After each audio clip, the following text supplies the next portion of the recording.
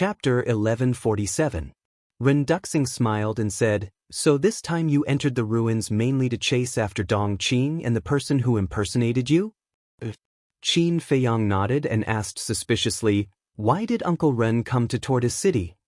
"I also smelled the blood, so I came up to have a look. But I didn't expect that such a cruel thing would happen," Renduxing said. He hated evil as if it were his enemy. Yenwei said, "It's the first time I've seen such a cruel person in my life. But I don't know where they are hiding now." Qin Feiyang suddenly thought of something. He looked at Renduxing and asked, "Uncle Ren, have you been in the canyon below all the time?" Renduxing nodded. Qin Feiyang said, "Then did you see them enter the canyon?" Renduxing shook his head and said, "But with the source of power, I should be able to sense their aura." "You can sense it?" Qin Feiyang and the others were stunned and then overjoyed. "Wait a moment," Renduxing said and closed his eyes. Qin Feiyang and the others could clearly sense that an obscure force, with Renduxing as the center, was spreading in all directions. Time passed breath by breath. About 100 breaths. Renduxing opened his eyes and there was a trace of confusion between his eyebrows. "What's wrong?" Qin Feiyang asked. Renduxing said, "I did sense two strange auras in the canyon below, but, speaking of this..." Renduxing frowned. "But what?" They looked at him in surprise. Renduxing said, "It seems that something is blocking my search and I can't sense their location." This, Qin Feiyang and the others looked at each other. Wolf King suddenly said, "Is it because of Dong Qing's sword?" "It's possible. That sword can even cut through the iron chain bridge. It's definitely not an ordinary sword." Qin Feiyang said in a deep voice. This was even more troublesome. He had been to the canyon below with Lu Xingchen before, so he knew how big it was. If he couldn't pinpoint Dong Qing's current location, then finding them would be like looking for a needle in a haystack. Qin Feiyang pondered for a moment, then looked at Renduxing and said, "Uncle Ren, take us to the canyon." Renduxing shook his head. Qin Feiyang frowned. Renduxing said, "Do you still remember that I told you before that the 4 great sacred beasts are sealed below?" Qin Feiyang nodded and said, "I was the one who released the sacred monkey. What I want to talk about is the sacred monkey. In the past, when it was first released, it was only a battle saint, but now, it's already a battle emperor." Renduxing said. "So fast?" Qin Feiyang was surprised. "Not fast at all. That's because it was originally a demigod vicious beast. It was only because it had sealed itself all these years that its cultivation fell to battle saint. And for an existence like it that sealed itself, when it breaks out, it doesn't need to start from scratch. As long as it absorbs enough essence, its cultivation will advance by leaps and bounds." Renduxing said. A demigod beast. Qin Feiyang and the others were dumbfounded. This was too shocking. Renduxing said, "The 4 great sacred beasts of the Grand Canyon used to be Mu Tianyang's 4 great sacred beasts. Each of them has unparalleled combat strength, and they're not something you can deal with now." Qin Feiyang asked, "What about the other 3 great sacred beasts?" Renduxing said, "The other 3 great sacred beasts are the sacred python, sacred eagle, and sacred lion. They're still sealed." Qin Feiyang said, "In other words, they're only battle saints now?" Renduxing nodded. Qin Feiyang said, "Then let's do it this way. Before they wake up, let's get rid of them first." "That's what I think too. There's also that sacred monkey. If we don't think of a way to get rid of it now, we'll have no chance when its cultivation gets stronger." Wolf King said. Renduxing was stunned and said in surprise, "Are you confident in getting rid of the sacred monkey?" Qin Feiyang asked, "What's the sacred monkey's cultivation level now?" Renduxing shook his head and said, "I'm not sure. In short, it's very strong." Qin Feiyang pondered for a moment and sneered. "Although it's no longer the sacred monkey of the past, I'm no longer the Qin Feiyang of the past. As long as its cultivation hasn't recovered to its peak state, I'm confident in getting rid of it." "That's good. These 4 great sacred beasts have always been a big problem for me. In the past, I've thought of getting rid of them while they're sealing themselves, But those 4 great sacred beast emperors are protecting them at all times with countless fierce beasts. Although my strength is getting stronger day by day, they're also getting stronger. I can't find a chance at all. In the end, it's still because my cultivation is too weak and too incompetent.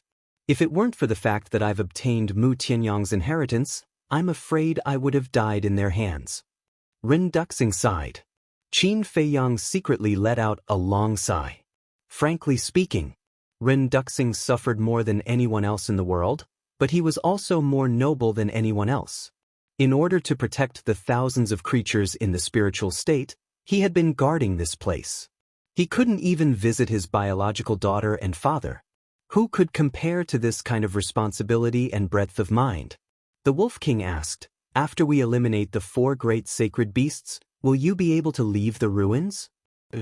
After eliminating them, I can destroy the source of power and leave this place. But not only do we have to eliminate the 4 great sacred beasts, but we also have to kill the 4 great sacred beasts guarding them and the other fierce beasts in the Grand Canyon. Ren Duxing said. Qin Feiyang nodded. He had experienced the 4 great sacred beast emperors and other fierce beasts before, and they were ferocious by nature. If they were allowed to escape, the spiritual state would definitely be plunged into misery and suffering. Not only the spiritual state, but the 18 counties in the 9 states would probably face a life-and-death catastrophe. This is no small matter. Are you really confident? Ren Duxing asked again. Qin Feiyang nodded heavily. Ren Duxing gritted his teeth and said, okay, I'll take you to the Grand Canyon now, but don't alert the sacred monkey first. Let's get rid of the sacred eagle and the others without anyone knowing. No problem. Qin Feiyang smiled and turned to Wolf King and Viper, saying, you guys go to the castle first and be prepared for battle at any time. Understood. The 2 men and 1 wolf nodded. Qin Feiyang waved his hand and sent the 2 men and 1 wolf to the castle. Then he looked at Ren Duxing and said, we can move now. Ren Duxing took a deep breath, and a cold light flashed in his eyes as he said, let's go to the sacred lion's nest first. With a wave of his sleeve, he swept up Qin Feiyang and Yen Wei and rushed towards the Grand Canyon. Suddenly, Qin Feiyang said, Uncle Ren, there's a question that I can't figure out. Since the sacred monkey has already broken out of the seal, why didn't it help the other 3 sacred beasts break out of the seal? Ren Duxing shook his head. I'm not sure either, maybe it's not the right time. At this time, Yen Wei said again, I also have a question in my heart. Please speak. Ren Duxing said. Yen Wei said, what exactly is the source of power that you're talking about? It's very complicated. I'll explain it to you simply. The storm in the canyon, as well as the gravity, all come from the source of power. In other words, the source of power is equivalent to a control mechanism. Ren Duxing laughed. Yen Wei said, so you're saying that if you control the source of power, you can control those storms and gravity? Ren Duxing nodded. That's strange. Yen Wei frowned. What's strange? Ren Duxing did not understand. Qin Feiyang also looked at him suspiciously. Since you can control those storms and gravity, why don't you just use those storms and gravity to kill them? Even I am afraid of the destructive power of the storm and gravity. It should be very easy to get rid of them. Yen Wei said. Qin Feiyang was startled for a moment, then suddenly said, that's right, Uncle Ren, why don't you do that? If I could do that, I would have done it a long time ago. Ren Duxing laughed bitterly. What's the reason? Qin Feiyang and Ren Duxing did not understand. Ren Duxing said, cultivation. Cultivation? Qin Feiyang and Ren Duxing looked at Ren Duxing suspiciously. If they didn't look, they wouldn't know. However, what scared them wasn't how high Ren Duxing's cultivation was. On the contrary, Ren Duxing's cultivation was lower than they had imagined. He was only a mere 5-star war master. Ren Duxing laughed. Feiyang, are you very disappointed? Qin Feiyang laughed bitterly. It would be a lie to say that he wasn't disappointed. He remembered that when he saw Ren Duxing in the past, the impression that Ren Duxing gave him was that other than being great, he was also unfathomable. But he didn't expect him to be so weak. Ren Duxing shook his head and laughed. It's not that I'm too weak, It's that you've grown too quickly. If you were still the war emperor, I would still be unfathomable in front of you. Qin Feiyang laughed bitterly.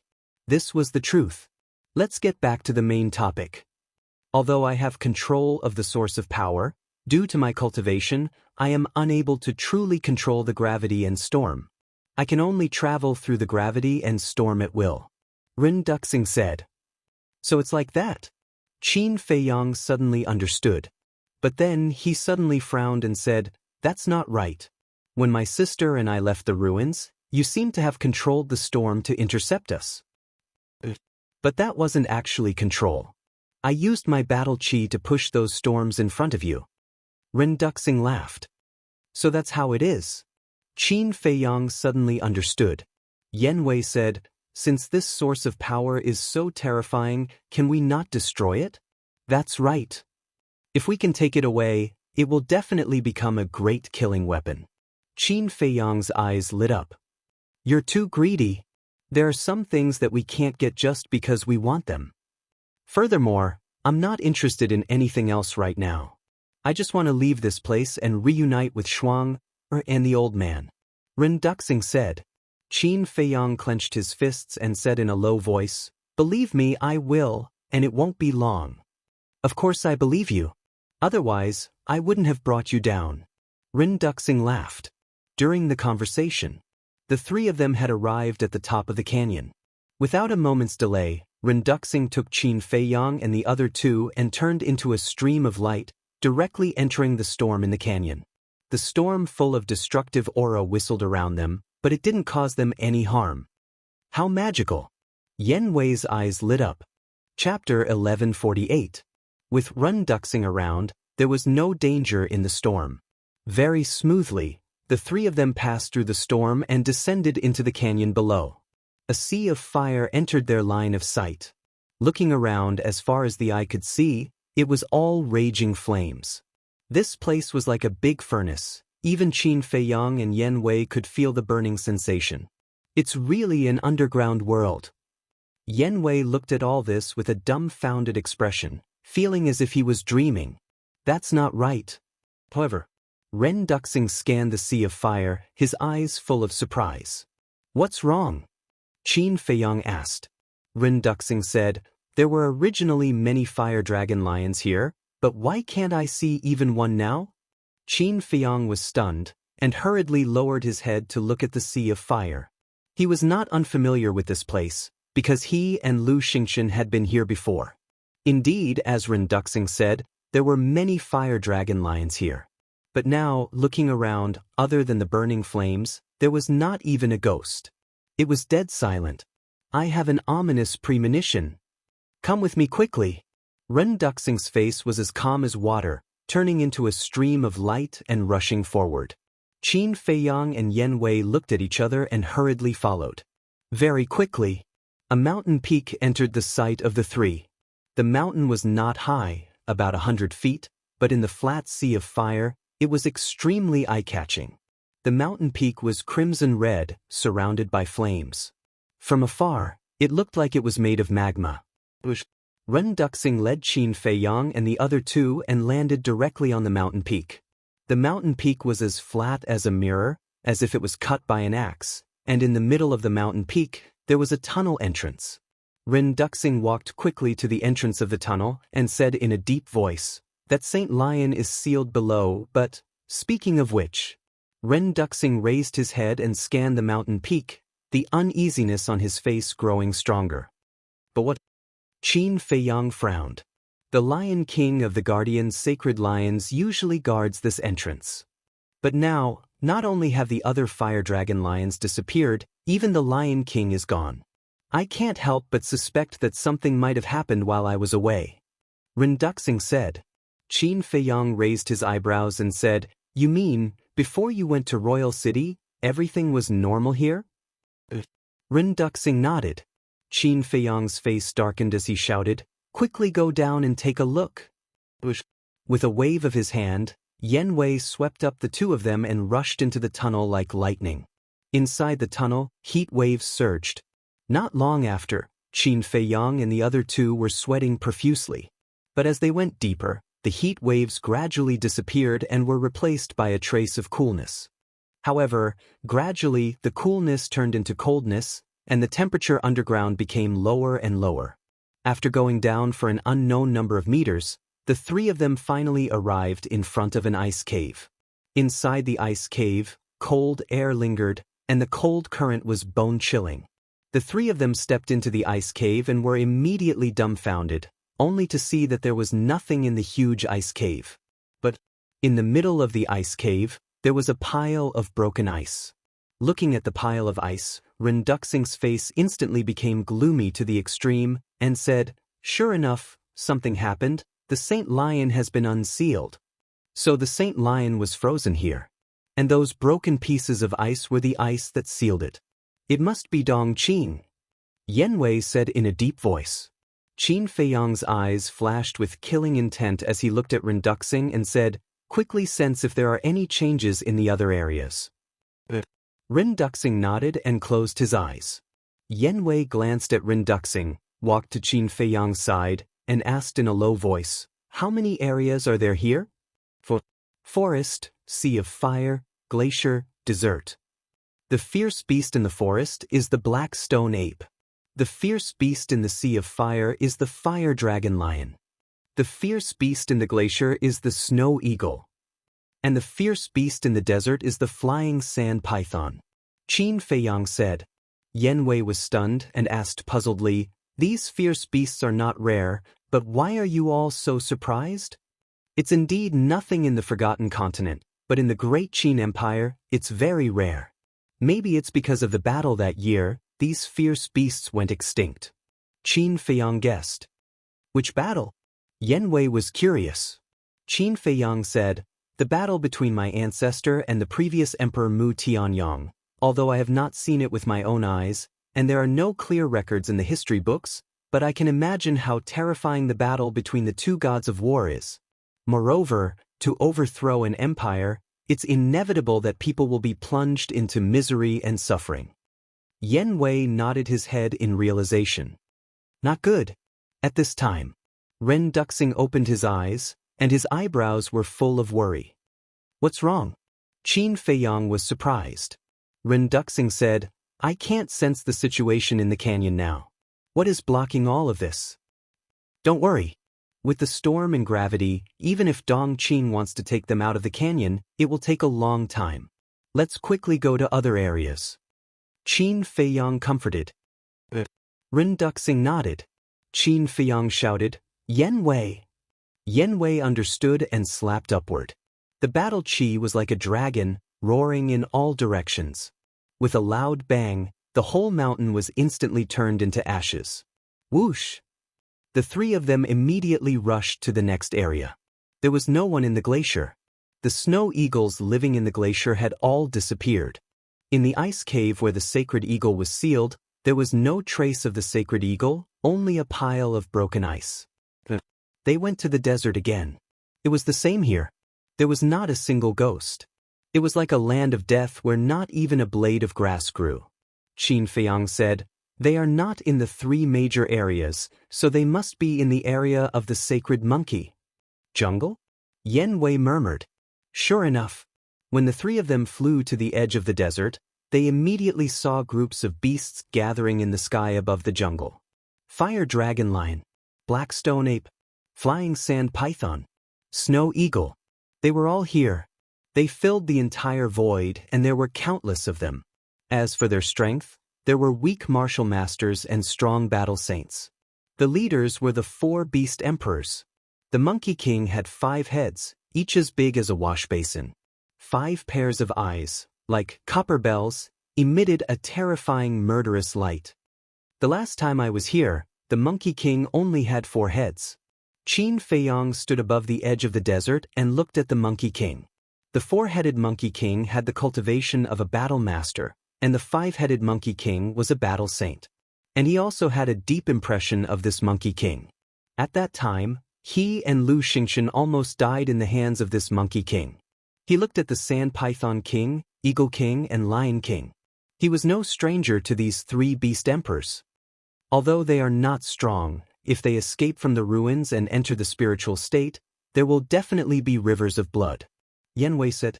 Rin Duxing said, yes, we must keep them all. Qin Feiyang nodded. But suddenly, he frowned. Although the 4 beast emperors and the beasts of the 4 major regions were here, he didn't find Dong Qing and Lu Xingchen, nor the 4 saint beasts among these beasts. Strange, where did they go? Qin Feiyang murmured. Ren Duxing also quickly noticed this, and his face was full of surprise. Gradually, the 3 of them found a very strange situation. They were above the edge of the desert without any concealment, but those beasts didn't seem to notice them, and they were all looking at the opposite cliff, including the 4 beast emperors. What's the situation? The 3 of them looked at each other. One must know. They didn't hide their aura.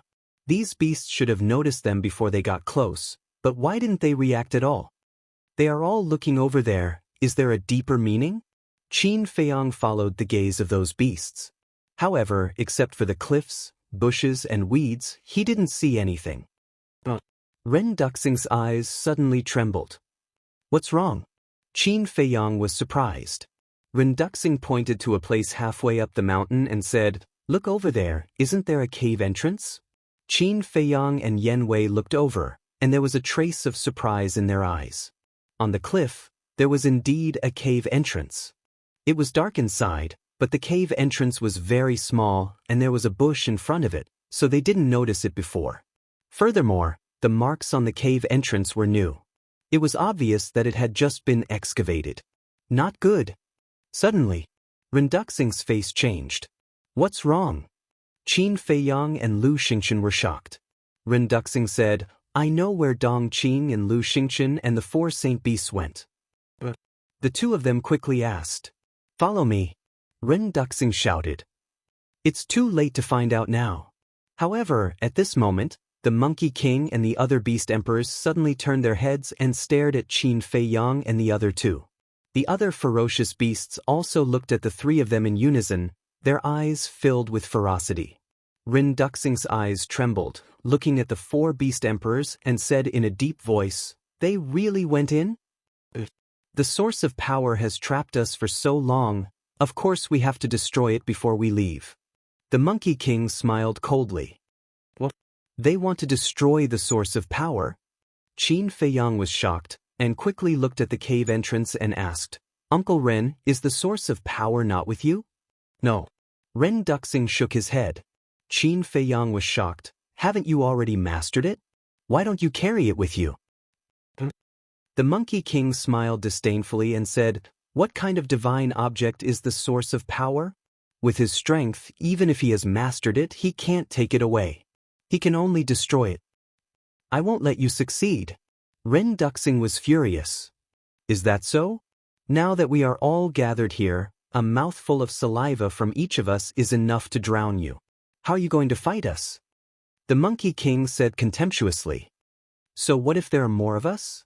Yanwei took a step forward, and a terrifying emperor's aura poured out from his body like a volcanic eruption. The Monkey King grinned and said, I know you're a combat emperor, but it's useless. Clang. Before his voice faded away, a shocking sword chi swept out from the desert below, rolling up yellow sand and slashing toward Qin Feiyang and the other 2. Be careful! Yanwei shouted. He pushed Qin Feiyang and the other 2 away with a palm and then used the Sky Demon 9 steps. In an instant, he took 9 steps. His aura soared to that of a 6-star combat emperor. Chapter 1149. However, not only was the sword chi not destroyed, but Yanwei's leg and thigh were also torn into pieces by the sword chi. Fresh blood flowed out. That heart-wrenching pain made Yanwei suck in a breath of cold air. His face also showed a look of panic. The destructive power of this sword chi was several times more terrifying than he had imagined. If this continued, even his body would be torn into pieces by the sword chi. In the nick of time, he hurriedly flashed to the side and dodged the fatal blow. It can't be!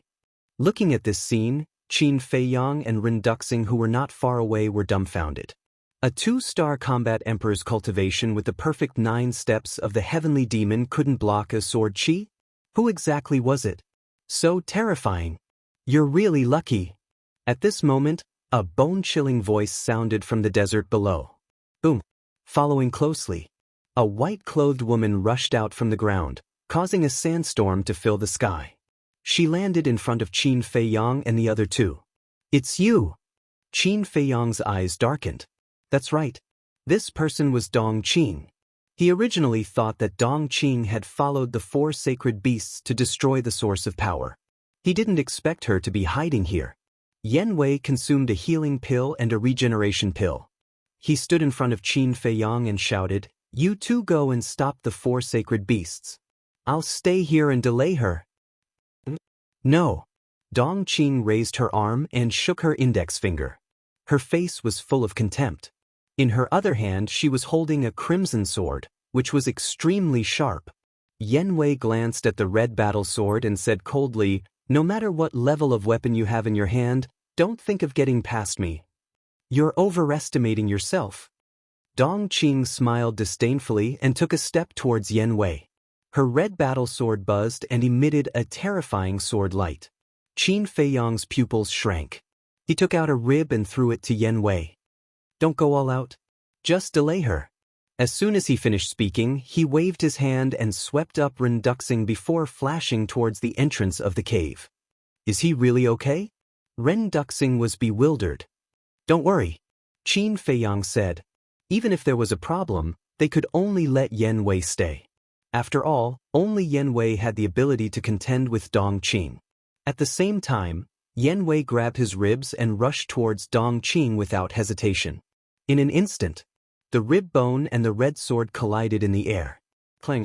A metallic sound exploded, resounding through the heavens and earth.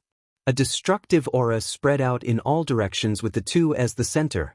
The Monkey King and the other Beast Emperor's pupils shrank. They hurriedly led their subjects and fled without looking back. But even so, many beasts were still affected and died. Their blood splashed across the sky. For a moment, the place was filled with thunderous roars. At the same time, after the collision, Yan Wei and Dong Qing retreated several feet, their faces pale. Dong Qing immediately raised her eyebrows. This rib bone could compete with the battle sword in her hand? Yan Wei also lowered his head to look at his ribs. However, there was only a white mark on his ribs. Suddenly, his confidence skyrocketed. Swish. He looked up at Dong Qing and said, "The real battle begins now." He took the 9 steps of the heavenly demon again. His clothes fluttered in the wind, and his aura pierced through the sky. He was like a god of war descending to the world. Dong Qing looked up at Qin Feiyang and Ren Duxing. Seeing that the two had rushed into the cave, she immediately frowned. "Since you want to die, I'll fulfill your wish." She suddenly withdrew her gaze and stared at Yan Wei. Her cold eyes were like a poisonous snake, making one's scalp tingle. Clang, crack, rumble. A fierce battle began immediately. The two fought in the desert and the jungle. The sky was dark and the earth was dark, and the wind was strong. At the same time, using the phantom steps, Qin Feiyang brought Ren Duxing into a dark and gloomy passageway at lightning speed. Ren Duxing said anxiously, "Feiyang, before we get rid of them, we can't let them destroy the source of power." "I understand." Qin Feiyang's eyes were hazy. He asked, "How far is the source of power from here?" Ren Duxing said, "Not far. With your current speed, you'll arrive soon." Boom. But as soon as he finished speaking, a deafening sound came from the depths of the passage. The ground suddenly trembled violently. "Oh no, they've already started." Ren Duxing's expression changed. Qin Feiyang was also anxious. Suddenly, a cold light burst out from his eyes. With a thought, Viper and Wolf King appeared out of thin air. He shouted, "Go out immediately and kill all those descendants." As long as they killed those descendants outside, even if the source of power was destroyed by the 4 sacred beasts, it wouldn't affect them much. Understood. Wolf King and Viper looked at each other. Murderous aura immediately surrounded them as they turned and rushed out. Qin Feiyang also led Ren Duxing and continued to fly into the depths. "Little poisonous snake, your brother's blood is already boiling. Don't fight with your brother later." The Wolf King's domineering voice reverberated through the tunnel. "Don't worry, Brother Wolf. I'll support you with all my strength. I guarantee that you'll have fun killing. But don't forget to take care of your little brother in the future. Viper's flattering voice also sounded. You're quite sensible. Your brother likes it. Wolf King laughed and warned again, but later, you have to be careful of the winged sand python's venom. Little Qin Zi almost died under that venom. Is that so? Then I'll give it a try. Viper's tone was full of disdain. Say, who do you think is stronger between the two of them? Is there a need to say? It's definitely Dong Qing. Hee, when Dong Qing kills him, Qin Feiyang will no longer have an expert to protect him. At that time, this emperor will definitely torture him. Yes. He must pay back the debt he owed in the past 100 times. Monkey King and the other 3 sacred beast emperors stood in the distance. Looking at the battle between Dong Qing and Yen Wei, they sneered again and again. They didn't realize that the god of death had arrived. Ha, ants, your brother is here. Quickly kneel down and worship. Suddenly, a wild laughter resounded through the sky. Wolf King rushed out of the passage like a bolt of lightning. After glancing at Yen Wei and Dong Qing, he rushed toward Monkey King and the other 3 sacred beast emperors. Viper followed closely beside him. His skin, long hair, and even his eyes had turned green. He was like an evil spirit with poisonous gas soaring into the sky. Seeing a man and a wolf, Monkey King and the other 3 sacred beast emperors' fierce eyes were also filled with an astonishing murderous light. At the same time, in the distance, Dong Qing also looked at Wolf King and Viper. Her face suddenly changed and she angrily shouted, "You idiots, that man is a 9-star battle saint. Why are you still not running?" She also couldn't figure out why Qin Feiyang had so many experts hiding around him. Although a 9-star battle saint was vulnerable in front of her, for Monkey King and the other sacred beasts, it was undoubtedly a disaster. What? 9-star battle saint. Hearing Dong Qing's voice, Monkey King and the other 3 sacred beast emperors trembled. What? Monkey King roared. The group of beasts gathered at the back were like birds startled by the twang of a bow. They covered their heads and fled. Viper laughed and used a perfect auxiliary technique. In a few breaths, he was above the group of beasts. Boom! That astonishing poisonous gas poured down like a waterfall. In a flash, a huge poisonous gas boundary was formed and trapped all the beasts inside, including Monkey King and the other 3 sacred beast emperors. It's poisonous. Sand Python King's face changed. Viper glanced at the 4 sacred beast emperors and fixed his eyes on Sand Python King. He said, "I heard that even young master was almost killed by your venom. I'm really curious how poisonous your venom is." "Then I'll show you." Sand Python King raised his head and roared. A terrifying wave of venom flooded the sky and rushed toward Viper. He had full confidence in his venom. But Viper didn't dodge and was drowned by the venom. "You didn't dodge? You're courting death." Sand Python King sneered. In his view, Viper was already a dead man. But suddenly, Viper raised his arm and wiped the venom on his face. He looked down at Sand Python King contemptuously and shook his head. "Your venom is nothing but disgusting. How is this possible?" Sand Python King glared. Monkey King, Eagle King, and Lion King were also in disbelief. They knew better than anyone how terrible the venom of flying sand python was. Even a 9-star battle saint couldn't be unscathed. However, this human was covered in venom but still acted as if nothing had happened. "I can't do it. Kill him for me." Sand Python King shook his head crazily and roared. Boom! But in a flash, all the flying sand pythons in the poisonous gas boundary opened their bloody mouths and spat venom. There were more than 100,000 flying sand pythons here. What kind of scene would it be if they spat venom together? It was hard to imagine. In short, at this moment, the void was full of venom. It was like a huge wave that covered the sky and rushed toward Viper. The contempt on Viper's face became stronger.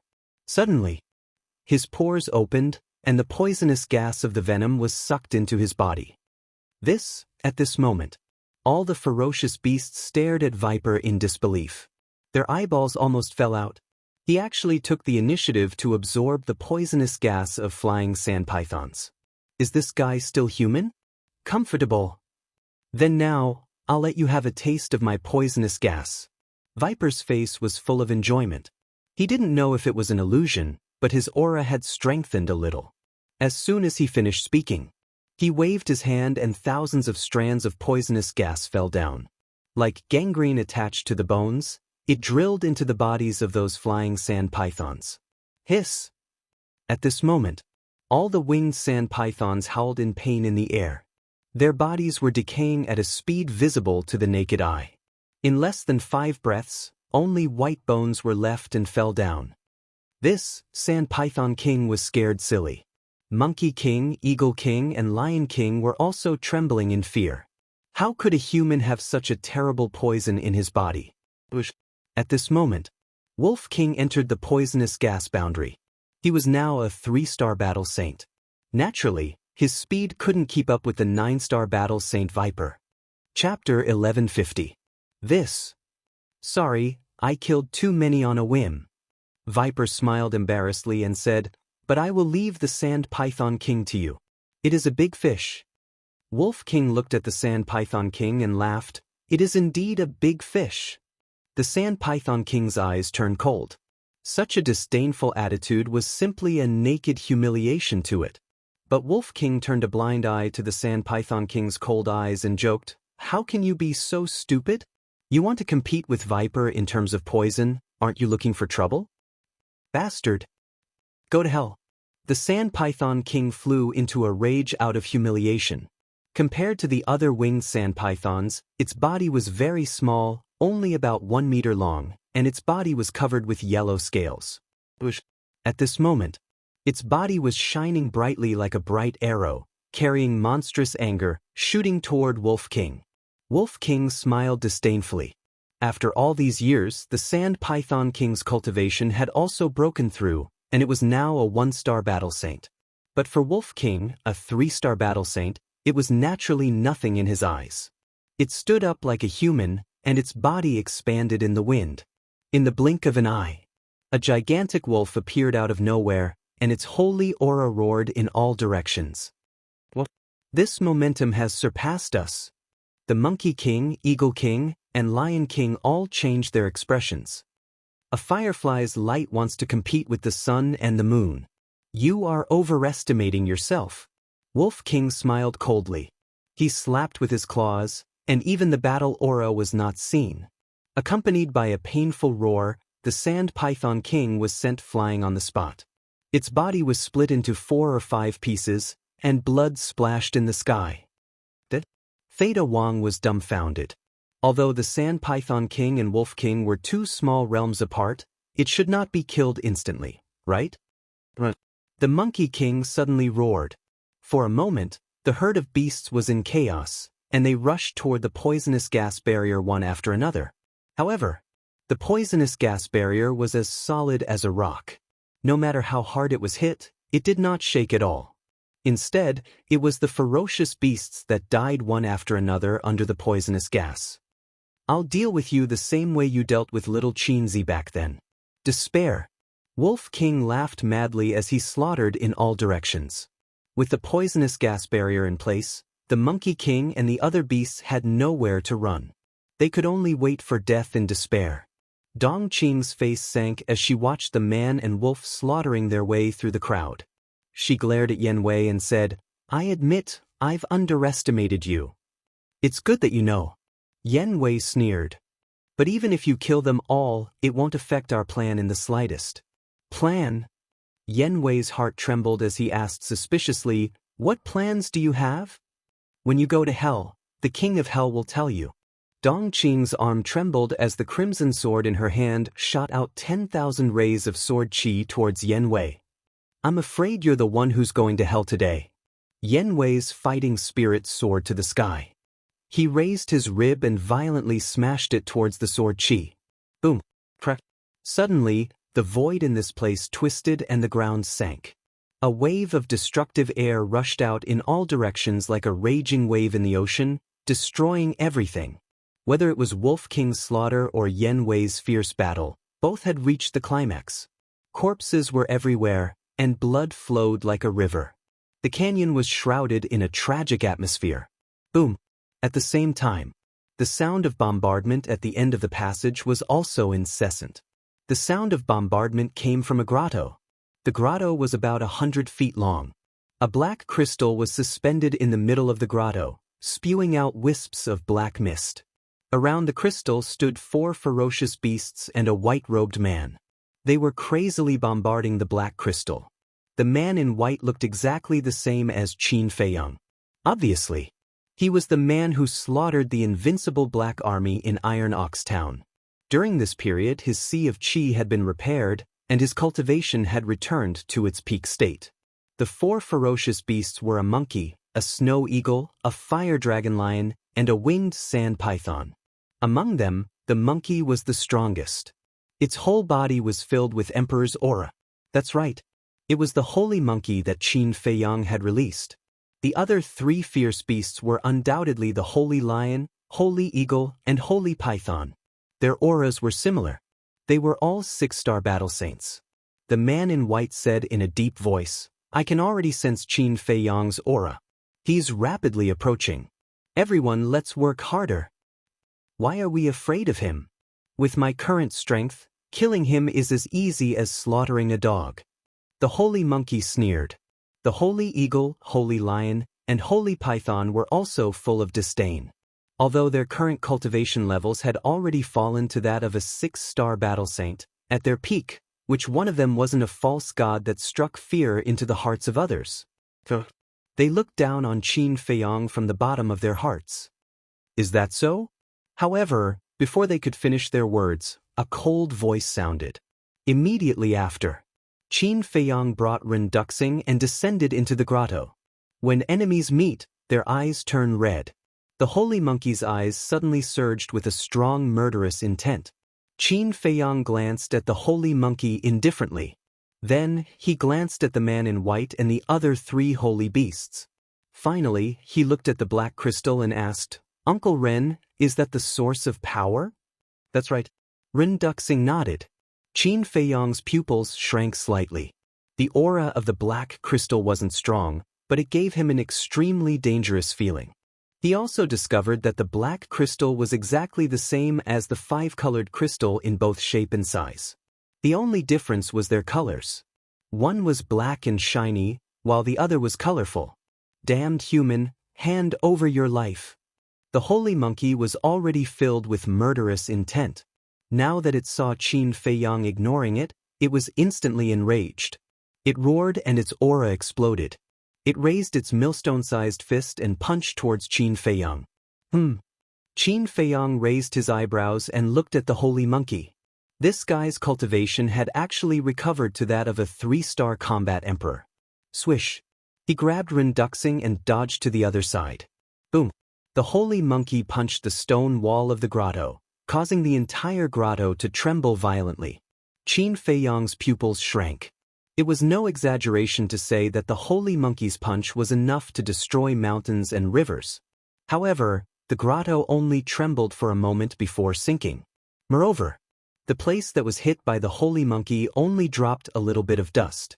Could it be that this grotto was the same as the God's Island and the Dragon Island, and had been tempered by someone's divine power?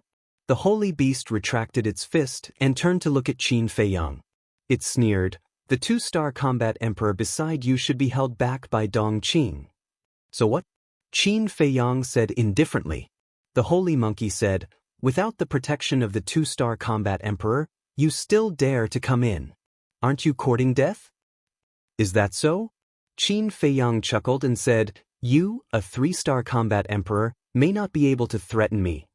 Arrogant. The holy monkey was furious. Its emperor's might was like a waterfall as it pounced towards Qin Feiyang.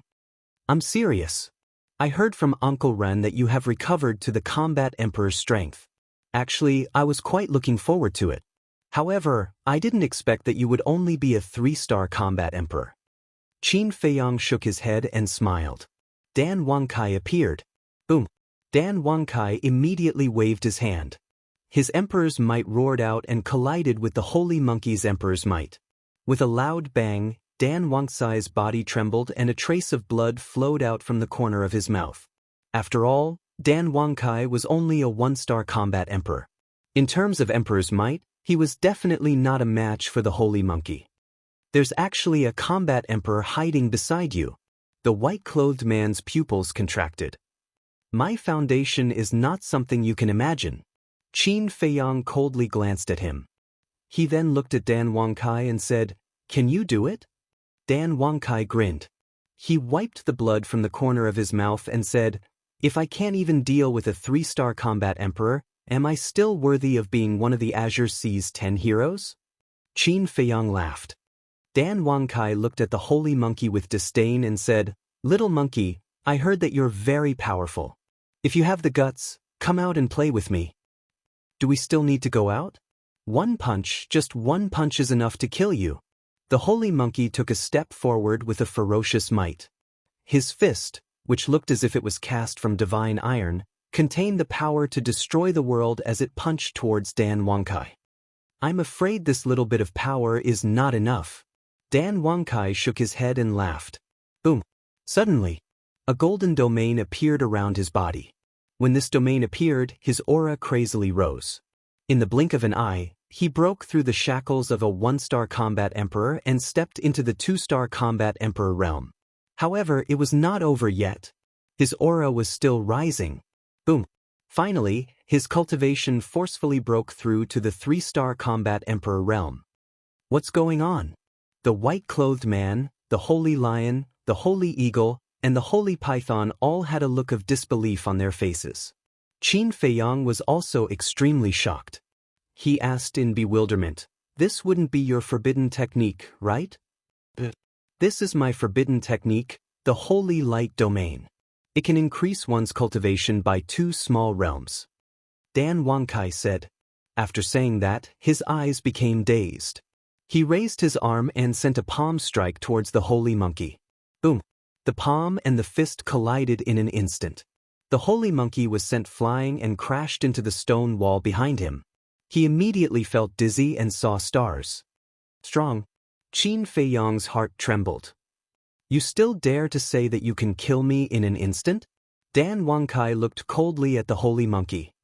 He waved his hand and forcefully pulled the holy monkey into the passage. "Human, you have completely angered me."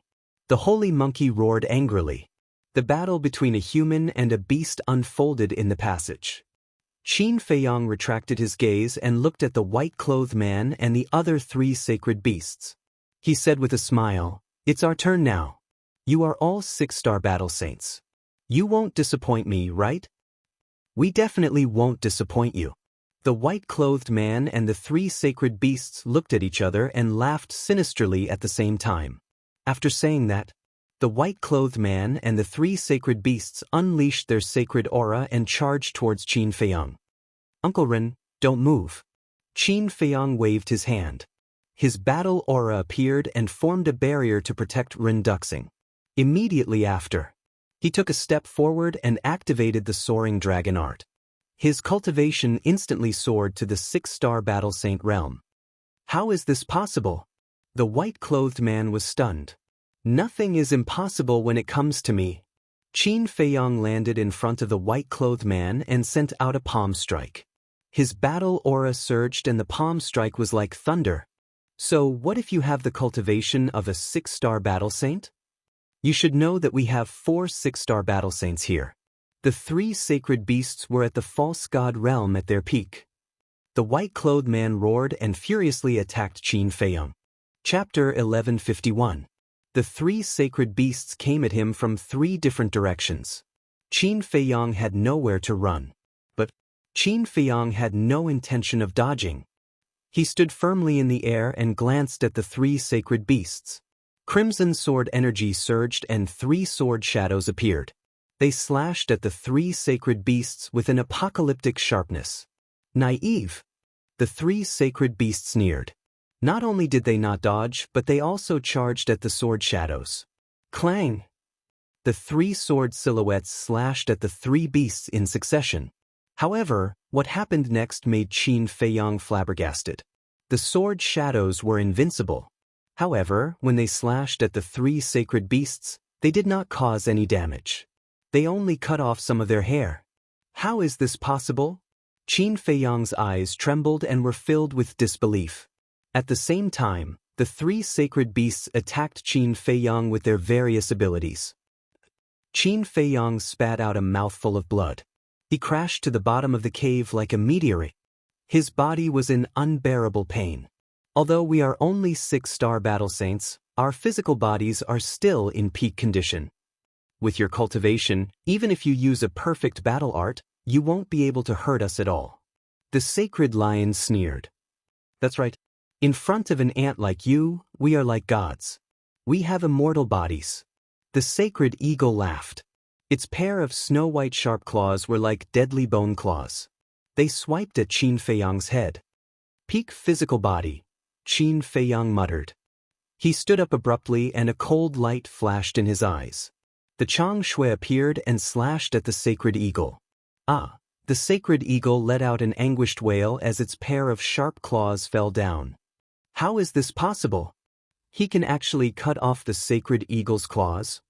The white-robed man, the sacred lion, and the sacred python looked at the howling sacred eagle in the air. Their hearts were in turmoil. That's all there is to it.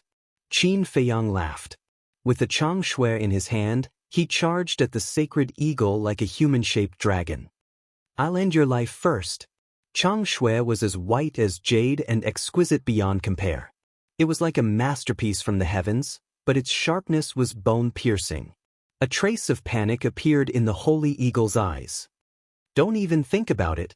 At this moment, the white-robed man, the holy python, and the holy lion roared at the same time and charged toward Qin Feiyang. Qin Feiyang coldly snorted and threw out 3 palms. Golden light burst out from his palms. Return formula. 1 man and 2 beasts were sent flying on the spot. The sacred python and sacred lion were better off. After all, their physical bodies were strong. However, the white-robed man's face turned pale as blood gushed out of his mouth. Qin Feiyang, is this all you've got? He stood awkwardly in the void, staring coldly at Qin Feiyang. Qin Feiyang said indifferently, this is just the tip of the iceberg. There's nothing to be surprised about. After saying that, he took a step forward and continued to attack the sacred eagle. The man in white raised his head and laughed maniacally. Suddenly, he lowered his head to look at Qin Feiyang and laughed sinisterly. I'm sorry, but what you see of me is just the tip of the iceberg.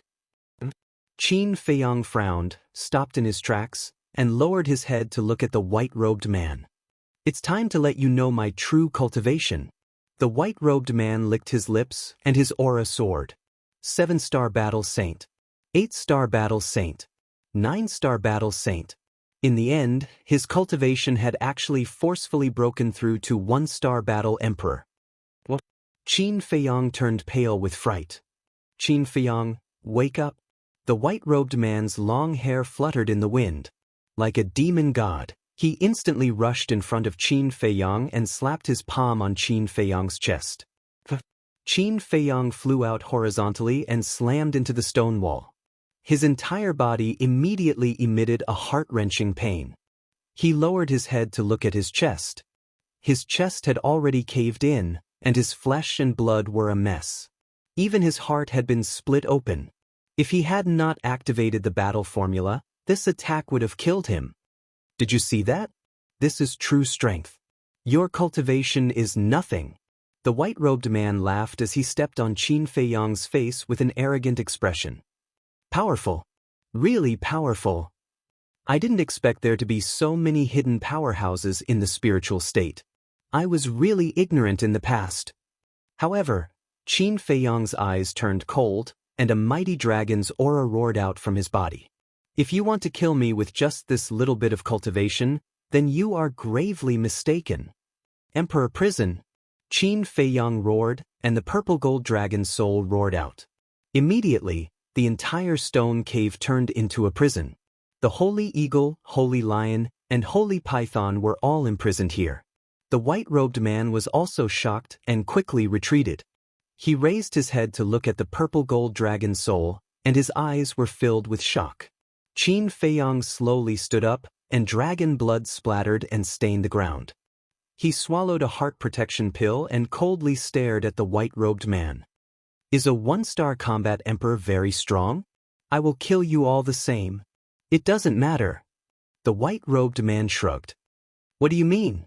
Qin Feiyang frowned. Looking at the white-robed man's calm expression, an inexplicable sense of uneasiness rose in his heart.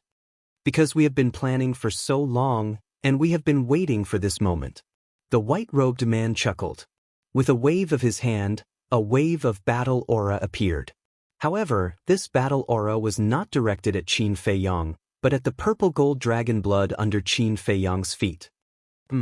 Qin Feiyang looked down in surprise and saw the battle aura sweep up the purple gold dragon blood on the ground and immediately rush toward the black crystal. When the purple gold dragon blood sprinkled on the black crystal instantly emitted a black light. A terrifying aura burst out with a roar. In the end, the purple gold dragon blood was completely absorbed by the black crystal. In between the black light, there was a dazzling purple gold divine light. What's going on? Qin Feiyang's face was full of shock and confusion. The next moment he saw something that made Qin Feiyang even more shocked. Clang! The black fog spewed out by the black crystal turned into a black iron chain that cut through the void like lightning and wrapped around the head of the purple gold dragon soul.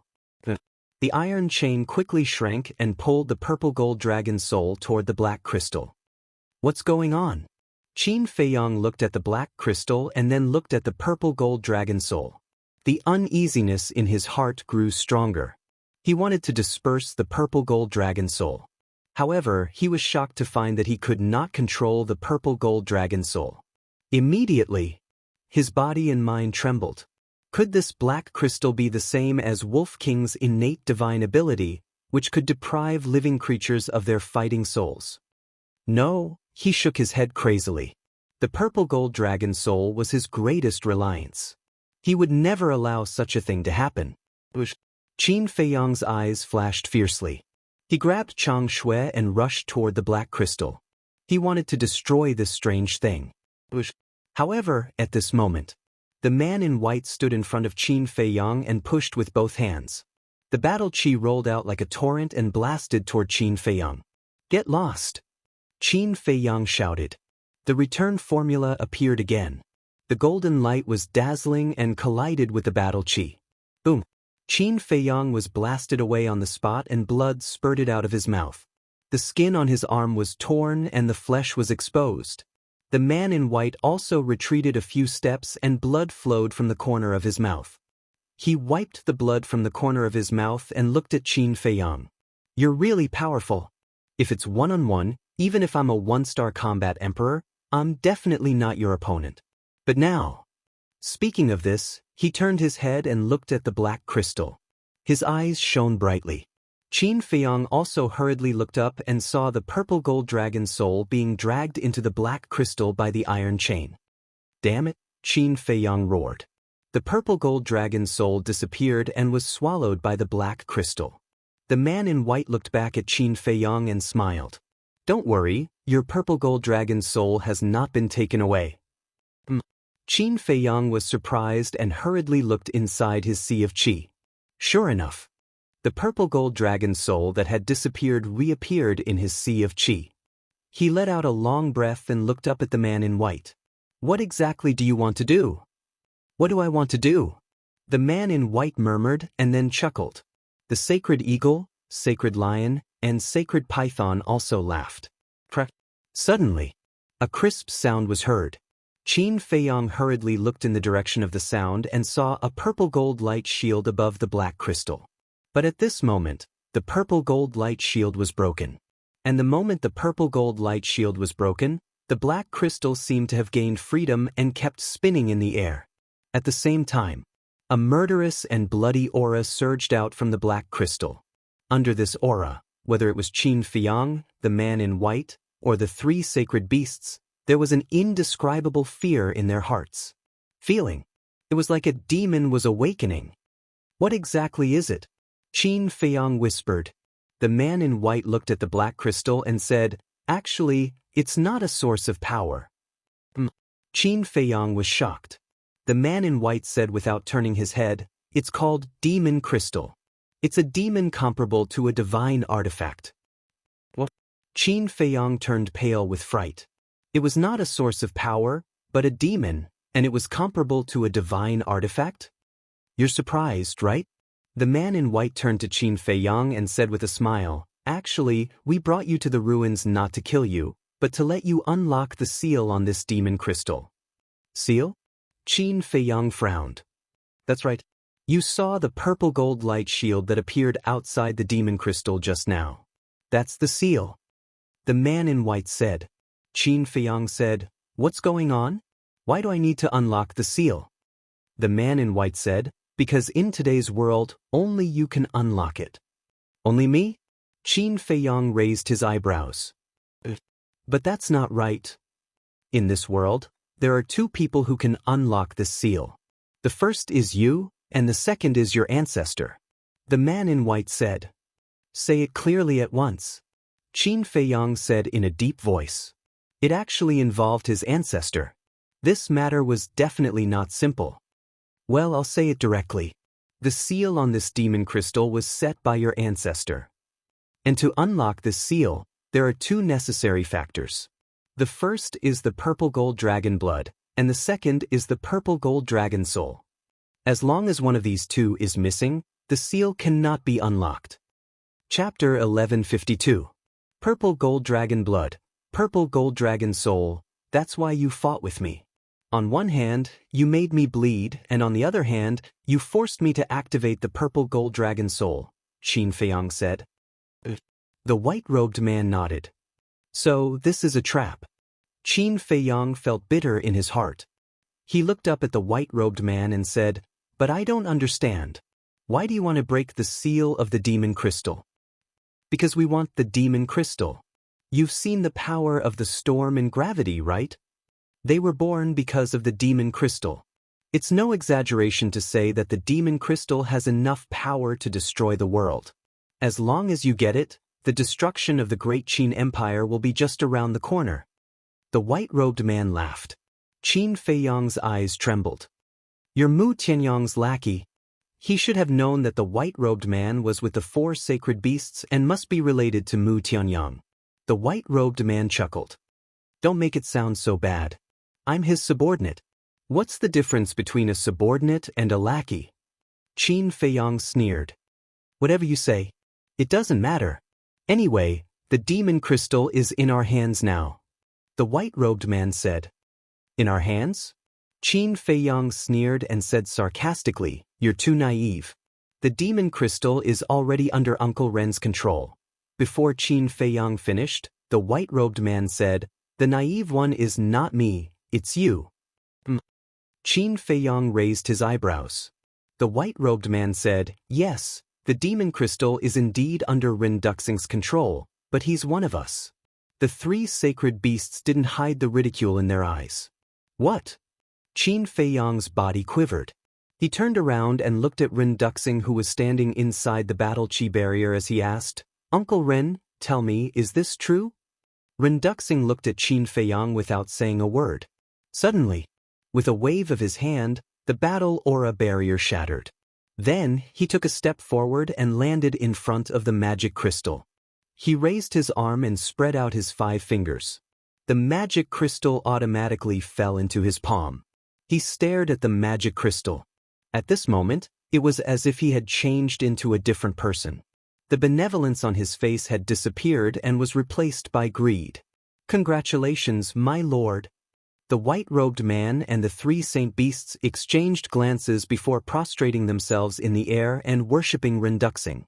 Their expressions were incomparably respectful. My lord. Qin Feiyang trembled both physically and mentally.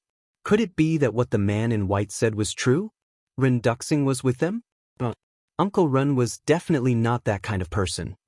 He gazed at Ren Duxing's back, his heart filled with apprehension and a trace of anticipation. He was nervous. He was nervous that Ren Duxing would tell him that it was true. At the same time, he longed for it. He longed for Ren Duxing to tell him that everything the white-clothed man said was false. For a moment, the cave fell into a dead silence. It was unknown how much time had passed. Ren Duxing suddenly waved his hand and the magic crystal disappeared. Then, he slowly turned around and lowered his head to look at the white-clothed man and the 3 saint beasts. "It's been hard on you all these years. Get up." Whether it was his tone or his expression, they were no longer as gentle as before. They were filled with indifference. "Yes." The white-clothed man and the 3 saint beasts got up and stood respectfully behind Ren Duxing. Ren Duxing looked at Qin Feiyang. As for Qin Feiyang, the moment Ren Duxing spoke, it was as if a bolt from the blue had struck his mind. All of this was true. He slowly shook his head as if he had lost his soul. Although he did not have a deep relationship with Ren Duxing and did not have many interactions, Ren Duxing's kindness and righteousness had deeply touched him. Therefore, he had always regarded Ren Duxing as a great hero. In addition to his relationship with Ren Wushuang, he also regarded Ren Duxing as a respected elder. Moreover, his character was also deeply influenced by Ren Duxing. In the past, when he was expelled from the capital, he hated the emperor, hated the great Qin Empire, and hated everything. This hatred was almost distorting his humanity. Until he met Ren Duxing. Watching Ren Duxing sacrifice his life for the sake of protecting all living beings in the world, he was incomparably touched. The hatred in his heart also gradually changed. He still hated the emperor as always, but he had gradually let go of everything else. Therefore, although he did not have much contact with Ren Duxing had a great influence on him. However, he did not expect that all of this was fake. The Ren Duxing he once saw was just a carefully concealed hypocritical face. It was not hard to imagine how big of a blow this was to him. Ren Duxing suddenly said, "Actually, I already knew that you are the son of the emperor." Qin Feiyang clenched his hands, looked at Ren Duxing gloomily and asked, "How did you know?" Ren Duxing said, "I can sense the power of your bloodline." Qin Feiyang said, "So you have been lying to me, using me?" Ren Duxing said indifferently, "You are very smart. If I don't do this, you definitely won't be fooled." "Why, what did my great Qin Empire do to let you become Mu Tianyang's lackey?" Qin Feiyang roared. Ren Duxing shook his head. "You are still too naive. Do you really think that I am Ren Duxing?" Qin Feiyang was surprised. Ren Duxing said, "This body is indeed Ren Duxing's, but the soul has changed." "What? Could it be that you are?" Qin Feiyang's face changed, and a terrifying thought crawled up in his mind. "I am Mu Tianyang," Ren Duxing said. Qin Feiyang shook his head. "Impossible. Nothing is impossible. Back then your ancestor could have destroyed both my soul and body. However, due to his so-called benevolence, he spared me. He sealed a wisp of my divine sense in the demon crystal and used the power of the demon crystal to suppress all the 4 divine beasts under my command here." Ren Duxing said. "No, now it should be Mu Tianyang." Qin Feiyang shouted, "The ancestor is very benevolent. You should be grateful and not continue to do evil." "Grateful?" Mu Tianyang seemed to have heard the biggest joke in the world as he raised his head and laughed. "He destroyed my Tianyang Empire, killed my subordinates, and almost killed me. You still want me to be grateful to him? Even when he sealed me, he directly told me how to break the seal. Tell me, why did he do that? He's just humiliating me. Do you understand? Let me tell you, I can't wait to destroy his bones and scatter his ashes." His eyes were filled with killing intent. Qin Feiyang couldn't help but clench his fists. Suddenly, Mu Tianyang stopped laughing, lowered his head to look at Qin Feiyang and continued, "He sealed me in the demon crystal, thinking that I couldn't escape, but he underestimated me too much. Although I only have a wisp of divine sense left, I am still a war god after all. After several thousand years, I finally tore open a crack in the seal. Although the crack is only as thin as a strand of hair, it is enough for me to escape." Mu Tianyang laughed proudly. Qin Feiyang mocked. "After thousands of years, you only managed to tear a hair-thin crack. What's there to be proud of?" Mu Tianyang was not angry at all, and continued, "After escaping, I originally wanted to wake up my former subordinates and leave. But in the end, I found that the power of the demon crystal had actually sealed off the entire canyon. In other words, if I wanted to leave this place, I had to first control the demon crystal. However, although I managed to tear a crack in the seal on the demon crystal, with my current ability, I wouldn't be able to destroy the entire seal without hundreds of thousands of years. I began to despair. Because only your ancestor has the purple gold dragon blood and purple gold dragon soul. Until one day, Ren Duxing broke into the canyon. A trace of reminiscence appeared in Mu Tianyang's eyes. With Ren Duxing's ability, it was impossible for him to pass through the storm and gravity and come to this canyon alive. Qin Feiyang said in a deep voice. That's right. At that time, I also found it strange. He could actually survive the storm and gravity? Out of curiosity, I secretly observed him and found that there was a red battle sword hidden in his body. It was this battle sword that was protecting him. Mu Tianyang said. Red battle sword? Qin Feiyang raised his eyebrows and said in a deep voice, Is it the battle sword in Dong Qing's hand? When I learned that the battle sword could protect him, I knew that the opportunity had come. I showed up and asked him for help. But he was too stubborn. No matter how I tempted him, he just wouldn't help me. He even threatened to destroy this wisp of my divine sense. Of course I was very angry, so I found an opportunity to enter his sea of consciousness, erase his soul, and replace it. This is the so-called possession. As for that battle sword, it naturally belongs to me.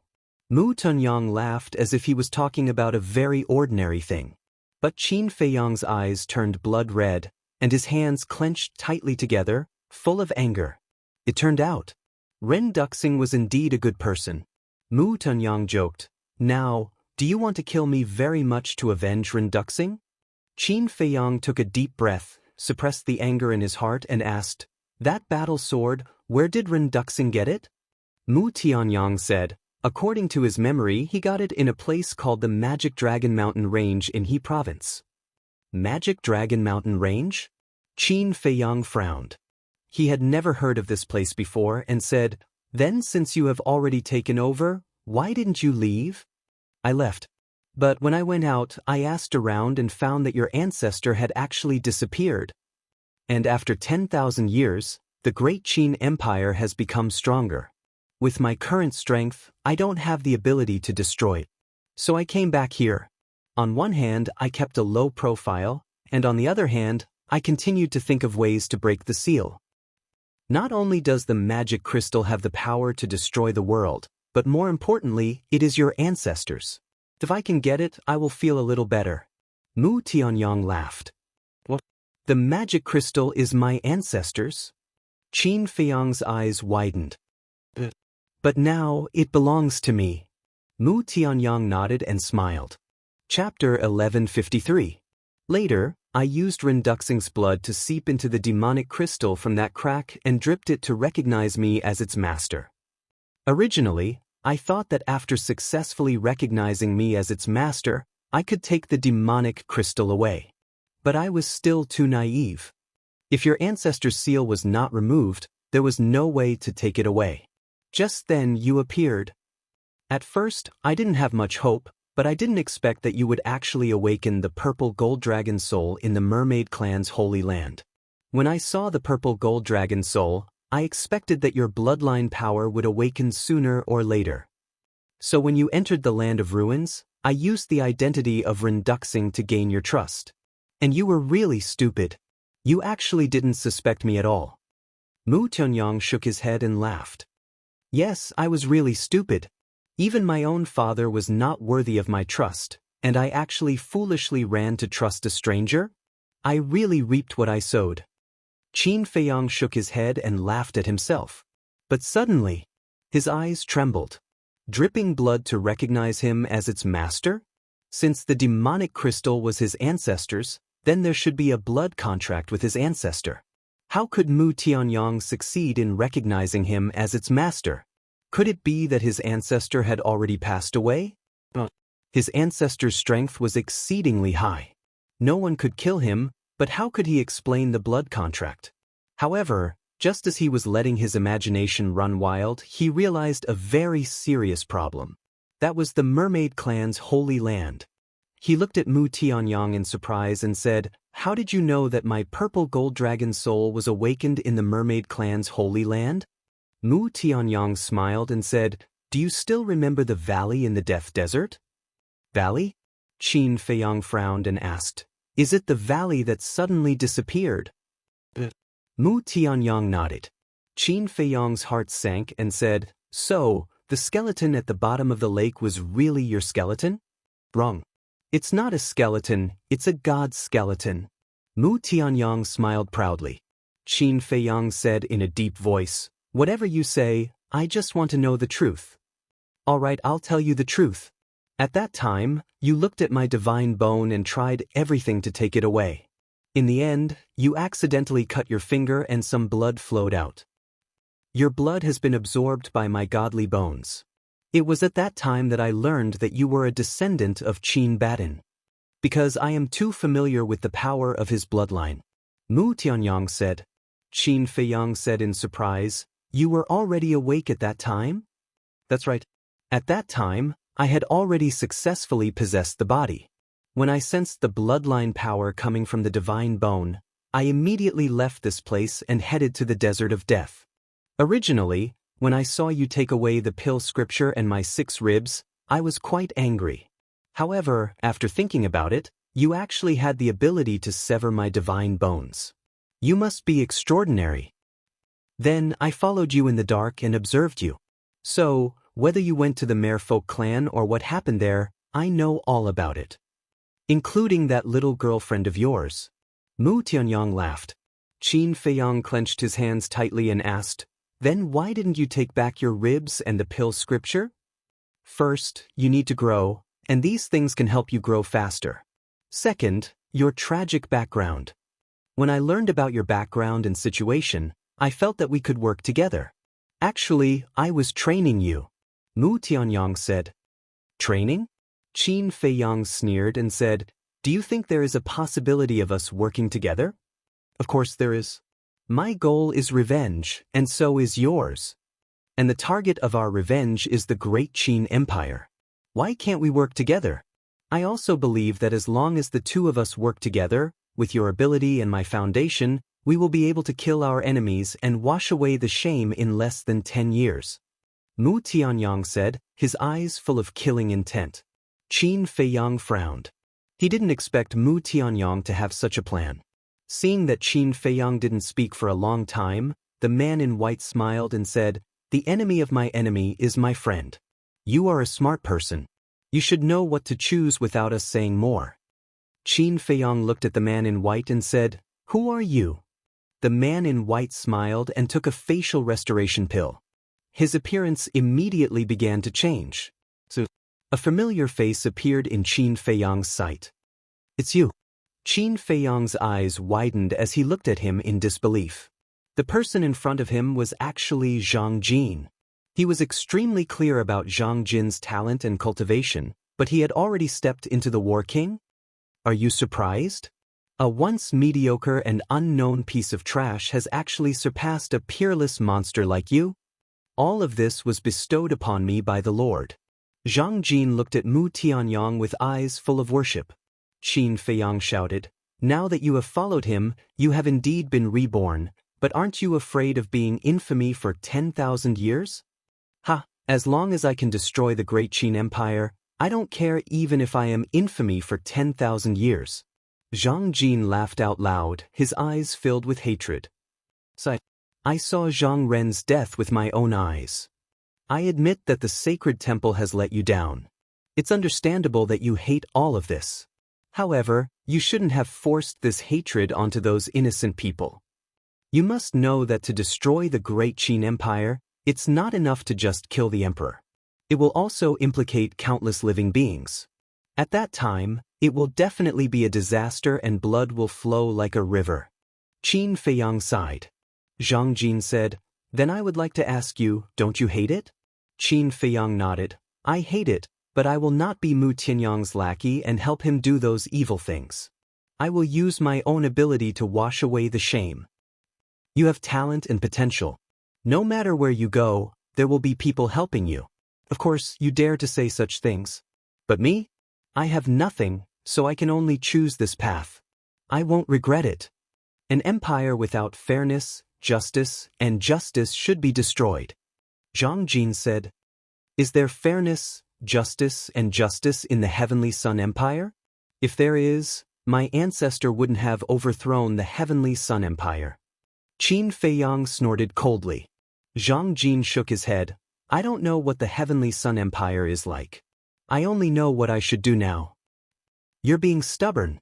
Qin Feiyang shouted angrily. You are the one who is stubborn. Look at you. You were originally a genius, but what happened in the end? Your cultivation was crippled, you were expelled from the imperial capital, and you even implicated your mother. Yet, you still continue to protect the great Qin Empire. Are you a fool? Zhang Jin sneered.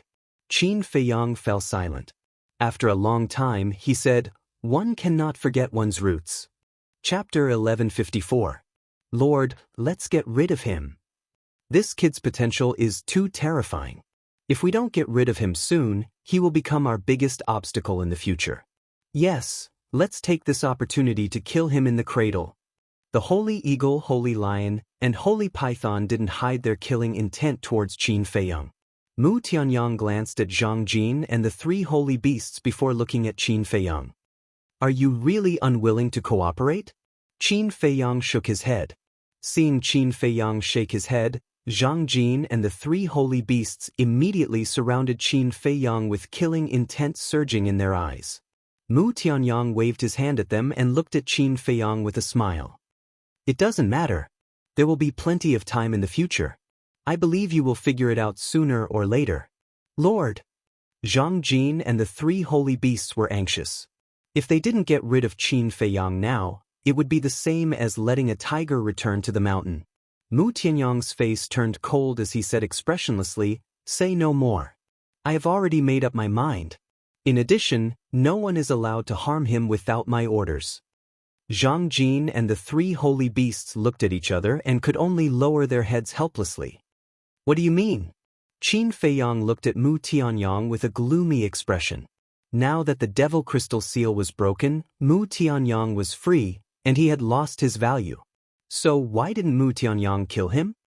Do you really not understand what I mean? Mu Tianyang asked. Qin Feiyang frowned. But suddenly his eyes lit up, and he said in a low voice, I understand. To you, destroying the great Qin Empire no longer brings you much joy. What you need to do is to let me help you destroy the great Qin Empire. If I do it myself, first, I don't have the ability to do so. After all, my cultivation hasn't recovered to its peak. Second, it's too boring. The great Qin Empire is Qin Baishan's blood, sweat, and tears. If I were to destroy it, I would only feel happy because we are enemies. But you are different. You are his descendant. Think about it. If he were to find out that the great Qin Empire that he personally founded was destroyed by his own descendants in the end, how would he react? He'll probably jump out of his coffin in anger. Mu Tianyang teased. Qin Feiyang clenched his fists and said word by word, This kind of thing will never happen. I also believe that the ancestor is still alive and will come back sooner or later. Don't speak so soon. Mu Tianyang shook his head with a smile and said, All right, I still have things to do, so I won't play with you anymore. Let's go. After he finished speaking, he took a step forward and flashed towards the passageway. Zhang Jin and the three holy beasts glanced at Qin Feiyang and followed after him. Wait, Qin Feiyang shouted. Is there anything else? Mu Tianyang stopped and asked. Qin Feiyang said, Since you have already escaped, why didn't your consciousness return to your body and still occupy Ren Duxing's body? Because I want to become stronger. Mu Tianyang whispered, his eyes shining brightly, and then he left without looking back. Qin Feiyang didn't stop him. Because he couldn't stop it. Dong Qing and Zhang Jin both hid their cultivation, so the cultivation of Mu Tianyang and the three holy beasts was definitely not as simple as it seemed on the surface. Moreover, just a wisp of Mu Tianyang's consciousness was not something he could match. A god was a god after all. It was not something a mortal like him could shake. But he was confident that sooner or later he would also take that step. Not good. Suddenly, Qin Feiyang's face changed. He used phantom steps and rushed towards the passageway. Yen Wei, Wolf King, Viper, and Dan Wangkai were still fighting outside. Mu Tianyang would let him go, but he might not let Yen Wei and the others go. So, he had to rush to the rescue as soon as possible. Bastard! The moment Qin Feiyang rushed out of the passageway, his face suddenly turned pale. Dong Qing and the holy monkey were gone. Mu Tianyang and the others also disappeared. The storm above the canyon was also gone. Only corpses and blood were left on the ground. Wolf King, Yen Wei, Viper, and Dan Wangkai were also lying in a pool of blood, revealing little life fluctuations. Qin Feiyang hurriedly flew over and checked them one by one. Whether it was Wolf King, Yen Wei, or the other two, their qi was destroyed, and there was a bloody hole in their lower abdomen, blood spurting out like a column. Moreover, their sea of consciousness was also broken. If he had come a little later, he would have died. Qin Feiyang hurriedly took them into the castle. Seeing Qin Feiyang appear, Lu Hong and the others immediately rushed up, their faces full of concern. "Help me take care of them." Putting down Yen Wei and the others, Qin Feiyang said to Lu Hong and the others in a low voice, then walked to the alchemy furnace and opened it to refine pills. The qi and sea of consciousness of Yen Wei and the others were too seriously injured, so serious that even the spirit sea pill and essence soul pill with 5 elixir veins may not be able to repair them. So, he wanted to refine the spirit sea pill and essence soul pill with 7 elixir veins. After a while, 4 spirit sea pills and essence soul pills came out. Lu Hong immediately took the pills and gave them to Yen Wei and the others one by one. Their situation gradually stabilized. Qin Feiyang refined 4 healing pills with 7 elixir veins and gave them to them. Seeing that their injuries had not only stabilized, but were also slowly improving, Qin Feiyang heaved a sigh of relief. Lu Hong wiped the sweat on her forehead, got up and looked at Qin Feiyang and said, "Mu Tianyang didn't kill them, but only seriously injured them, which shows that he cares about you." Qin Feiyang sneered, "That's because I'm valuable. If I wasn't, I'm afraid I would have been smashed to pieces." "Then what are you going to do next?" Mu Tianyang is now really out of trouble, and he has the magic crystal in his hand. This is not a small matter. Should we inform the people in the capital? Lu Hong's face was full of worry. Qin Feiyang shook his head and said, "Do you think they will believe me?" "Whether they believe it or not is their business, we just have to have a clear conscience. Besides, we are not doing this for them, but for the billions of people in the Great Qin Empire. Are you able to watch as they die miserably at Mu Tianyang's hands?" Lu Hong said. Qin Feiyang looked at her and nodded, "Okay, I'll listen to you." After that, he left the castle alone and stood above the canyon, scanning the sea of corpses below. The Blackstone Ape, Fire Dragon, Lion, Winged Sand Python, and Snow Eagle were all killed by the Wolf King and Viper. The corpses of the Monkey King and the other Beast Kings were also there. It was like a scene from hell, making one's scalp tingle. "I can't accept it," Qin Feiyang whispered. He had suffered a lot in the past, but it was the first time he suffered such a big loss. What he was most unwilling to accept was that from the beginning to the end, he had been living in someone else's scheme. Although the storm in the ruins had disappeared, the dark clouds had not dispersed, and Qin Feiyang's mood was very heavy at the moment. He flew into the sky and directly flew out of the canyon, standing above the iron chain bridge and looking in all directions. Gravity had also disappeared. However, this place was already devoid of life. It had become a true land of death. Where will he go? At this moment, Qin Feiyang had no clue. Before leaving, Mu Tianyang said that he had business to do, and this so-called business was definitely not a small matter. But Mu Tianyang was too unpredictable, and he really couldn't figure it out. "I'll go to the capital first." Chapter 1156. Butterfly Valley. Qin Feiyang's face darkened as soon as he appeared. There was a huge crater in the sea of flowers below. At the bottom of the crater, a muscular man in golden armor was lying, covered in blood. Qin Feiyang stepped forward and landed beside the muscular man in golden armor. He bent down and reached out to feel the man's pulse. The muscular man in golden armor was dead. Judging from the wounds on his body, he died not long ago. Who did this? Qin Feiyang murmured as he stood up and looked at the muscular man in golden armor.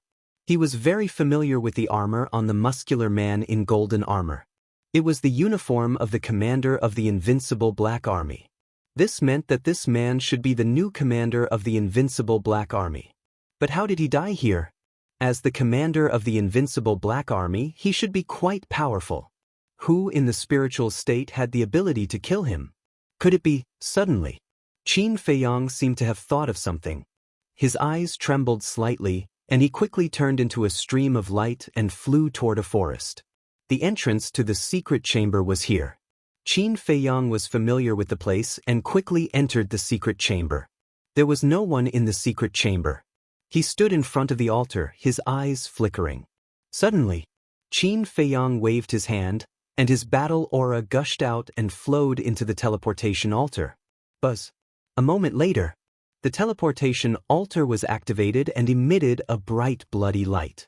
Qin Feiyang stepped into the portal. The next moment, he appeared above an ice lake. That's right. He came to the Forgotten Continent again.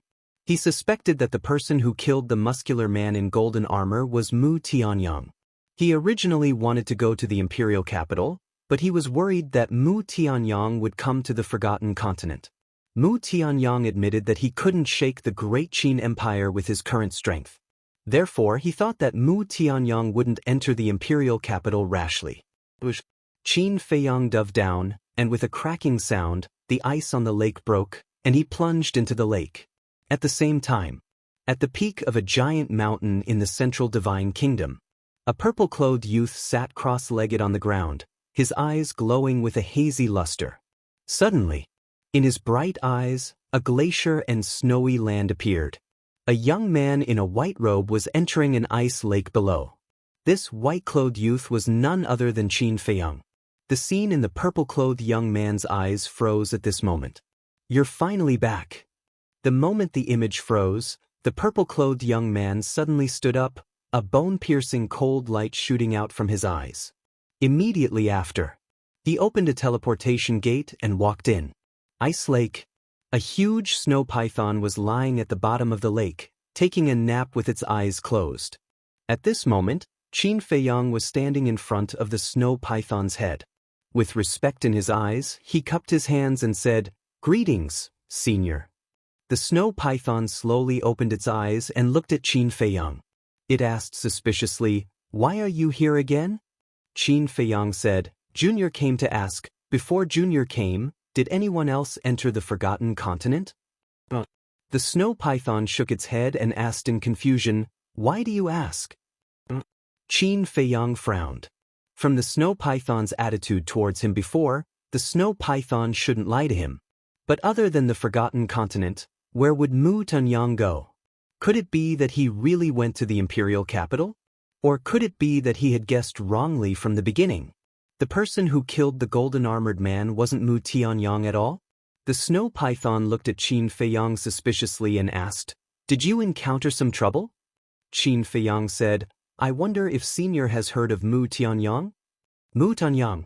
The snow python's pupils constricted, and it nodded. "The emperor of the Tianyang Empire, of course I know. Is back." Qin Feiyang said word by word. What? The snow python's expression suddenly changed. "Qin Feiyang, I know you're down there, get out quickly." At this moment, an angry shout sounded from above. Qin Feiyang raised his eyebrows and looked at the snow python. "Senior, I'm sorry, I'm going to meet an old friend." The snow python nodded absent-mindedly, as if it was thinking about something. Qin Feiyang broke through the waves and flew out of the ice lake. He saw a familiar figure standing in the void above. Who else could it be but Mu Qing? When enemies meet, their eyes turn red. At this moment, Mu Qing clenched his fists and his eyes turned red. He couldn't wait to tear out Qin Feiyang's tendons, peel off his skin, and crush his bones into ashes. Qin Feiyang glanced at him indifferently and then looked around. Mu Qing said, "Don't look around, I haven't had time to inform father and the others. You dare to come to me alone? Qin Feiyang was surprised. Why not? I don't believe that you dare to kill me. Mu Qing retorted sarcastically. Before his voice died away, Qin Feiyang took a step forward and landed in front of Mu Qing in an instant. He grabbed Mu Qing's neck and sneered, "Who gave you the confidence?" However, Mu Qing was not afraid. Instead, he asked with a mocking expression, "Mu Yang is back, right?" "How do you know?" Qin Feiyang's expression changed. Mu Qing said, "Although I'm not in the Great Qin Empire, I can sense everything about Mu Tianyang." "You can sense it?" Qin Feiyang raised his eyebrows. Mu Qing said, "Haven't you always wanted to know the origin of the Mu family? Now I'll tell you, the Mu family is the descendant of Mu Tianyang." Sure enough, Qin Feiyang's heart trembled. He had thought of this a long time ago. However, he did not dare to make a conclusion because he could not find any conclusive evidence. "I know where my ancestor is now and what he's going to do next. If you kill me now, no one will tell you this. At that time, you'll be like a headless fly, running around the world without any harvest. Don't think of using the slave seal to control me. I'm not Yan Wei and the rest. Threats and promises won't work on me at all." Mu Qing sneered. Qin Feiyang's face was as dark as water. Indeed, if it was someone else, he had many ways to make the other party speak the truth. However, he was not confident about Mu Qing. Qin Feiyang said, "What do you want?" "Divine crystals.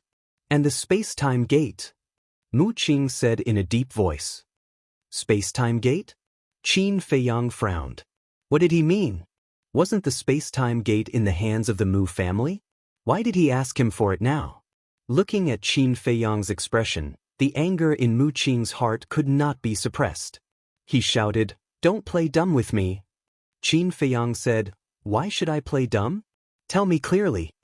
Mu Qing said in a deep voice, "Do you remember that day when you escaped from the inland sea and wanted to return to the Great Qin Empire? My ancestor chased you here." "I remember." Qin Feiyang nodded. "It was at that time that the space-time gate in my ancestor's hands was snatched away by the damned snow python under the ice lake. You were there at that time, and you still say that you don't know?" Mu Qing roared through voice transmission. Qin Feiyang was stunned. There was such a thing? This did exist, but because it happened after he left, he only knew about it now. Qin Feiyang asked, "Is it the real space-time gate?" "What do you think?" Mu Qing said angrily. If it was just the fake space-time gate, he would not be so anxious. "Ha!" Qin Feiyang laughed. This was really something to be happy about. Seeing Qin Feiyang laughing at his misfortune, Mu Qing's face became more and more ugly. "Don't think about the space-time gate, because I don't have the ability to get it back from her.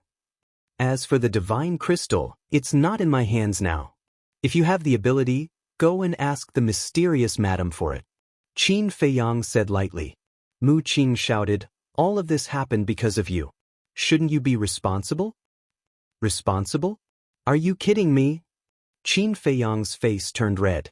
Wasn't this too funny? Such a smart and capable person actually said such a childish thing at this moment? It could also be seen how helpless Mu Qing was now. Suddenly, Qin Feiyang's eyes flashed and he asked, "Did you just come from the Central Divine Kingdom?" Mu Qing nodded instinctively. But as soon as he nodded, a strong sense of uneasiness rose in his heart. He looked at Qin Feiyang warily and said, "What do you want to do?" The space-time gate was stolen. Everyone in the Mu family must be very sad, right? So, the fake space-time gate on you can't be kept. Qin Feiyang said with a smile. Mu Qing's eyelids twitched, and he said in a deep voice, "Why? Haven't you heard of the saying that seeing an object hurts the feelings? Seeing the fake space-time gate, you will definitely remember the real space-time gate. So, why don't you give it to me? I promise you that I will cherish it." Qin Feiyang smiled mockingly and snatched Mu Qing's Jianghu bag. Taking advantage of people's difficulties. Shameless, despicable, despicable. Mu Qing cursed angrily. "I'm doing this for your own good. Why can't you understand?" Qin Feiyang shook his head and sighed. Then he sank his mind into the Jianghu bag, but he didn't find the space-time gate inside. He frowned and looked at Mu Qing's lower abdomen. Although the fake space-time gate was only a divine artifact, in terms of practicality, it was not inferior to some divine artifacts. Such an important thing should be in Mu Qing's Sea of Qi. Looking at Qin Feiyang's fiery eyes, Mu Qing panicked. But Qin Feiyang didn't show any mercy. His big hand was like a blade, directly tearing the flesh on Mu Qing's lower abdomen. He reached into his Sea of Qi and grabbed the fake space-time gate. I won't let you have your way even if I die. Mu Qing was desperate and wanted to destroy the space-time gate. But would Qin Feiyang give him the chance? Obviously not. Battle Qi surged in his palm, instantly erasing the blood contract in the space-time gate. Then, he quickly dripped his blood to make it recognize him as its master. After successfully recognizing him as its master, Qin Feiyang sized up the space-time gate. Then, he looked at Mu Qing and said with a smile, "You sent me a treasure from afar. How do you think I should thank you?" These words were too sarcastic and infuriating. Mu Qing spat out a mouthful of old blood on the spot. Don't be like this. I'll definitely repay you well. Qin Feiyang smiled mockingly. With a wave of his hand, he sent Mu Qing to the ancient castle. He was worried that he couldn't find a bargaining chip to fight against the Mu family. He didn't expect Mu Qing to deliver himself to his doorstep. In the past, he didn't do anything to Mu Qing because he had a lot of concerns, so he had to think twice before he acted. But now, he had done what he promised the mysterious madam. The main tower had completely fallen out with her. What else did he have to worry about? Nothing. Chapter 1157. After putting away the space-time gate, Qin Feiyang took out the image crystal. Buzz. After a while, a familiar face appeared. It was Wang Zicheng. Yes, Wang Zicheng was about to bow. Qin Feiyang reached out and stopped him. Seeing this, Wang Zicheng looked suspicious. Wait a minute. After saying this, Qin Feiyang turned off the image crystal and entered the ancient castle. Immediately, he saw Mu Qing lying on the ground, wailing in agony. Her entire body was stained with blood. Fatso was wantonly torturing him. Seeing Qin Feiyang appear, Mu Qing immediately roared, "Qin Feiyang, you let them do this to me. Aren't you afraid that after I escape, I will find someone to kill all of you? If you really had the ability, we wouldn't have escaped from the inland sea. Besides, now that you have fallen into our hands, do you still want to escape? Are you dreaming?" Fatso said disdainfully. Mu Qing roared, "That's because you are lucky. Good luck won't follow you all your life." Qin Feiyang glanced at him and said lightly, "Okay, knock him out." But Fatso nodded and slapped Mu Qing on the back of his head. Mu Qing fainted on the spot. Qin Feiyang sent a message to Wang Zicheng again. So far, except for the mysterious lady and the other two, no one knew about his relationship with the 10 heroes of Qinghai. So now he couldn't let Mu Qing hear his conversation with Wang Zicheng, because it was related to the lives of Wang Zicheng and others. If Mu Qing really escaped, he would definitely find ways to take revenge on him. Then Wang Zicheng and others would be doomed. Greetings, young master. After Wang Zicheng's virtual image appeared, he glanced at Fatso and others, and then reluctantly bowed to Qin Feiyang. Qin Feiyang didn't care. He asked with a smile, "How are you recently?" "It's all right." Wang Zicheng nodded and asked, "What about you?" "It's all right." Qin Feiyang smiled faintly. Wang Zicheng continued, "Right, there's something that the black monkey and I can't decide on, so we need to ask for your opinion. Speak." Qin Feiyang said. Wang Zicheng said, "Some time ago, Gongsun Bei came to Qinghai to find us." Before Wang Zicheng could finish, Fatso frowned and asked, "Why is he looking for you?" Wang Zicheng said, "He wants us to join the main pagoda and become its disciples." Qin Feiyang and the others looked at each other. What the main tower values is nothing more than our talent and potential. They want to recruit us for their own use. To be precise, he wants to nurture us so that we can fight against you. After all, in the younger generation of the Forgotten Continent, there is no one who can compete with you. Wang Zicheng looked at Qin Feiyang and said, "I see. Qin Feiyang suddenly understood and asked, "Then what do you think? Aren't you the one who calls the shots now? What else do we dare to think?" Wang Zicheng pouted. Qin Feiyang shook his head and smiled, then lowered his head and pondered. After a while, his eyes flashed and he looked up at Wang Zicheng and said, "I agree that you all should join the main tower." What? Fatso and the others looked at Qin Feiyang in surprise. Qin Feiyang smiled and said, "They want to help me nurture talents, of course I'm happy to do so." Understood. The Qinghai 10 heroes are all our people. The main tower nurtures them, which is the same as helping us nurture them. Boss, you're really treacherous, Fatso said with a sinister smile. Treacherous indeed. Wang Zicheng also had a look of disdain. Qin Feiyang shook his head and looked at Wang Zicheng, saying, "Since we're going to put on a show, let's go all the way. From now on, you have to treat me as an enemy." Got it. Wang Zicheng nodded.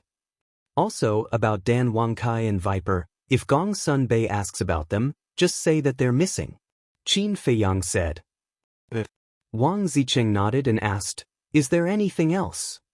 "No, you all have to be careful," Qin Feiyang exhorted and then turned off the image crystal. Fatso looked at Yen Wei and the others lying on the side and said in a deep voice, "Boss, we can't be so passive anymore. Never again. Mu Tianyang, the Mu family, the main tower, the great Qin Empire, this is a game. And from this moment on, I'm no longer a chess piece. I'm going to become a chess player in this game. Although I don't have the ability to compete with them now, sooner or later, I'll make them all surrender at my feet and tremble in fear." Qin Feiyang clenched his fists and his eyes emitted an aggressive light. Fatso and the others looked at each other and remained silent. However, those incomparably resolute gazes represented their undying hearts.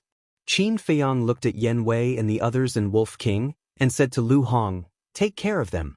When they wake up, inform me immediately." Lu Hong nodded. Qin Feiyang looked at Fatso and said, "I must know Mu Tianyang's next plan, so no matter what method you use, you have to make Mu Qing speak for me." Understood. Fatso smiled coldly. Qin Feiyang flashed and left the castle. He found the snow python again and said, "Senior, how much do you know about Mu Tianyang?" "More or less, I know a little about it. But regarding his matters, don't look for me. Because, as long as he doesn't enter the Forgotten Continent, I won't ask." The snow python said lightly. "Understood, Junior will take his leave." Qin Feiyang bowed and saluted. Then he opened the secret door. The snow python frowned and said, "You're leaving just like that?" Qin Feiyang looked at her puzzled. The snow python said, "Leave the Mu family's boy here." This, Qin Feiyang was stunned. The snow python said, "Last time when I wasn't paying attention, you took away Yen Wei, and I didn't pursue it. Now you want to take away the Mu family's boy. Do you think I'm really easy to talk to?" No. Qin Feiyang waved his hand again and again. "Let me tell you, this time there is no discussion. If you don't hand him over, don't think about going back." The snow python released its aura, shook off Qin Feiyang, and then closed the secret door with a bang, and then used its huge body to block the door.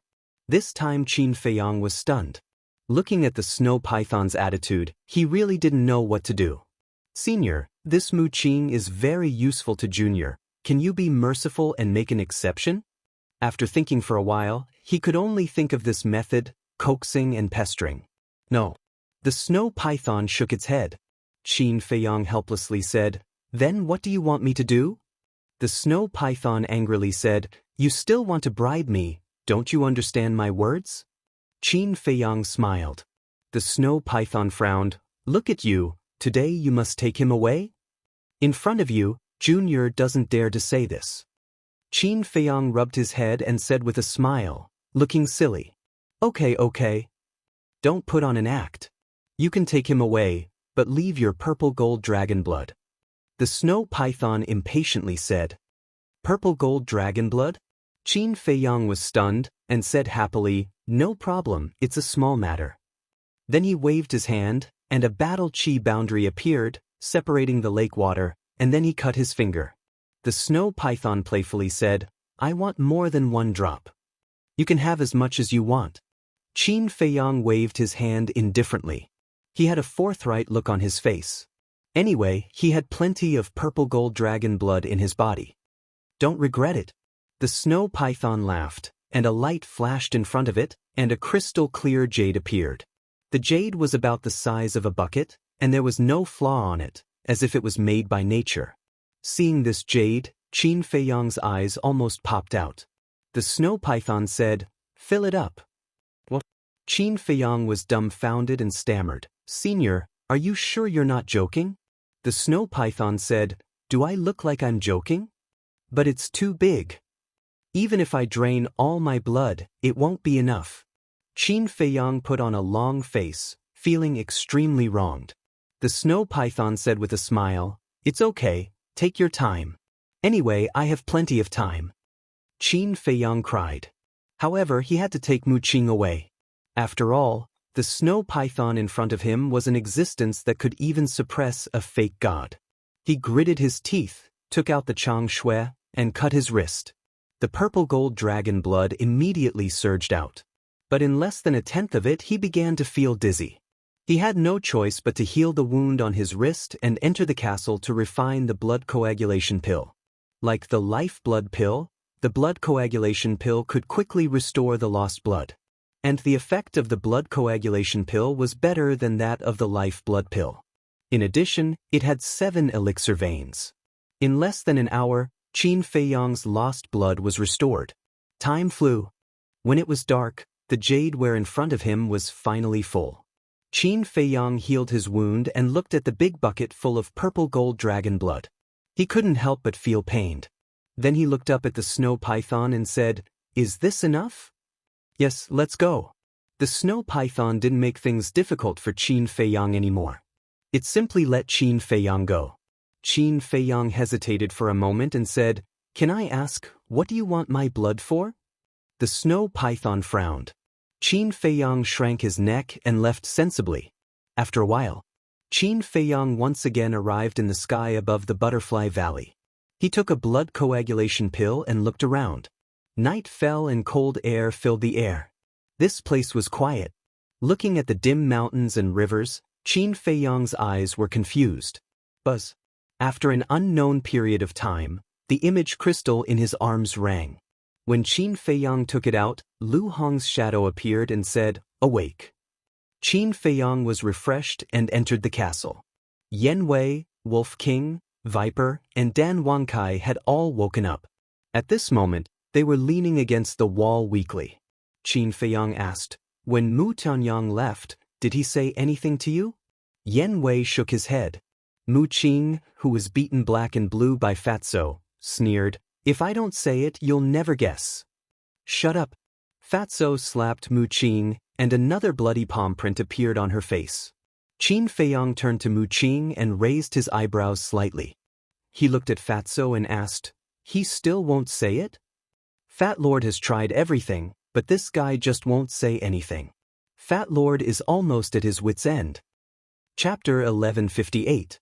Qin Feiyang's gaze turned cold, his hands forming a seal in front of his chest, and an enslavement seal quickly appeared. Following closely, the enslavement seal entered Mu Qing's sea of consciousness. The intense pain caused Mu Qing to howl miserably. When the pain disappeared, Mu Qing's face was slightly sinister, and he looked at Qin Feiyang mockingly, saying, "I've already told you, this is useless to me. I don't expect you to tell me now." Qin Feiyang said indifferently, and then left the ancient castle with Wolf King, appearing beside the golden-armored man's corpse. Qin Feiyang said, "Smell it. Do you have the aura of Mu Tianyang and the others?" Wolf King lowered his head and sniffed carefully.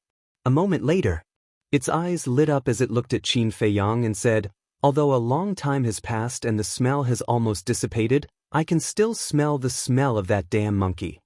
Qin Feiyang's face darkened and said, "So, they really did it. What do we do now?" Wolf King asked. Qin Feiyang said, "They didn't go to the Forgotten Continent, so they should have gone to the Imperial Capital." "Impossible. The Spirit Pagoda is overseen by Old Man Qin. With Mu Tianyang's current strength, Running there is simply courting death. Wolf King said. But don't forget, Mu Tanyang used to be a war god who could contend against the ancestor. Even if his cultivation is not as good as before, his methods are still not something we can imagine. Qin Feiyang said. So? Wolf King asked. I know what you're worried about. If we go to the imperial capital, it's equivalent to walking into a trap. But if they really went to the imperial capital, then the imperial capital must be in chaos now. Qin Feiyang's eyes flashed. Wolf King pondered for a moment and nodded. That makes sense, then let's go to the imperial capital to take a look. Before we go, we still have to make some preparations. Qin Feiyang glanced at the golden-armored man in front of him, and his eyes suddenly lit up, bringing Yan Wei out of the ancient castle. What's the matter? Yan Wei looked at him suspiciously. Qin Feiyang said, disguise yourself as him. Yan Wei glanced at him and instantly understood Qin Feiyang's goal. This is very simple, but there is a problem. What is it? Qin Feiyang asked. Before we came here, he was already dead. We don't even know his cultivation level. But the people in the Emperor Palace would definitely know. What if my cultivation doesn't match his? Wouldn't I be exposed? Yan Wei said. Qin Feiyang nodded and muttered, the Black Iron Army is not as good as the Kirin Army, so whether it's the commander or the deputy commander, their cultivation is not very high, suddenly. He seemed to have thought of something, looked at Qin Feiyang, Yan Wei, and Wolf King and said, you guys wait for me here, I'm going to find someone. One man and one wolf were suspicious. Wang Hong. After Qin Feiyang finished speaking, he opened the portal and walked in. Whether it was the prefecture city or the mansion master's mansion, Qin Feiyang was very familiar with them. He also guessed where Wang Hong might live. The waning moon hung in the sky, and the cold stars flickered. A loft was located beside a pond, and there was no one around. Only a weak candlelight came from a window, making it look very cold and lonely. Through the window, one could vaguely see a figure sitting inside. This was the old man's former residence. And now, the old man had resigned and gone to the imperial capital, so it naturally belonged to Wang Hong. Qin Feiyang landed in front of the loft, looked around, and raised his head to look at the figure in the window. A long-lost smile appeared on his face. He took a step forward and walked to the window. When he opened the window, a familiar figure immediately entered his sight. Who else could it be but Wang Hong? He saw Wang Hong sitting in front of the coffee table, rubbing his forehead with a worried and distressed expression. Hearing the sound of the window opening, Wang Hong also looked up suspiciously. When he saw that it was actually Qin Feiyang, his expression changed drastically. Qin Feiyang flashed and entered the room. Wang Hong immediately got up and stood in front of the window, looking outside vigilantly. Then, he closed the window and turned to look at Qin Feiyang, asking, did anyone notice that you're here? Qin Feiyang shook his head. That's good. Wang Hong heaved a sigh of relief, pointed to the coffee table next to him, and said with a smile, sit down. Qin Feiyang nodded, walked to the coffee table, and sat opposite Wang Hong. Wang Hong asked with concern, where have you been all this time? Qin Feiyang said, Iron Bull Town. Wang Hong suddenly understood and said with a smile, compared to the imperial capital, Iron Bull Town gave you a sense of belonging, right? Qin Feiyang nodded. Wang Hong asked, then why did you come to me now? Qin Feiyang said, I came to ask you if you know the cultivation of the muscular man in golden armor? The muscular man in golden armor? Wang Hong was stunned. Qin Feiyang said, the new commander of the invincible Black Army. Wang Hong nodded and said in a deep voice, he's very powerful. I heard from a few soldiers of the invincible Black Army that he's a 2-star combat emperor. A 2-star combat emperor? Qin Feiyang was stunned. Isn't he the same as Yan Wei? This is a heaven-sent opportunity. Why are you asking about this? Are you going to attack him? Wang Hong was surprised. Qin Feiyang said with a smile, I don't need to do anything. He's already dead. What? Wang Hong suddenly stood up and said in shock, who did it? A very terrifying person. Qin Feiyang didn't say it clearly. because the news of Mu Tianyang's return was too shocking. Once it was spread out, it would definitely cause a commotion. Wang Hong's pupils contracted. Although Qin Feiyang didn't say it clearly, he knew Qin Feiyang very well. Ordinary people wouldn't be able to enter Qin Feiyang's eyes. Therefore, if Qin Feiyang said the word terrifying, then the person must be extraordinarily terrifying. Of course. He could also see that Qin Feiyang was deliberately hiding it from him. Therefore, he didn't ask too much and didn't ask about Qin Feiyang's future plans. He only reminded Qin Feiyang to be careful. As for Wang Hong's concern for him, Qin Feiyang also remembered it in his heart. After he stood up and bowed, he prepared to leave. Right at this moment, accompanied by a loud noise, the window was instantly destroyed. 2 black figures appeared in front of the window. Qin Feiyang and Wang Hong were shocked. They immediately looked at the 2 figures and their expressions changed. The 2 figures were wearing the armor of the invincible Black Army. They had thick eyebrows and big eyes. Their bodies were burly and their eyes were extremely sharp. Their bodies emitted an extremely terrifying aura. What's going on? Qin Feiyang thought to himself. I don't know either. Wang Hong shook his head. His eyes were filled with confusion. The 2 burly men glanced at Wang Hong and then looked at Qin Feiyang. Boom! Without saying a word. Their aura exploded and they slammed their palms in the air. 2 waves of battle chi rolled out and turned into a huge wave that rushed toward Qin Feiyang. Boom! In the blink of an eye, the attic was torn apart and dust filled the air. 5-star battle saints. Qin Feiyang's eyes were also filled with murderous intent. He pushed Wang Hong away with his palm and met the attack head-on. The 2 of them must have heard the conversation between him and Wang Hong. He had to kill them to silence them. Boom! As they neared, Qin Feiyang's body trembled and his aura suddenly soared. That's right. He had activated the Soaring Dragon incantation. In Iron Ox Town, his cultivation had already broken through to a 6-star battle saint. With the help of the Soaring Dragon incantation, he was now a 6-star battle saint. In front of a 6-star battle saint, 2 5-star battle saints would be able to crush him. His eyes were like torches. He punched out and a terrifying force roared in all directions. He wanted to kill them with a single blow and not give them any chance to escape. At this moment, the void shook and the earth trembled. The surging battle chi vanished in an instant. The 2 burly men spat out a mouthful of blood at the same time. Their faces were filled with horror.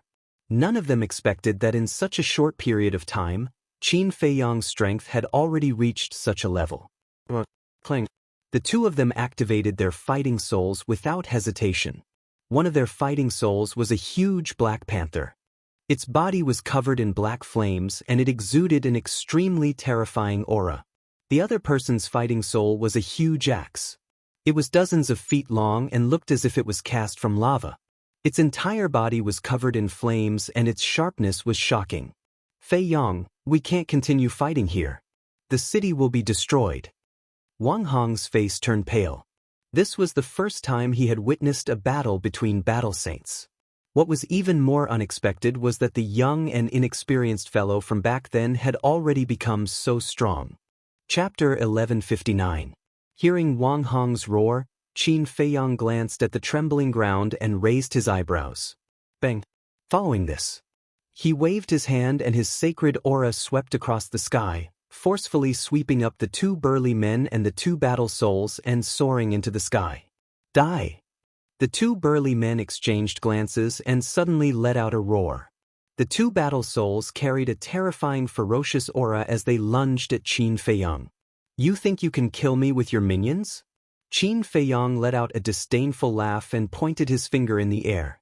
An invisible force instantly surged out. Ultimate destruction. Clang. The 2 war souls did not have any power to resist and were instantly annihilated. Too powerful. Every time he comes back from the outside, his strength will increase by a few times. Everyone was right. If this kid doesn't die, he will become a huge threat. The 2 burly men's eyes trembled and their faces were filled with fear. Huge threat? Qin Feiyang chuckled and said in a domineering manner, You're wrong, I'm not a huge threat to you, I'm a nightmare to all of you. including the emperor and the nation master. Bang. After saying this, he pointed his index finger in the air and an invisible force surged like a giant python with its mouth wide open, swallowing the two men. Following two shrill cries of agony, the two burly men died on the spot, their blood splattering across the sky. What's going on? Such a terrifying shockwave. Who's causing trouble in the mansion of the patriarch? Although the battle was brief, the people of the various districts were startled. Everyone stood in the sky above the city and glanced at the mansion of the patriarch with the help of the hazy moonlight. Even the people of the various districts were startled, and the guards of the mansion were no exception. They all rushed toward the scene with a murderous aura. Phew. Meanwhile, seeing the two burly men being killed, Wang Hong let out a sigh of relief and yelled, "The shockwave from the battle was caused by me sparring with an old friend, so please don't panic, return to your posts and do what you're supposed to do." His voice echoed in the sky above the city like a bell. "So it's the Manor Lord sparring with someone. You really gave me a fright." It's fine. Let's disperse." Everyone suddenly understood. In the meantime, Qin Feiyang also withdrew his aura and landed in front of Wang Hong. He cupped his hands and said, "It's not good to stay here for long. I'll take my leave first." Wang Hong nodded. Qin Feiyang opened a portal. However, at this moment, a terrifying pressure pounced over. Not only did it shatter the teleportation door, but it also firmly imprisoned Qin Feiyang and Wang Hong in the void. There's someone else? Qin Feiyang and Shi Guang turned pale with fright. Sparring again? When the guards who had already retreated felt this majestic aura, their expressions were filled with helplessness. If you want to spar, you should do it outside the city. You're sparring in the mansion and in the middle of the night. Isn't this torture? They thought that Wang Hong was sparring with his so-called old friend again, so they didn't take it to heart. At this very moment, whether it was Qin Feiyang or Wang Hong, they were all in a state of nervousness. Although this pressure was real, they couldn't find the owner of the pressure. "You're really back." Suddenly, a cold voice sounded in a dark place. Following closely, accompanied by a series of steady footsteps, a middle-aged man in black armor slowly walked out of the darkness. Looking at the middle-aged man, Qin Feiyang felt an inexplicable fear in his heart. The middle-aged man's face was very unfamiliar, but his eyes were extremely familiar. The middle-aged man stopped in front of Qin Feiyang, his eyes full of hatred and resentment, and asked, "Do you know who I am?" Qin Feiyang's eyes flickered. The middle-aged man smiled sinisterly, took out a facial restoration pill and threw it into his mouth. At the same time, a divine aura emerged from his body.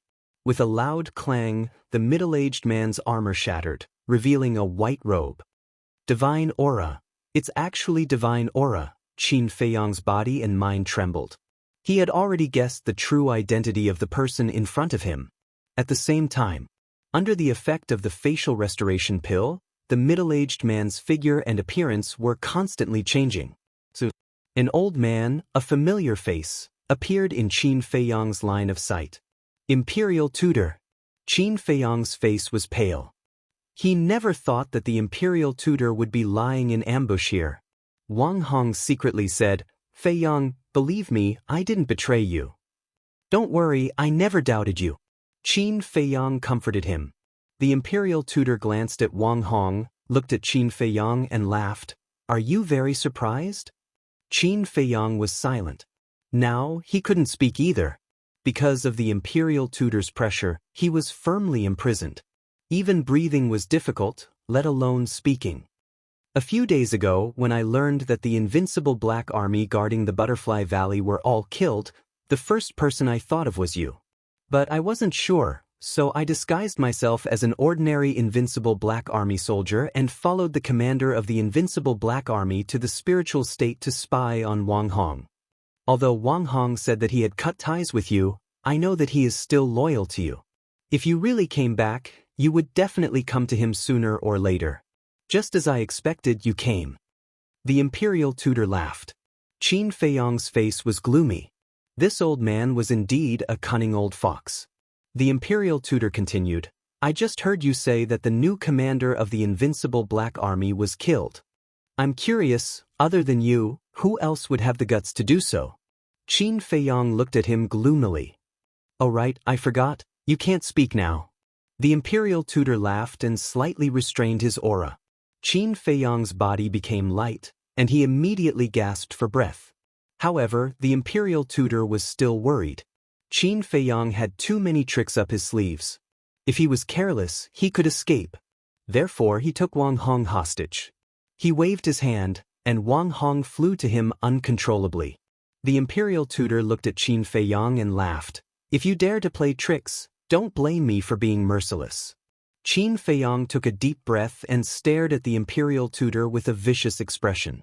The Imperial Tutor didn't care at all and said lightly, "Now tell me, what kind of terrifying person dared to kill my men?" "Your men?" Qin Feiyang raised his eyebrows. "That's right.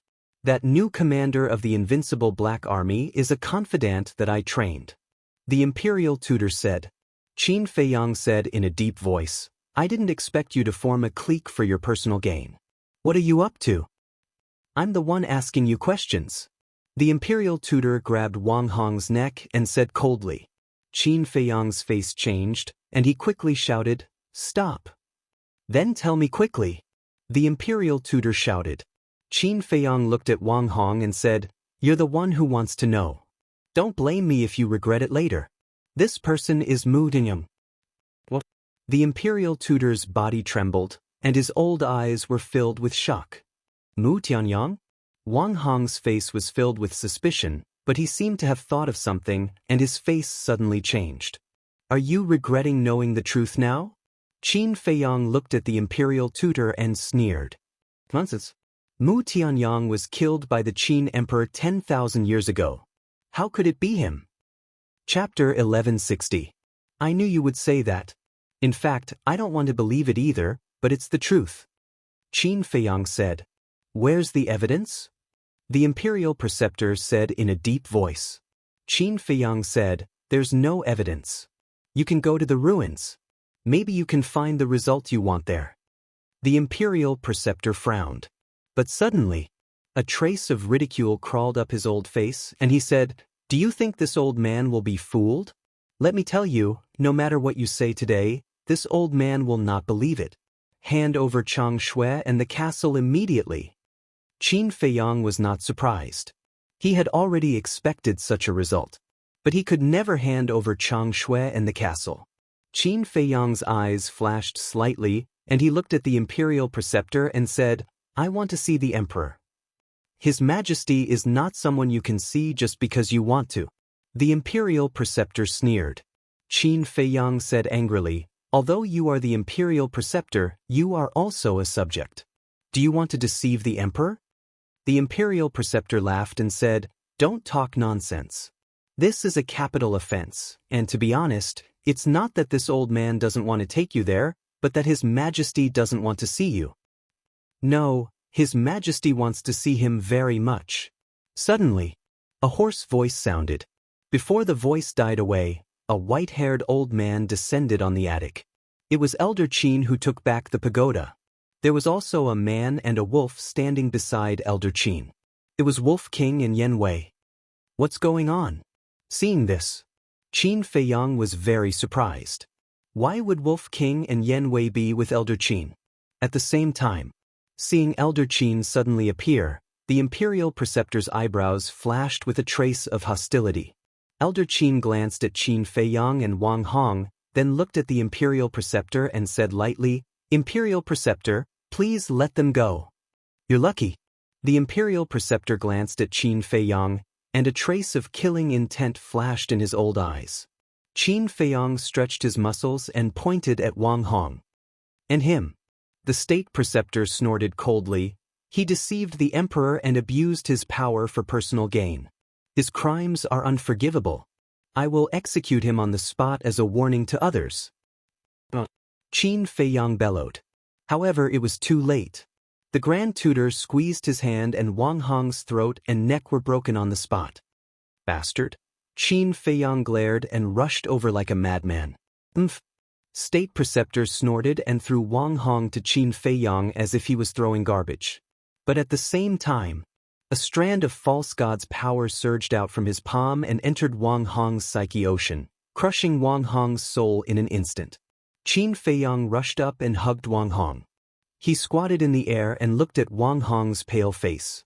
He anxiously shouted, "Senior, wake up." However, Wang Hong was already dead. "It's all my fault. I shouldn't have come to find you. I'm the one who killed you. I'm sorry, I'm sorry." Qin Feiyang tightly hugged the corpse that was gradually turning cold as he blamed himself in his heart. Above, Wolf King's eyes were also filled with killing intent and anger. Boom!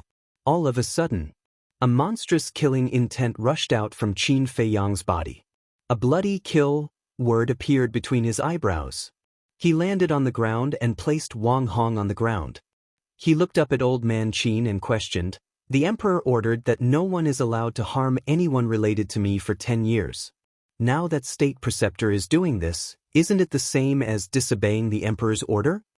Old Man Qin raised his eyebrows and looked at the State Preceptor. He then looked down at Qin Feiyang and said, "His Majesty did say so. However, Wang Hong is a subject of the Empire. He knew that you had returned but did not report it. This is a crime of deceiving the Emperor. It is understandable that State Preceptor will execute him on the spot." Qin Feiyang clenched his hands tightly. His nails had already sunk into his flesh and dragon blood dripped down. The State Preceptor sneered. Wolf King said, "Little Qin Zi, don't be impulsive." Yan Wei also secretly advised, "Yes, revenge is a dish best served cold. Don't do anything stupid." Qin Feiyang was silent. His whole body was surrounded by blood. This was killing intent. But in the end, he loosened his hands and the kill word between his eyebrows gradually disappeared. He looked down at Wang Hong and whispered, "Senior, I won't let you die in vain." Hearing this, the State Preceptor sneered. "Let's go," Old Man Qin urged. Qin Feiyang waved his hand. Accompanied by a loud noise, a deep pit appeared on the ground. Then he held Wang Hong and gently put him into the pit. Plop. Immediately, he knelt in front of Wang Hong and kowtowed 3 times. He said word by word, "If I don't avenge you, I, Qin Feiyang, am not a human." Hearing this oath, the smile on the State Preceptor's face disappeared.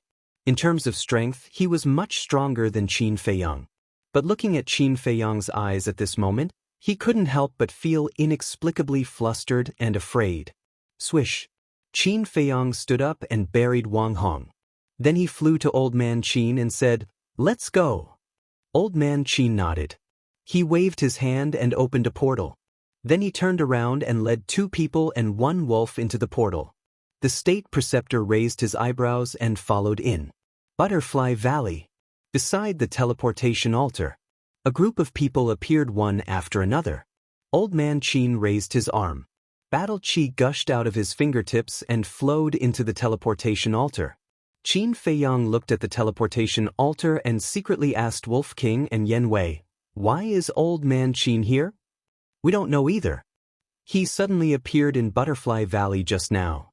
We couldn't escape even if we wanted to, but it's a blessing in disguise. He saved your life." Wolf King and Yan Wei secretly transmitted their voices. They were both terrified. Qin Feiyang's eyes flashed. It seemed that Old Man Qin had already begun to investigate the State Preceptor. This was indeed a good thing for him. Buzz. The teleportation altar finally opened. Old Man Qin said, "Let's go." Qin Feiyang waved his hand and sent Yan Wei and Wolf King to the ancient castle. Then he stepped onto the teleportation altar alone. To this, Old Man Qin only frowned and didn't say anything. Pagoda. Qin Feiyang, Old Man Qin, and the State Preceptor appeared one after another. Qin Feiyang followed behind the 2 of them. Walking out of the pagoda, he scanned the familiar mountain range in front of him. Although stepping into the imperial capital was equivalent to entering a cage, at this moment, he was fearless. Old Man Qin turned to look at the State Preceptor and smiled. State Preceptor must be tired from running around in the spiritual state. It must be very tiring. Please go back and rest. Obviously. He was sending the state preceptor away. The state preceptor said indifferently, Qin Feiyang is a felon. I must personally escort him to His Majesty. State preceptor is really considerate. Old man Qin chuckled and opened the teleportation gate. He retreated to the side and stretched out his hand. State preceptor, please. The state preceptor glanced at him coldly and stepped into the teleportation gate. Qin Feiyang was about to follow in. But suddenly, old man Qin grabbed him and shook his head.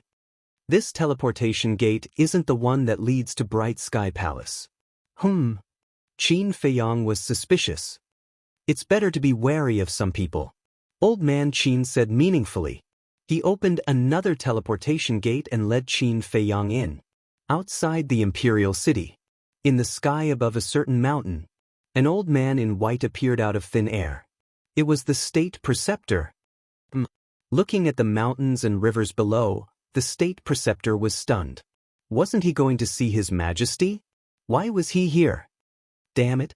The next moment, he realized that he had been tricked and hurriedly turned around. As expected, there was no trace of Qin Feiyang and old man Qin. Old dog Qin, how dare you trick me? I'm not done with you today, he was furious. He opened the teleportation gate again and rushed in like lightning. At the same time, Bright Sky Palace. This palace that was once destroyed by Qin Feiyang was not abandoned because of this. Instead, it was more glorious and imposing than before. In a pavilion, a child who looked like a porcelain doll was holding an ancient scroll and reciting a poem that he wasn't familiar with. Beside him, a middle-aged couple sat side by side, looking at the child with a gratified smile on their faces. Swish! Suddenly, the void shook and two figures appeared in the pavilion. It was Qin Feiyang and old man Qin. Greetings, Your Majesty, Empress, and little prince. Old man Qin bowed. That's right. The three people in the pavilion were the current emperor, empress, and little prince Qin Haotian. The arrival of Qin Feiyang and old man Qin also interrupted the little prince's recitation. He raised his head, revealing a childish face, looking at Qin Feiyang and old man Qin. Brother. At a glance, he recognized Qin Feiyang. He immediately put down the ancient scroll in his hand and ran towards Qin Feiyang. Seeing this, the empress's expression changed. She hurriedly got up, hugged the little prince, and hid behind the emperor as if she had seen a devil. At the same time, the emperor also raised his head to look at Qin Feiyang, frowning slightly. Qin Feiyang said coldly, Old man Qin, it seems that he doesn't want to see me. Old man Qin smiled bitterly. His Majesty actually didn't know that you were coming. The reason why I said this is because I want to save you from the imperial preceptor. Save? Qin Feiyang sneered. The emperor waved to the empress and little prince. You guys go back first. The empress had been waiting for this sentence. As soon as she heard the emperor's words, she immediately carried the little prince and ran to the palace not far away. It was as if, in her eyes, Qin Feiyang was a demon that ate people without spitting out their bones. However, the little prince was a little unwilling. He kept shouting that he wanted to play with his brother. But the empress would definitely not listen to him. The scene when the little prince fell into Qin Feiyang's hands last time was still vivid in her mind. After entering the palace, she not only closed the door tightly, but also asked the guards outside to guard strictly, not allowing Qin Feiyang to take half a step in. The emperor looked at Qin Feiyang and said, Even the mother of a country is so afraid of you. Do you feel a sense of accomplishment? I just feel sad. Qin Feiyang said lightly. The emperor asked, What's sad about me? The sad person I'm talking about is you. As the emperor of a country, you have a lot of wives and concubines, but in the end, only one son is going to send you off. Isn't that sad? Qin Feiyang sneered. The emperor frowned and snorted coldly, Even if I only have one son, I don't need you to pity him. Pity you? Ha! Qin Feiyang couldn't help laughing and said, You don't say, one day in the future, it may really be me who will send you off. His words were filled with a piercing coldness. What kind of person was the emperor? How could he not understand such words? Obviously. Chapter 1161. The emperor's face was as dark as water. Can't we sit down peacefully and have a good talk? he asked. That will never happen. Qin Feiyang shook his head. Old man Qin couldn't help but sigh as he watched the father and son arguing with each other. The emperor also lost his patience and said, "Then tell me, what is your purpose in coming to me? If it's for your mother, then don't say it. There's no room for negotiation." Qin Feiyang's eyes flashed fiercely. "I'm here to tell you that Mu Tianyang is back." What? The emperor's face changed. Old man Qin was also surprised. He stared at Qin Feiyang and asked, "Is this true?" Qin Feiyang said, "It's up to you to believe it or not." The emperor looked at Qin Feiyang and suddenly said, "Shouldn't you hate me for what I did to you? Why are you here to tell me this news?" Qin Feiyang said, "I'm doing this for the people of the world, not for you." The people of the world, the emperor muttered to himself as if he was thinking of something in the past. There was a complicated expression in his eyes. After a while, the emperor looked at Qin Feiyang and shook his head. "You're really like the ancestor. Unfortunately, you're not the ancestor." The ancestor he was talking about was the first emperor of the Great Qin Empire, the Qin Emperor. The ancestor created a huge empire and left countless legends and miracles. Of course, I can't compare to the ancestor. But in this world, everyone has the right to talk about me except you. Do you understand? Qin Feiyang shouted in a stern voice. Old man Qin frowned. "No matter what, he's your father. You shouldn't talk about him like that." "Father?" Qin Feiyang shook his head and smiled. "Is there a father who abandons his wife and son? Besides, I've already returned the bloodline power he gave me. What else can I say?" The emperor couldn't help but clench his fists. Obviously, he was furious. Life is like this. Once you take that step, you will never be able to turn back. Back then, when you crippled my cultivation and drove me out of the imperial capital, you should have known that such a day would come. Qin Feiyang said coldly. The emperor couldn't hold it in any longer and roared, "Lock him up in the prison immediately. Without my order, no one is allowed to visit him." "Your Majesty!" But at this moment, the imperial preceptor came in anger. He gloomily glanced at old man Qin, then looked at the emperor and bowed. "Your Majesty, this child has become a great threat. We can't let him live any longer. I suggest that we execute him on the spot." The emperor clenched his fists and nodded. "All right, execute him on the spot." Qin Feiyang shrugged. It was not the first or second time that the emperor had ordered him to be killed. He no longer cared. But since he didn't die the last time, he swore that no matter what difficulties he encountered in the future, he would try his best to survive. Therefore, he would not sit still and wait for death. Qin Feiyang's mind moved. He activated the concealment technique and turned around to use phantom steps. Without looking back, he escaped into the air. "You think you'll be fine if you hide in the castle?" The imperial preceptor sneered. His divine sense emerged and rushed towards the place where Qin Feiyang disappeared. Why isn't there?" The imperial preceptor was dumbfounded. He thought that Qin Feiyang had hidden in the castle, but when he used his divine sense to scan, he didn't find the castle at all. Old man Qin and the emperor looked at each other. Old man Qin also immediately released his divine sense to search for the place where Qin Feiyang disappeared. A moment later, his gaze trembled slightly. He raised his head to look at the emperor and shook his head. "There really isn't." The emperor said, "Impossible, everyone knows that the castle can't be moved. He must be here." Old man Qin was surprised. Could it be that his castle can be moved? "Do you think that other than the castle, I don't have any other means to save my life? Today is different from the past. In these years in the Forgotten Continent, I've obtained far more than you can imagine. Just wait, the good show is yet to come." Suddenly, Qin Feiyang's cold voice came from afar. "What? He's already escaped so far?" The three of them hurriedly raised their heads and looked in the direction of the voice. Their eyes were filled with disbelief. "Not good. The direction of the voice is the throne room." The emperor's expression changed. Boom. Before he finished speaking, a deafening loud noise sounded in the throne room.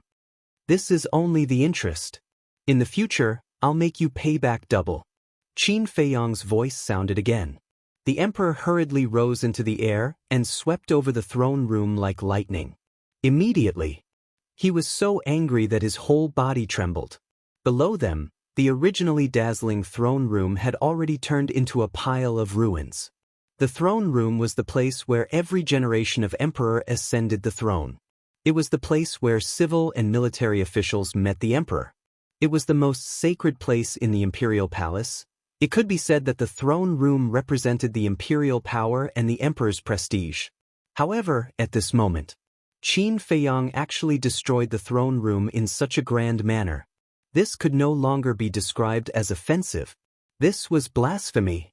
This was rebellion. This was a challenge to the emperor's authority. Your Majesty, did you see that? This is Qin Feiyang's character. He doesn't care about his relatives and is ruthless. If we don't get rid of him as soon as possible, next time he will not only destroy the throne room, but the entire imperial palace, including you and me. The Grand Master rushed over and immediately roared when he saw this scene. Old Qin glanced at the Grand Master and lowered his head to scan the ruins below. His old face was full of displeasure. Boom! The next moment, two divine wills emerged, covering the sky and covering the earth in all directions. Your Majesty, what's going on? Who is so bold to destroy the throne room? Whoosh! Figures broke through the air and flew over. There were the commanders of the Kirin army. There were the deputy commanders of the Kirin army. There were the deputy commanders of the invincible Black army. There were also the chief eunuch and the princesses and concubines.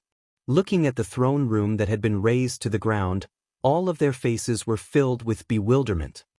Qin Feiyang. The Grand Master said each word with a murderous aura. It's him. Heard it. Everyone's face changed color.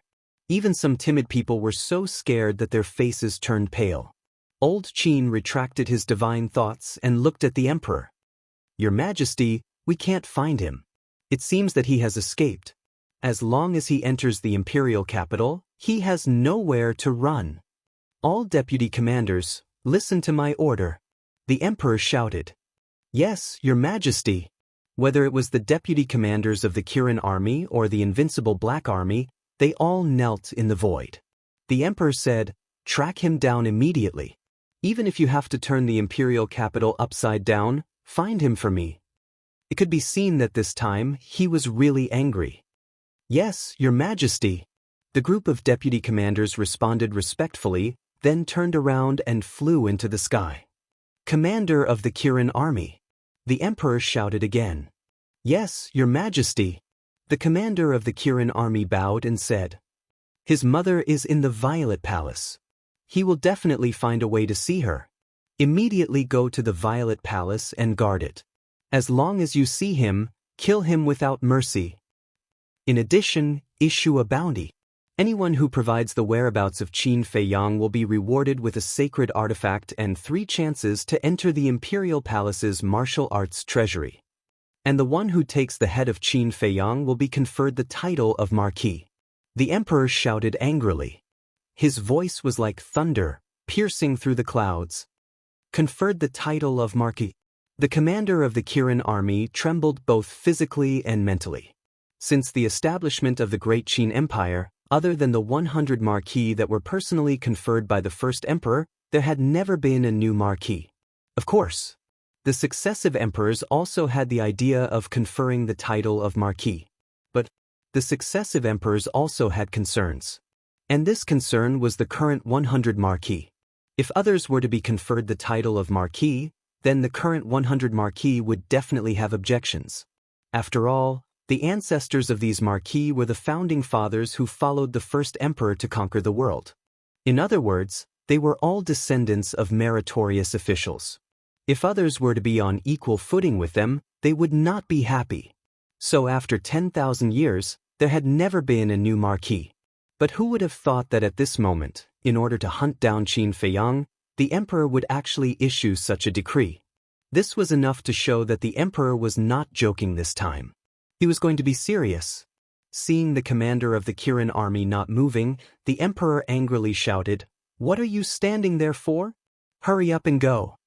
The commander of the Kirin army knelt in the air and shouted, "Your Majesty, the title of Marquis is not a small matter. Your Majesty, please reconsider." The emperor said, "I have made up my mind." Your Majesty, the commander of the Kirin army still wanted to say something. The emperor was furious and shouted, "Do you want to defy the decree?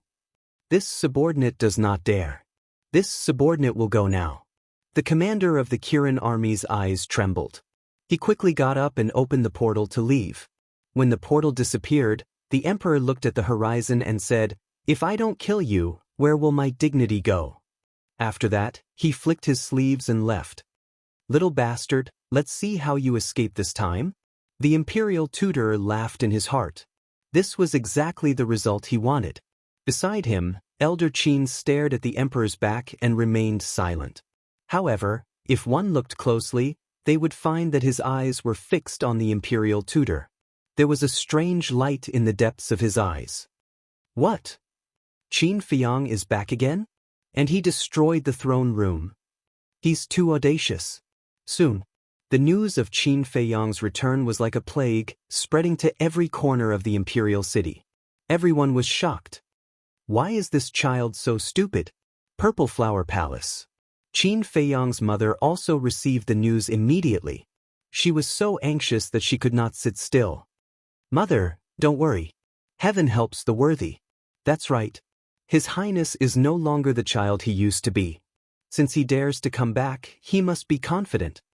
The two maids consoled her from the side. However, even though they said that, they themselves were filled with worry. Destroying the throne room was tantamount to directly challenging the emperor's authority. This was a serious crime that could lead to the extermination of 9 generations. Why did His Highness do such a stupid thing? Ren Wushuang, the old master, Dong Xingyang, Shen Mei, and others were also worried about Qin Feiyang. Facing the full pursuit of the Kirin army and the invincible Black Army, facing the fatal temptation of being conferred the title of Marquis, would Qin Feiyang really have a way out? However, in a certain alchemy room in the Divine Palace, a man in white was laughing. "Yes. This is the Qin Feiyang I know. Continue. I look forward to your performance. I also believe that you will definitely give me a bigger surprise." This man was Lu Xingchen. Chapter 1162.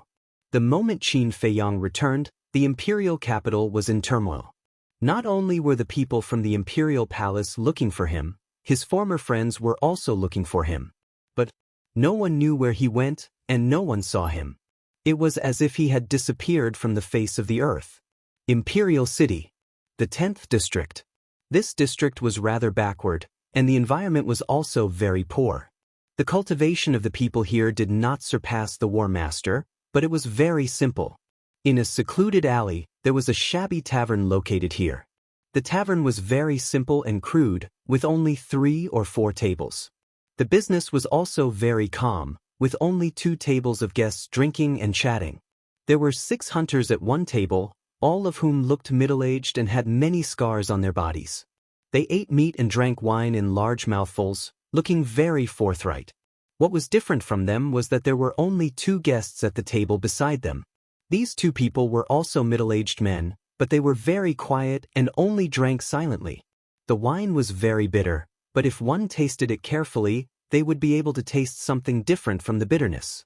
This taste was tranquility. Although the 6 hunters beside him were very noisy, Qin Feiyang's heart was especially peaceful. That's right. These 2 silent big men were Qin Feiyang and Yen Wei. Big news, big news. After a while, another man dressed in hunter attire ran into the tavern in a hurry. He also looked middle-aged, but he was relatively thin, and there was a sense of competence between his eyebrows. What big news? The 6 hunters who were drinking put down their wine jars and turned their heads to look at him curiously. Obviously, they were all acquaintances. The skinny man said, "I just received news that Qin Feiyang has returned and even destroyed the throne room in front of His Majesty and the Imperial Advisor." What? Is this kid crazy? What kind of place is the throne room? He dares to destroy it? Isn't he courting death? Is His Majesty very angry now? The 6 hunters were shocked. Yes, he's furious. He even issued a bounty. Anyone who sees Qin Feiyang will be rewarded with a sacred artifact and free entry into the Imperial Palace's martial arts treasury 3 times. If you can take Qin Feiyang's head, you will be conferred the title of Marquis. The skinny man said, his eyes filled with desire. Conferred Marquis. The 6 hunters were dumbfounded. The tavern owner and waiter were also dumbfounded. But at the same time, the sound of a wine glass breaking could be heard. The skinny man and the others all looked at Qin Feiyang, only to see that the wine cup in Qin Feiyang's hand had already shattered into pieces. Yen Wei hurriedly got up and smiled apologetically. I'm sorry. My brother has suffered some setbacks recently and is in a bad mood. We will compensate according to the price later. When the tavern owner heard this, he waved his hand and said with a smile, It's fine, it's fine. It's just a wine cup. Give him another one. The waiter next to him nodded and took out a new wine glass. He brought it to Qin Feiyang and comforted him. Big brother, there's nothing you can't overcome in this world. Take it easy. Thank you. Qin Feiyang also realized that he had lost his composure. He looked up at the waiter and smiled. I'm fine. Although you are all unfamiliar faces, it's fate that brought you together. If you want to drink in the future, feel free to come here. Although our tavern is small and crude, as long as you name a dish, we can make it for you. The most important person is that we have a lot of human kindness here. The waiter smiled. Human kindness. Qin Feiyang whispered and looked at the waiter with a smile. If there's a chance, I'll definitely come here often. All right, you guys continue. The waiter smiled and ran away. The hunters talked about the conferred marquis again. The tavern owner and the waiter also chimed in from time to time. Yen Wei glanced at them and picked up the wine jug. While pouring wine for Qin Feiyang, he asked through voice transmission, what does conferred marquis mean? Qin Feiyang raised his wine cup and drained it in one gulp. He secretly explained, the Grand Qin Empire has a total of 100 martial marquises, and every single martial marquis possesses extraordinary power and status. Yen Wei curiously asked, then how high is their status? Qin Feiyang said, according to the words of the mortal world, below one person and above all others. Yen Wei's body stiffened. In order to hunt down Qin Feiyang, the emperor actually gave out such conditions. No wonder Qin Feiyang lost his composure. Yen Wei raised his wine cup and smiled, come, today I'll accompany you until we're drunk. He was a rough person and didn't know how to comfort Qin Feiyang. So he could only accompany Qin Feiyang to drink to his heart's content. Qin Feiyang glanced at him and shook his head. This blow is nothing to me. And now is not the time to get drunk. Are you really okay? Yen Wei looked at him doubtfully. Qin Feiyang laughed. Do I look like a weak person to you? Yen Wei looked at him seriously for a moment and shook his head with a smile. You don't. Then that's incredible. The question I'm thinking about now is, where did Mu Tianyang go? Qin Feiyang drank his wine and frowned. Yen Wei pondered for a moment and thought, could this be a pretense? Qin Feiyang was stunned and asked telepathically, what do you mean? What I mean is, he might have guessed that we would follow him, so he deliberately went to Butterfly Valley and left some clues, making us mistakenly think that he went to the Forgotten Continent and the Imperial Capital. And in reality, he might still be in the spiritual state. Yen Wei thought to himself. Qin Feiyang's eyes lit up. Why didn't he think of that? As the previous emperor, Mu Tianyang was wise and astute, so he definitely wouldn't let others easily grasp his whereabouts. Perhaps this really was a pretense. Buzz. At this moment, the image crystal in Qin Feiyang's arms rang. Qin Feiyang frowned. Who would send him a message at this time? Now that he was in the imperial capital, the people of the 9 continents and the Forgotten Continent couldn't send him a message. It could only be someone in the imperial capital. And although in the imperial capital, anyone who had established a contract bridge with him had a close relationship with him, at this time, he had to be cautious. So he was hesitating. Phew! After pondering for a while, Qin Feiyang took a deep breath, took out a dozen gold coins, put them on the table and was about to get up and leave. But the conversation between the hunters, the tavern owner, and the waiter piqued his interest. The waiter asked, "Do you think Qin Feiyang will be caught this time?" For a moment, the tavern owner and the hunters fell silent. Qin Feiyang didn't pay any attention to the trembling image crystal. He looked at them with great interest. A moment later, the tavern owner shook his head and said, "Actually, it's obvious that the people of the Imperial Palace won't be able to catch him." Qin Feiyang was stunned, got up and walked over, smiled and said, "Why do you say so? If Qin Feiyang is really so easy to catch, he wouldn't have escaped so many times in the past." Moreover, when he destroyed the throne room, His Majesty and the Imperial Advisor were both present, but they still let him escape, not to mention that he has now escaped from the Imperial Palace. Although I haven't seen Qin Feiyang, I have heard a lot of rumors about him. His current strength can't confront the Imperial Palace head-on, but in terms of means, I reckon that no one in the Imperial Palace can compete with him. The tavern owner chuckled. Qin Feiyang shook his head and laughed. He didn't expect that in the eyes of these ordinary people, he would have such a high opinion of him. Qin Feiyang put the gold coins in his hand on the table. The tavern owner glanced at the gold coins, there were more than a dozen, and hurriedly said, "That's too much." Qin Feiyang and the waiter drank 2 pots of wine. And these 2 pots of wine were just ordinary spirits, worth a few silver coins at most. Qin Feiyang glanced at the hunters and said with a smile, "It's okay, just treat it as my treat." Then he opened the portal and left with Yen Wei. In the tavern, several people looked at each other, then shook their heads and laughed, and whispered again. Outside the city, Black Dragon Pool. The image crystal had stopped vibrating. However, he was waiting. If the person who sent him a message before really had something to ask him, then he would definitely continue to send him a message later. Sure enough, in less than 100 breaths, the image crystal vibrated again. Qin Feiyang took out the image crystal. Buzz. An illusory figure appeared. It was a woman in white, with an exquisite figure, fluttering black hair, exquisite facial features, and smooth skin. She could be called a peerless beauty. "Sister." Qin Feiyang's eyes trembled slightly. That's right. This woman was Ren Wuxia. Feiyang. Seeing Qin Feiyang, Ren Wuxia was also very excited. Qin Feiyang said self-reproachfully, "Sister, I'm sorry to have made you worry." Ren Wuxia said angrily, "Silly boy, what's the relationship between us? Why are you apologizing to me?" Qin Feiyang felt warm in his heart and asked, "How is the old man now?" Ren Wuxia said, "Grandpa is very good, but he often misses you and wants to see you." "I'm sorry, I haven't visited you since I came back." Qin Feiyang lowered his head and said, he treated Ren Wuxia as his own sister, and he also treated the old man as his own grandfather. So when he heard this, he felt guilty. "It's okay, because we all know that you have no choice now, and you don't want to implicate us. Grandpa and I don't ask for much as long as you're fine," Ren Wuxia said with a smile. Hearing this, Qin Feiyang's mood became even more depressed. Ren Wuxia sighed and said with a smile, "Gu Feiyang, there's someone who wants to talk to you." Qin Feiyang was stunned. He looked up at Ren Wuxia and asked, "Who is it?" An old man walked to Ren Wuxia's side and entered Qin Feiyang's sight.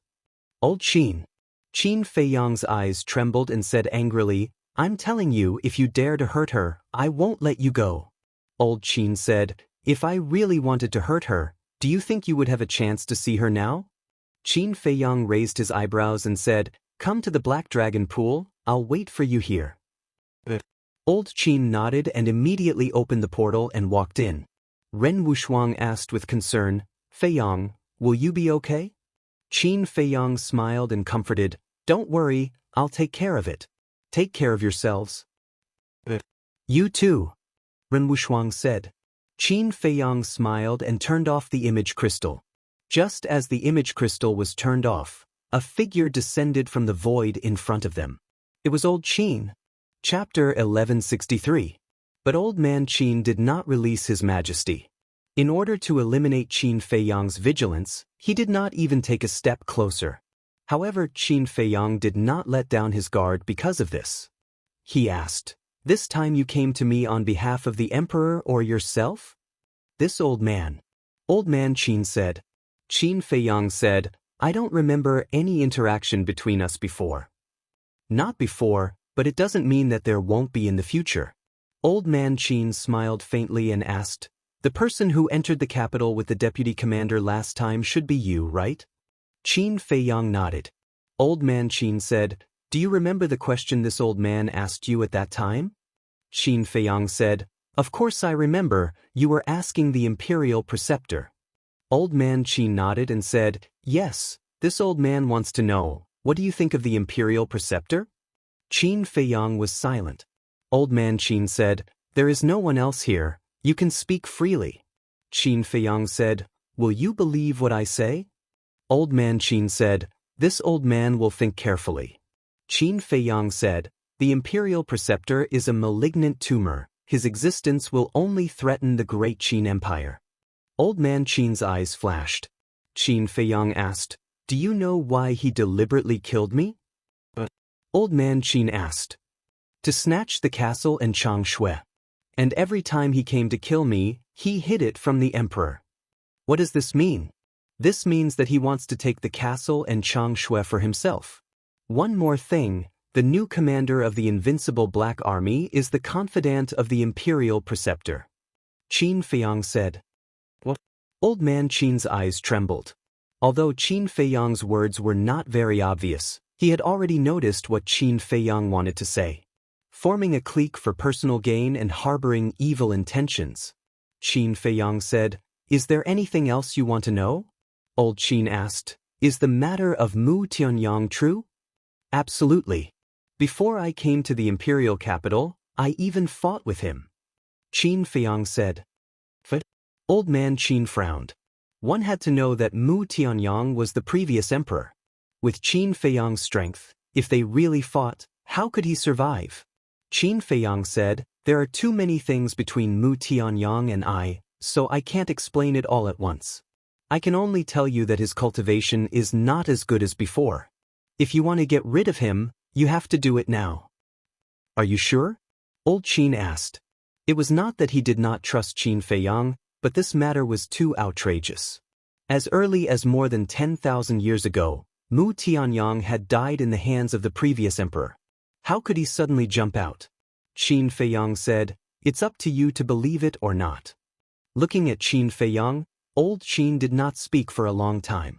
He wanted to find something in Qin Feiyang's expression, but in the end he did not find any trace of deception. Taking a deep breath, he asked, then what are you going to do next? I'm going to track Mu Tianyang. The great Qin Empire is the blood and sweat of my ancestors. I will not let it be destroyed in someone's hands. Qin Feiyang said firmly. This someone was naturally referring to the current emperor. Old Qin took a deep look at Qin Feiyang and sighed. If this is true, then it's really hard for you. Qin Feiyang said, I just want to have a clear conscience. What a good, clear conscience. How good would it be if you and your father didn't fight to this extent? Old Qin sighed.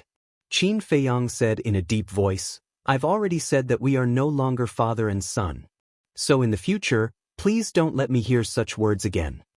Old Qin shook his head and sighed, fine, this old man will believe you for the time being. Go ahead and do what you want. But it's best if you can get the evidence back. At that time, this old man can tell His Majesty. After all, with your current relationship, no matter what you say, His Majesty won't believe you. Of course, if this old man finds out that you're lying to me, this old man won't let you off. Old Qin said. Time will prove everything. Qin Feiyang said indifferently. It's best if that's the case. Old Qin nodded and waved his hand. A wisp of blood-red aura rushed out from the top of his head and condensed into a blood-red figure.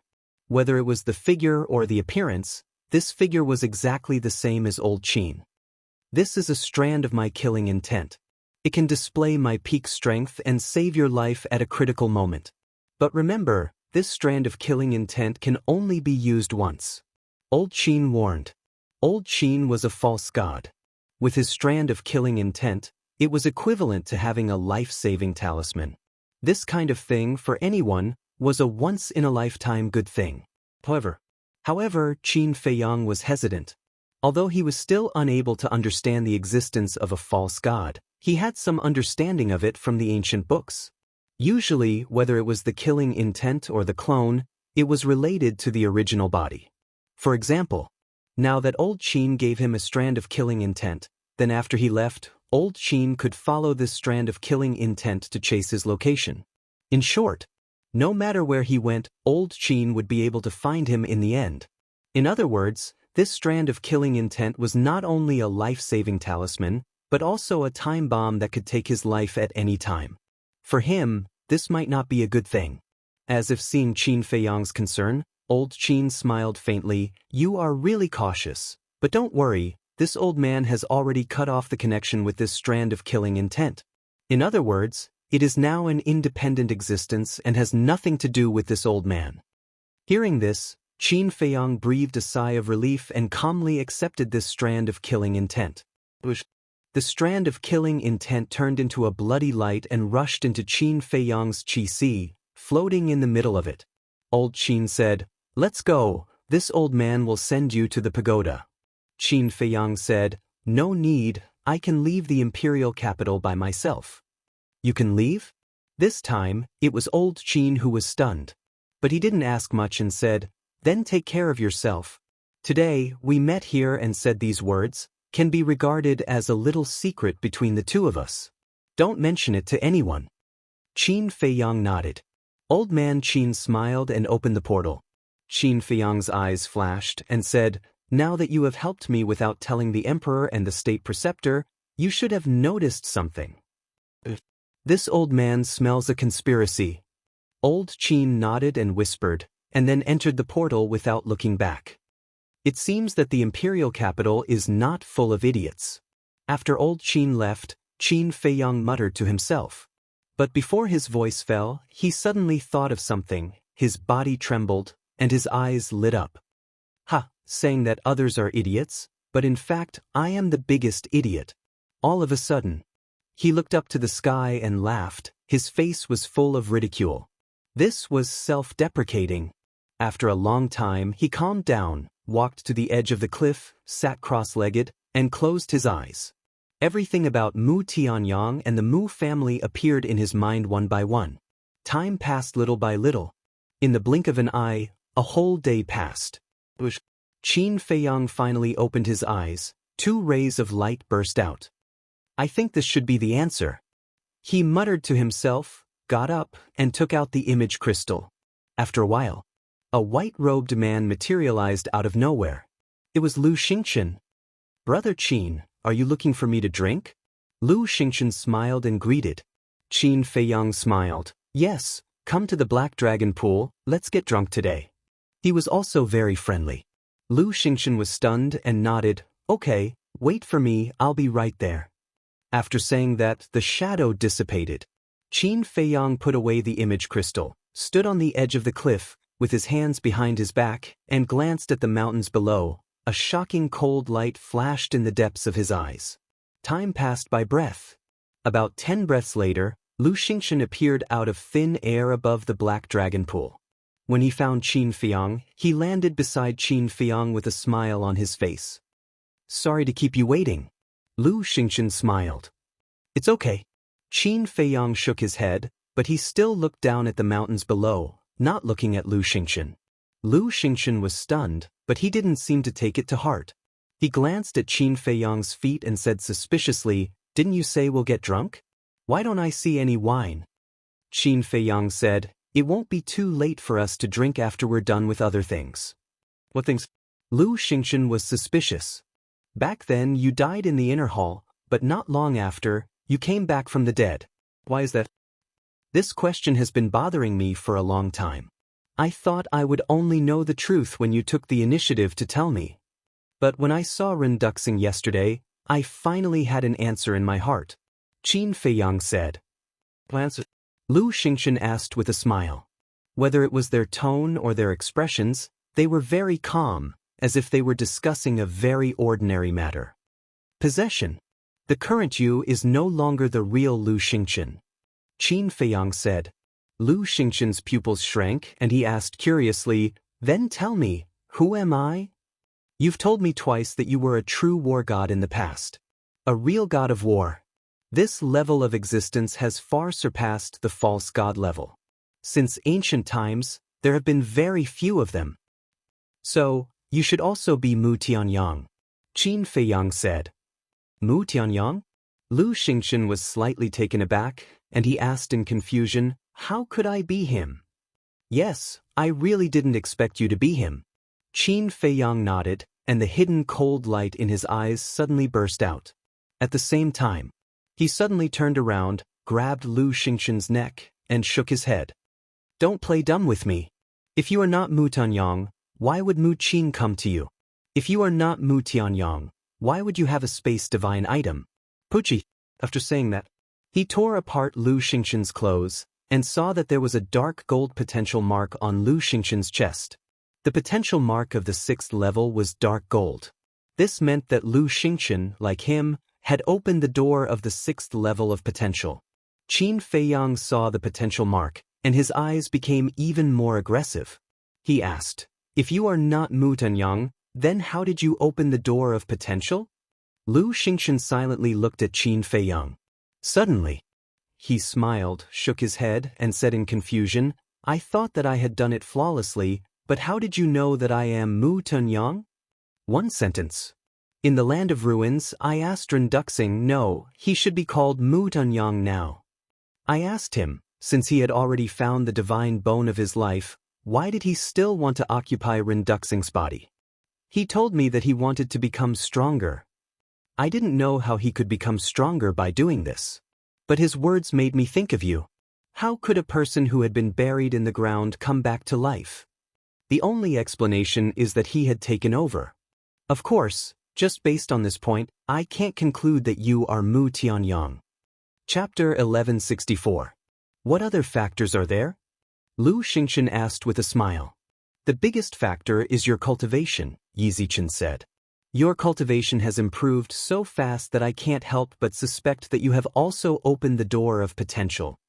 Sure enough, you have opened the 6th level. Another factor is Mu Qin. He personally admitted that the Mu family is the descendant of Mu Tianyang. And Mu Qin repeatedly came to you and was very respectful to you. What does this mean?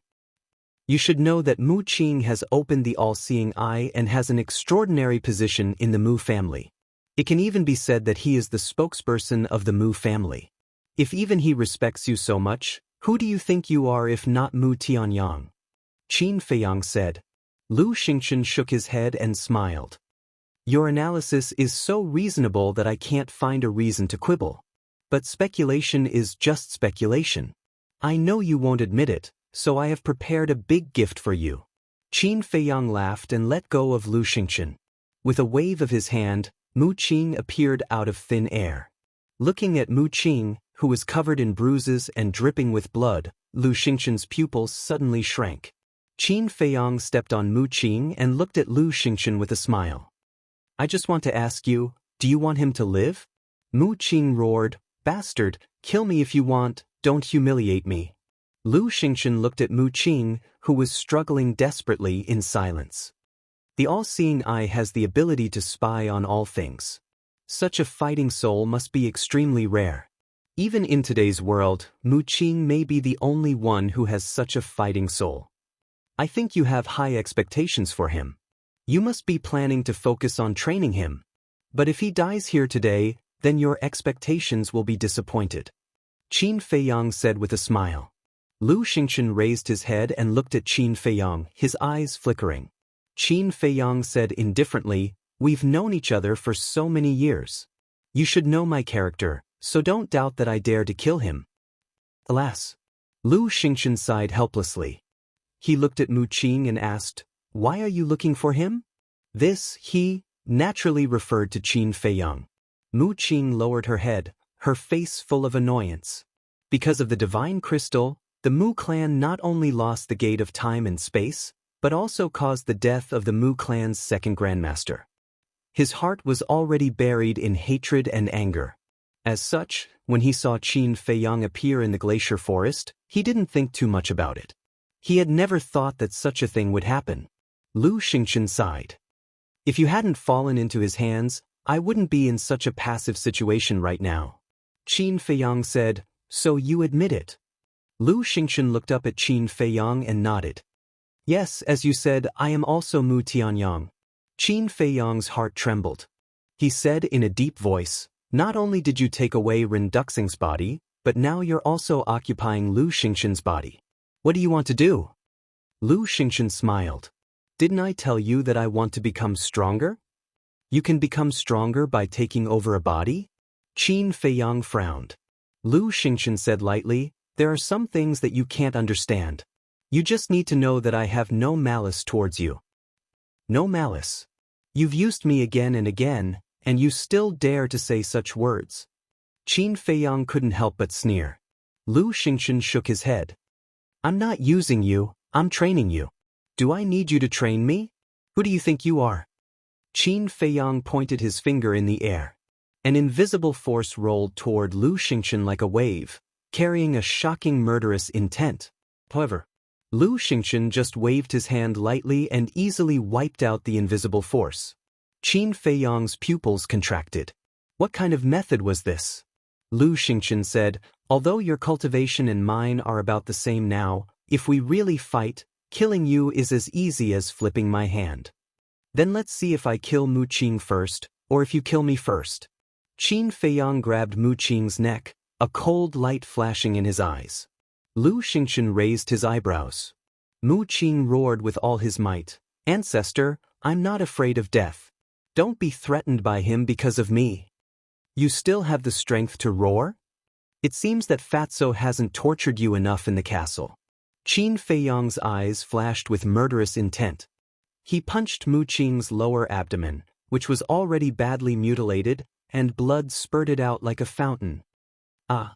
Mu Qing couldn't help but howl in pain. When you were chasing me in the internal sea, you probably didn't think that today's retribution would come. You've tried to kill me time and time again, but you've never succeeded.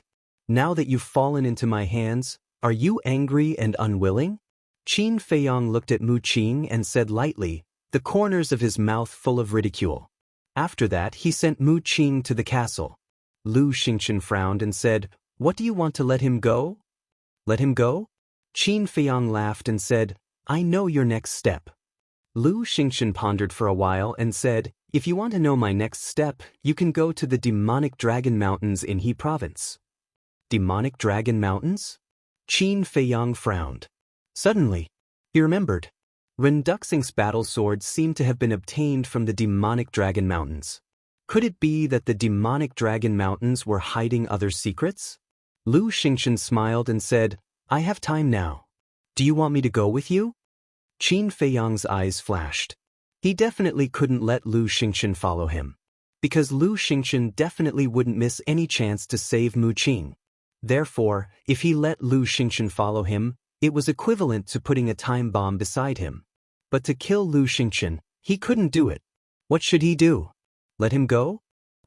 Letting him go was equivalent to letting a tiger return to the mountain. Suddenly, his eyes lit up and opened a portal. He looked at Lu Xingchen and said, follow me to a place. Lu Xingchen asked. Qin Feiyang said, you'll know when you get there. Lu Xingchen looked at him deeply and entered the portal. Qin Feiyang followed closely behind. The next moment, the two of them landed on a small plaza, surrounded by undulating mountains and towering ancient trees. In the center of the square, there was an ancient stone tower, towering into the clouds and emitting a mysterious aura. It was the pagoda. At this moment, Old Man Qin was sitting cross-legged in front of the pagoda. Sensing Qin Feiyang's aura, Old Man Qin immediately opened his eyes, but when he saw Lu Xingchen, he couldn't help but be stunned. What's going on? Old Man Qin looked at Qin Feiyang and asked. Qin Feiyang said, the Mu Tianyang you want, I've found him. So fast? Old Man Qin was slightly taken aback. He immediately sized up Lu Xingchen and frowned. Don't tell me you're talking about him? That's right. Qin Feiyang nodded. How is this possible? I've seen Mu Tianyang's portrait in an ancient book, and it doesn't look like him at all. Old Man Qin said. It's a long story, and this is not a place to stay for long. Help me keep an eye on him and don't let him escape. When there's a chance in the future, I'll explain it to you slowly. Qin Feiyang said in a deep voice. After all, this was the back mountain of the imperial palace. If it was discovered by the emperor and the state preceptor, not only would he suffer, but Old Man Qin would also be implicated. Old Man Qin nodded. Seeing that Qin Feiyang did not show any signs of lying, he began to treat this matter seriously. Qin Feiyang did not stay. He glanced at Lu Xingchen and opened the portal, ready to leave. Old Man Qin hurriedly grabbed his arm and asked, "Do you need my help?" "Not for now." Qin Feiyang shook his head and entered the portal without looking back. Lu Xingchen, on the other hand, was smiling from beginning to end. After Qin Feiyang left, Old Man Qin turned to look at Lu Xingchen and asked suspiciously, "Are you really Mu Tanyang?" Lu Xingchen shrugged and said with a smile, "If Qin Feiyang says so, then I am." Old Man Qin could not help but frown. Back to Qin Feiyang. After leaving the pagoda, he appeared in the Black Dragon Swamp again. He definitely had to go to the demonic Dragon Mountain range, but before that, he had a very important matter to deal with first. He took out the image crystal. Buzz. So, the shadow of the commander of the Kirin army appeared. Seeing that it was Qin Feiyang, the commander of the Kirin army was shocked and quickly looked around. Seeing that there was no one around, he was relieved. Then he looked at Qin Feiyang and asked in a low voice, "Where are you now?" "Black Dragon Swamp." Qin Feiyang said. The commander of the Kirin army frowned and said, "The situation is so critical now. Why are you still in the Black Dragon Swamp instead of leaving the capital?" "I'll leave later. First, help me find someone," Qin Feiyang said. The commander of the Kirin army asked. "Wuxia," Qin Feiyang said. "Why are you looking for him?" The commander of the Kirin army raised his eyebrows. Of course, he was no stranger to Wuxia. He was still entangled with his daughter. Qin Feiyang said, "Don't worry about him. Go find him immediately and try to bring him to the Black Dragon Swamp before dawn." The commander of the Kirin army nodded, and then the shadow disappeared. Qin Feiyang put away the image crystal and looked at the waning moon in the sky, his eyes shining. Lu Xingchen saved Wuxia from him many times. He couldn't figure it out before, but now he knew Lu Xingchen's real identity. He finally understood that this Wuxia must have been bought over by Lu Xingchen. In other words, Wuxia had also become Lu Xingchen's subordinate. Time passed quietly. Dawn was approaching. Swish. A black shadow descended over the Black Dragon Swamp. It was the commander of the Kirin army. But he was the only one who came. Qin Feiyang also sensed the aura of the commander of the Kirin army. He jumped into the air and landed in front of the commander of the Kirin army. He asked, "Why are you alone? Where's Wuxia?" "I didn't find him." The commander of the Kirin army shook his head. Qin Feiyang frowned and said, "How can you not find him? Did you ask your daughter?"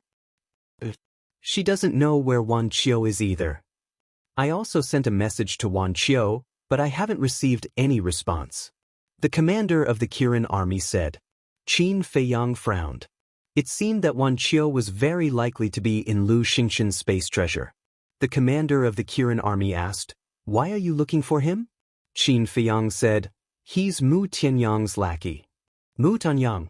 The body of the Qilin army's commander trembled as he said, "The matter that you told His Majesty, I also know. But how could Wuxia possibly be Mu Tianyang's lackey?" Chapter 1165. Crane Province. The commander of the Kirin army was stunned and asked suspiciously, "Why are you going to Crane Province?" "Time is of the essence. Don't ask so many questions. Tell me quickly," Qin Feiyang urged. "Let me think." The commander of the Kirin army pondered for a while and said, "I have been to Crane Province a few times before, but it was always in Crane Province City. As for the Magic Dragon Mountain Range, I have heard of it, but I did not pay much attention to it." Qin Feiyang said, "Then give me the coordinates of Crane Province City." The commander of the Kirin army nodded and gave Qin Feiyang the coordinates. Qin Feiyang waved his hand and Yen Wei appeared. Qin Feiyang then took out the imitation space-time gate and handed it to Yen Wei. Yen Wei immediately activated his battle chi and activated the space-time gate. The commander of the Kirin army glanced at Yen Wei and the space-time gate, then looked at Qin Feiyang and said, "Her Majesty is very worried about you now." Qin Feiyang's eyes trembled slightly. He resisted the impulse in his heart and said, "Help me tell my mother that I will try my best to survive." Clang. Before he finished his words, accompanied by a deafening sound, the space-time gate opened completely. "Let's go." Qin Feiyang waved his hand and stepped into the space-time gate without hesitation. Yan Wei nodded to the commander of the Kirin army and quickly followed in. The space-time gate quickly disappeared. Mu Nyang. The commander of the Kirin army muttered to himself and then opened the teleportation gate and returned to the Violet Palace. On the second floor of the Violet Palace, the woman in white sat in front of the table with a worried frown. The two maids were also standing at the side, their eyebrows were filled with worry. Da. Accompanied by a series of footsteps, the commander of the Kirin army walked up to the second floor and stopped behind the woman in white. He bowed and said, "My Majesty." The woman in white turned a deaf ear. "Is something the matter, Commander?" The two maids turned to the commander of the Kirin army and asked. The commander of the Kirin army said, "I just went to see His Highness the 14th Prince." Hearing this, the woman in white suddenly stood up and ran to the commander of the Kirin army. She asked, "Where is Feiyang?" The commander of the Kirin army answered honestly, "I was at the Black Dragon Pool just now, and now I've gone to Crane Province." "Why is your highness going to He Province?" The two maids were bewildered. "I don't know either, but I think it has something to do with Mu Tianyang." The commander of the Kirin army said. Mu Tianyang. The white-robed woman's body trembled. The commander of the Kirin army sighed. Although the 14th prince always says that he hates His Majesty, in fact, he still cares a lot about the relationship between father and son. Otherwise, he would not be running around to investigate Mu Tianyang. Feiyang doesn't care about this father-son relationship. The white-robed woman shook her head. Then what does His Highness care about? The commander of the Kirin army froze and asked in confusion. He cares about the late emperor and the people of the Great Qin Empire. I used to worry that Feiyang would be blinded by these enemies. But now it seems that my worries were unnecessary.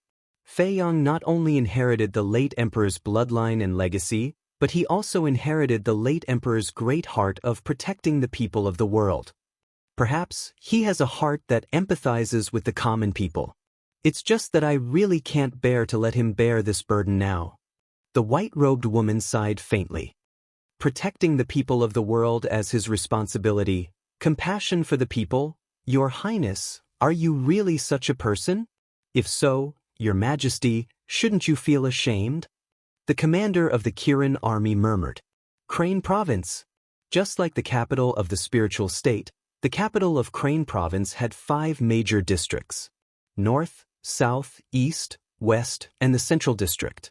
At this moment, the night was as dark as ink and dotted with cold stars. In the sky above the city center, a stone door silently appeared. The stone door slowly opened. 2 figures strode out. It was Qin Feiyang and Yan Wei.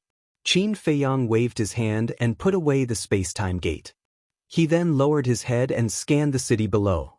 The Holy Palace, the Prefecture Master's residence, and the State Prison were all in the Central District. And in the Central District he sensed many powerful auras. Most of them were battle monarchs and battle emperors. The auras of battle masters were not absent, but they were pitifully few. And there was an especially strong aura that came from the Prefecture Master's residence. It was a 5-star battle emperor.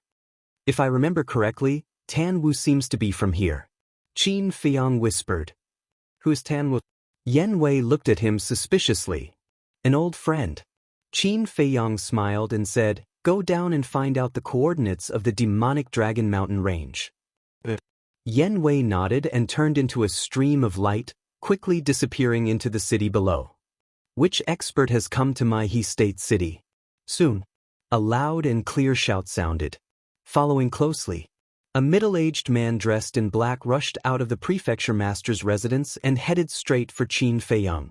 This person was the 5-star battle emperor that Qin Feiyang had sensed before. Obviously, he sensed Qin Feiyang's aura. The middle-aged man landed opposite Qin Feiyang and sized up Qin Feiyang. He muttered to himself, "Why does he look so familiar?" The middle-aged man cupped his hands and asked, "May I ask who you are?" Qin Feiyang. Qin Feiyang did not hide anything. What? The middle-aged man turned pale with fright. Qin Feiyang said indifferently, "You should be the current prefecture master of He State. Don't be nervous. I am not here to cause trouble." But even so, the middle-aged man did not let down his guard and asked carefully, "Then why are you here?" Qin Feiyang did not answer and waited quietly. The middle-aged man did not dare to say a word and stood silently opposite him. A moment later, Yan Wei rushed into the sky and looked at the middle-aged man in front of him. He walked to Qin Feiyang and transmitted his voice. "I've heard that the Magic Dragon Mountain Range is located in the far west of the city. It is tens of thousands of miles away from here." "What about the coordinates?" Qin Feiyang asked. "I've also heard about it." Yan Wei nodded. "Then let's go," Qin Feiyang said. Yan Wei waved his hand, opened the portal, and retreated to the side. Qin Feiyang glanced at the middle-aged man and said indifferently, "You can report to the imperial capital that I have come to He State." After saying that, he turned and entered the portal. Yan Wei followed him in. The middle-aged man did not dare to breathe loudly, but after the portal completely disappeared, he let out a long breath. Then, a look of surprise crawled up his face. Why did Qin Feiyang suddenly come to their He State? And why was he so fearless? At the same time, a huge mountain range was located in the far west, and one could not see the end of it at a glance. Mountain stream. Giant peaks stood like a forest, towering into the sky like a battle sword. Under the night sky, those towering mountains were like giant dragons lying under the ground, exuding a majestic aura that made one's heart palpitate. This was the Magic Dragon Mountain Range. In the sky above the forest at the edge of the mountain range, Qin Feiyang and Yan Wei appeared one after another. Qin Feiyang raised his head and scanned the mountains and rivers in front of him. A hint of surprise appeared in his eyes. The Magic Dragon Mountain Range was bigger than he imagined. Yan Wei said, "As far as I know, the Magic Dragon Mountain Range is the most dangerous place in He State. No one has ever dared to go deep, so no one knows how big the Magic Dragon Mountain Range is." "The most dangerous place?" Qin Feiyang raised his eyebrows. "It is said that not only are beasts rampant here, but there is also a mysterious power. No one who enters the depths of the Magic Dragon Mountain Range can walk out alive." Yan Wei said, "What mysterious power?" Qin Feiyang was suspicious. Yan Wei said, "A power that can rob the vitality of living beings." "What? Isn't this the same as the Black Dragon Glacier and the Demonic Island?" Qin Feiyang said in surprise. Yan Wei nodded and said, "So I suspect that the Magic Dragon Mountain Range might be related to the Black Dragon Glacier and the Demonic Island." Qin Feiyang's eyes flickered. From the Black Dragon Glacier, he obtained the Magic Dragon's Heart and Magic Dragon's Eye. From the Demonic Island, he obtained another reverse scale. What were these things? Could he find the correct answer in the Magic Dragon Mountain Range? "Let's go!" Qin Feiyang waved his hand, and the two of them turned into streaks of light, flying towards the depths of the mountain range like lightning. Magic Dragon's Eye, Magic Dragon's Eye, Magic Dragon Mountain Range, they all had the word Magic Dragon in them. If this was a coincidence, then it would be too much of a coincidence. Perhaps there really was some kind of connection between the three of them. In the mountain range, it was indeed as Yan Wei had said, the beasts were rampant. However, the beasts on the periphery weren't very strong, they were basically only at the War Emperor level. However, as they slowly went deeper, the number of beasts in the war sect gradually increased. Time passed. Dawn arrived. On the horizon, the morning sun slowly rose. The sunlight illuminated the mountains and the earth, dispelling the cold air left behind by the night. Qin Feiyang and Yan Wei did not stop and rest, and had already crossed over 10,000 miles. Along the way, they would occasionally meet some people who were training in the Magic Dragon Mountain Range or searching for treasures. However, the two of them ignored them. As for the mysterious power that Yan Wei mentioned, Qin Feiyang had never sensed it. Crack, boom, boom. Suddenly, waves of battle fluctuations came from the distance. The fluctuations were very strong, containing both the aura of humans and the aura of beasts. It was obvious that somewhere in front of them, someone was fighting with a beast. Qin Feiyang looked at each other and increased his speed, rushing towards the location of the battle fluctuations. The strength of the beasts in this area was basically between 3 and 5-star war sect. To Qin Feiyang and Yen Wei, it was naturally nothing. After all, one was a 6-star war saint and the other was a 2-star war emperor. But to the people of He province, the level of danger here was no less than a dragon's pool or a tiger's den. This was because the strongest representative of He province, the prefecture lord of He province, was only a 5-star war sect. Of course, the previous prefecture lord of He province was definitely stronger. However, the previous prefecture lord had to protect the teleportation altar of He province, so it was impossible for him to be in the Magic Dragon Mountain range right now. Therefore, Qin Feiyang judged that the ones fighting with the beasts in front were most likely Ren Duxing and his group. Boom, crack. As they got closer, the battle fluctuations became stronger and stronger, and Qin Feiyang was even more certain of his thoughts. Because the fluctuations of the battle carried a strand of saint might. One had to know that in the 9 provinces, it was impossible for there to be a war saint-level powerhouse. Qin Feiyang's eyes also revealed a trace of killing intent. Soon, the two of them passed through a forest and stopped in the air above a mountain ridge, gazing ahead. More than 10 miles away, a man and a beast were crazily fighting in the sky. Blood flowed everywhere, and the mountains and rivers below were destroyed. That beast was a large dark red dog. Its body was more than 10 meters long, but the strange thing was that on its shoulders, there were 5 basin-sized heads. That's actually the Hell Divine Hound. Yen Wei said in shock. Qin Feiyang was also extremely shocked. The Hell Divine Hound was an extremely rare divine beast. That's right, it was a divine beast. Its rarity could almost be compared to a divine dragon. The Hell Divine Hound was ferocious by nature and had an innate talent. It was known as the Guardian of Hell. Previously, he had only seen it in ancient books. This was the first time he had seen the true appearance of the Hell Divine Hound. However, Chapter 1166. That person was thin and had a hooked nose. His eyes were like those of an eagle, shining with a sharp light. He was extremely powerful. That infernal divine hound had the strength of a 7-star battle saint, but he was not at a disadvantage. And his cultivation level was only a 5-star battle saint. How did he do it? Looking at the man and the beast, Yen Wei's rough face was full of disbelief. A 5-star battle saint against a 7-star battle saint, this was a difference of 2 small realms. Why did his cultivation level advance so quickly? But Qin Feiyang was muttering to himself, his tone was full of disbelief. You know him? Yen Wei asked. Qin Feiyang said, Yes, I know him. He was once the strongest king in He province, Tanwu. Tanwu? Yen Wei was suspicious.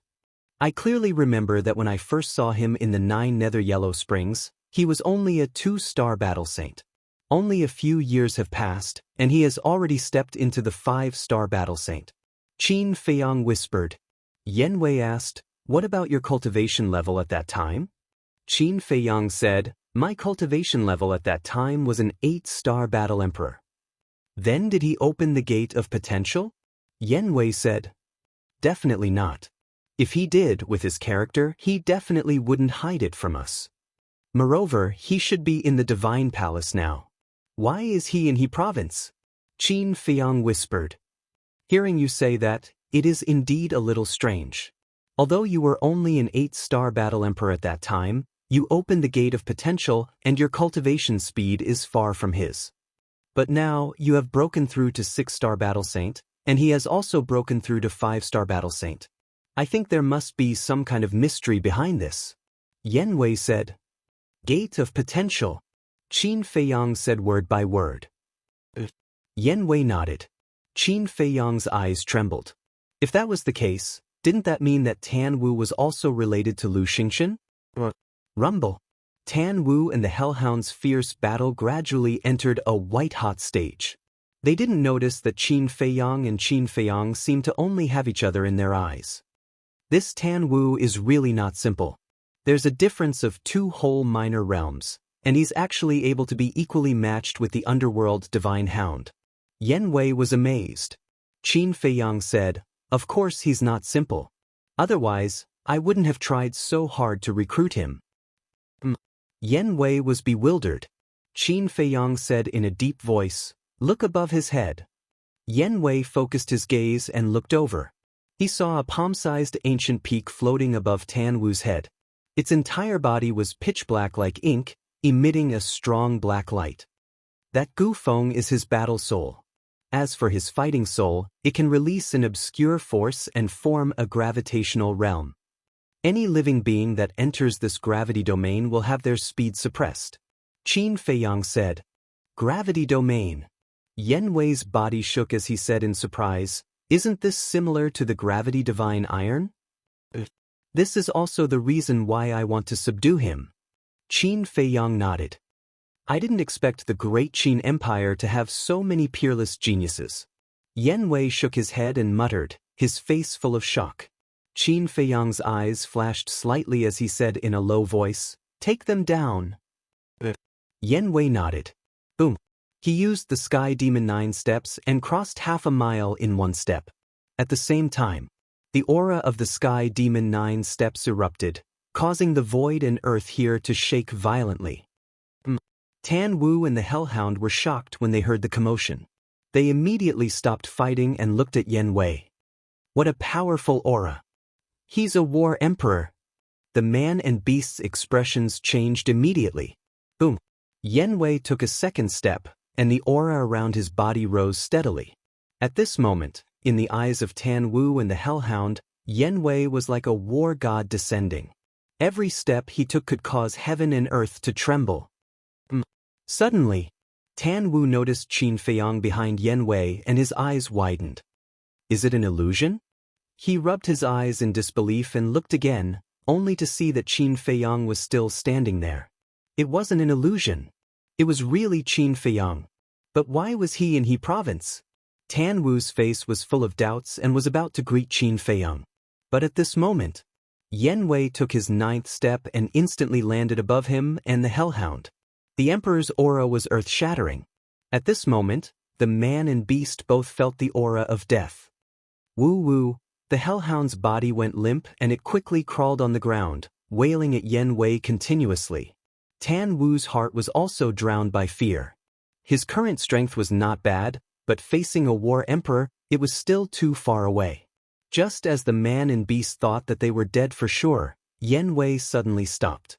That shocking killing intent firmly locked onto the man and wolf. Swish. It was also at this time that Qin Feiyang took a step forward and walked in front of Tan Wu step by step. Tan Wu glanced at Qin Feiyang, then looked at Yan Wei, and asked in surprise, "Brother Qin, what's going on?" Qin Feiyang smiled and said, "He's my man." "Your man?" Tan Wu was slightly taken aback, then could not help but heave a sigh of relief. Although he and Qin Feiyang did not have a deep relationship, based on Qin Feiyang's previous attitude, it should not be disadvantageous to him. However, this sigh of his had yet to completely die down when Qin Feiyang raised his arm, grabbed his clothes, and directly tore them to shreds. Tan Wu was immediately startled, both hands protecting his chest. Qin Feiyang's gaze turned dark and he shouted, "Put your hands down for me." Although Tan Wu covered in time, he still caught the shadow of the potential imprint. Tan Wu's eyes had a hint of panic as he pretended to be calm and said, "Brother Qin, what are you doing? I asked you to put it down, didn't you hear?" Qin Feiyang roared, a hint of intense killing intent even flickering in his eyes. Tan Wu's gaze trembled. But in the end, he let out a long sigh and lowered his hands. A dark gold potential imprint immediately appeared in Qin Feiyang's line of sight. Really didn't expect it. Qin Feiyang looked at the potential imprint and shook his head in self-mockery. Tan Wu hurriedly said, "Brother Qin, listen to my explanation." "What's there to explain? Do you remember what conditions I offered when I asked you to follow me?" Qin Feiyang said. Help me open the door of potential. Tan Wu said. But at that time, you refused. Since then, I have always thought that you are a person with backbone and dignity. However, I didn't expect that you would actually become Lu Xingxin's lackey. Qin Feiyang reprimanded, his face full of disappointment. Lu Xingxin's lackey? But hearing Qin Feiyang's words, not only was Tan Wu not ashamed at all, but he got up with a suspicious look. Seeing this, Qin Feiyang raised his eyebrows and said, "Do you dare to say that you didn't join Lu Xingxin? Why should I join him?" Tan Wu asked back. "In order to open the door of potential," Qin Feiyang shouted. Tan Wu hurriedly stretched out his hand and said, "Wait, what do you mean by this?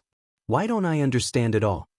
Yen Wei frowned and said through voice transmission, "Look at him, it seems that it's not what you think?" Qin Feiyang couldn't help but frown. Could it be that he misunderstood Tan Wu? Tan Wu opening the door of potential had nothing to do with Lu Xingxin? But that wasn't right. Apart from Lu Xingxin, who else in the Great Qin Empire had the ability to help Tan Wu open the door of potential? If Tan Wu opened the door of potential with his own ability, he wouldn't believe it even if he was beaten to death. Because in the Great Qin Empire, there were many people with better talent, comprehension, and aptitude than Tan Wu. If others couldn't do it, why could he do it? Or was Tan Wu acting now to cover up the truth? After thinking about it, Qin Feiyang really couldn't make a judgment and asked, "Then tell me, how did you open the door of potential?" Tan Wu shook his head and said, "I can't say, but I can guarantee that it has nothing to do with Lu Xingxin." Guarantee? Qin Feiyang smiled coldly and said, "Do you know? Right now, Lu Xingxin is my must-kill target. Do you think that I'll easily believe you? What's the situation? Isn't your relationship with him very good? Why would he become your must-kill target?" Tan Wu was bewildered. Qin Feiyang couldn't find the slightest trace of pretense in his eyes and expression. If Tan Wu was really acting now, then his acting skills were really too good. But if Tan Wu was not acting, then who helped him open this door of potential? Really not saying? Qin Feiyang asked once more. Tan Wu said, "I promised him I really can't say." A wave of viciousness immediately surged from between Qin Feiyang's brows. Grabbing Tan Wu's neck, he shouted, "I think highly of you, but it doesn't mean that I won't kill you. Don't challenge my patience. Even if you kill me, I won't tell you." Tan Wu shook his head without the slightest cowardice. Qin Feiyang burned with rage. Yen Wei suddenly reached his hand out, grabbed Qin Feiyang's shoulder, and transmitted his voice, "Don't be anxious, I've thought of a way." What? Qin Feiyang secretly thought. Can't your slavery seal peek into the other party's thoughts? You'll enslave him now. When he's thinking about this question in his heart, you'll naturally be able to get the answer. Yen Wei secretly thought. That's right. Why didn't I think of it? Qin Feiyang's eyes flashed. Tan Wu did not know that his slavery seal had this kind of ability, so he definitely would not be on guard. With this thought in mind, Qin Feiyang did not hesitate anymore, forming seals with both hands. A slavery seal instantly appeared out of nowhere. Following closely, with a wave of his hand, the slavery seal tore through the void and swept into the top of Tan Wu's head. Ah! Tan Wu immediately hugged his head and cried out in pain. But the excruciating pain in his head disappeared very quickly. Tan Wu sized himself up and looked at Qin Feiyang in surprise and asked, "What did you do to me?" Qin Feiyang did not answer and said, "I'll ask you one last time, who was it that helped you open the door of potential?" Under normal circumstances, when being interrogated by others, one would instinctively think of this question in their mind. And Qin Feiyang wanted to seize this opportunity to figure out the truth. "Don't force me, I really can't tell you." Tan Wu shook his head again. But in his heart, he was sighing. Puzzled. "Old Senior Qin, since you're so concerned about Qin Feiyang, then why don't you let him know all of this?" Old Senior Qin. Qin Feiyang's gaze trembled slightly. Chapter 1167. Who is Old Senior Qin? Why didn't he know that there was such a person who possessed the pill to unlock the door of potential? Old Senior Qin? Surnamed Qin. Could it be that this person was a certain old senior of the Qin clan? But thinking about it, it didn't seem right. If it was really a certain old senior of the Qin clan, then they would definitely take it out to nurture the descendants of the Qin clan. But since young, he had never seen a potential pill in the imperial palace. Old senior Qin, old senior Qin? Could it be that old senior Qin who guarded the pagoda? But immediately after, he denied this thought. If it was really that old senior Qin, then the emperor must also know about the existence of the potential pill. Qin Feiyang was puzzled. Suddenly, he grabbed Tan Wu's clothes again and shouted, "Who is the old senior Qin you're thinking of?" Tan Wu was extremely surprised. How did Qin Feiyang know what he was thinking? Didn't you want to know what I did to you just now? I'll tell you now, that's an enslavement seal. After being controlled by the enslavement seal, I can peek into your inner thoughts through the enslavement seal. Qin Feiyang said solemnly. There's actually such a thing. Tan Wu turned pale with fright. Say it quickly. Qin Feiyang shouted. His patience was about to be worn out. Looking at Qin Feiyang's current appearance, Tan Wu fell into a struggle. Should he tell Qin Feiyang or not? Old senior Qin. At the same time, Yanwei was also thinking about this problem.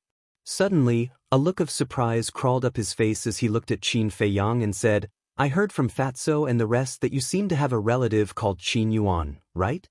Qin Feiyang nodded. Yanwei guessed. Do you think this old senior Qin could be him? Qin Feiyang's body and mind trembled. Was it Uncle Yuan? He hurriedly looked at Tan Wu. If this person was really Uncle Yuan, then hearing Yanwei's words now, Tan Wu's expression would have some changes. When he looked at Tan Wu, he shockingly discovered that Tan Wu was currently looking at Yanwei. Furthermore, the gaze in his eyes clearly became different.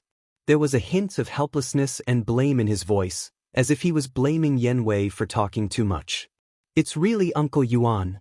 Qin Feiyang's body trembled. Uncle Yuan actually possessed a pill that could open the door to potential? This was hard for him to accept.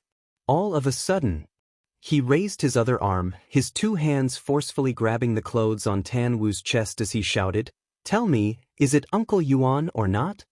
Tan Wu's gaze flickered. A moment later, he sighed deeply and nodded.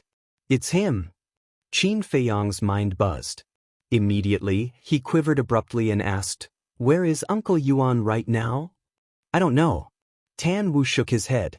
Qin Feiyang roared. He already helped you open the door to potential, how can you not know? Not only did old senior Qin help me open the door to potential, he even helped me raise my cultivation. But this was a very long time ago. Where he is now, I really don't know. Tan Wu said helplessly. Qin Feiyang's eyes could not help being filled with disappointment. Letting go of Tan Wu powerlessly, he said, Why did he help you open the door to potential? Old senior Qin knows that you think very highly of me, so he came to find me, asking me to assist you in the future. Frankly speaking, I really envy you. Although you were deserted by everyone back then, there are two people who have always been silently concerned about you. These two people are your mother and old senior Qin. Especially old senior Qin. Although he didn't meet you these few years, he has always been paying attention to your situation. Furthermore, for your future development, he has even been secretly helping you nurture a force. Tan Wu said. Mother, Uncle Yuan. Qin Feiyang lowered his head and muttered. Gradually, his face brimmed with a happy smile. That's right. He was not alone. Because no matter what happened, Uncle Yuan and his mother would not leave him. Furthermore, he even had an additional group of companions by his side now. Qin Feiyang raised his head, looked at Tan Wu and asked, What force? At that time, he just mentioned it in passing.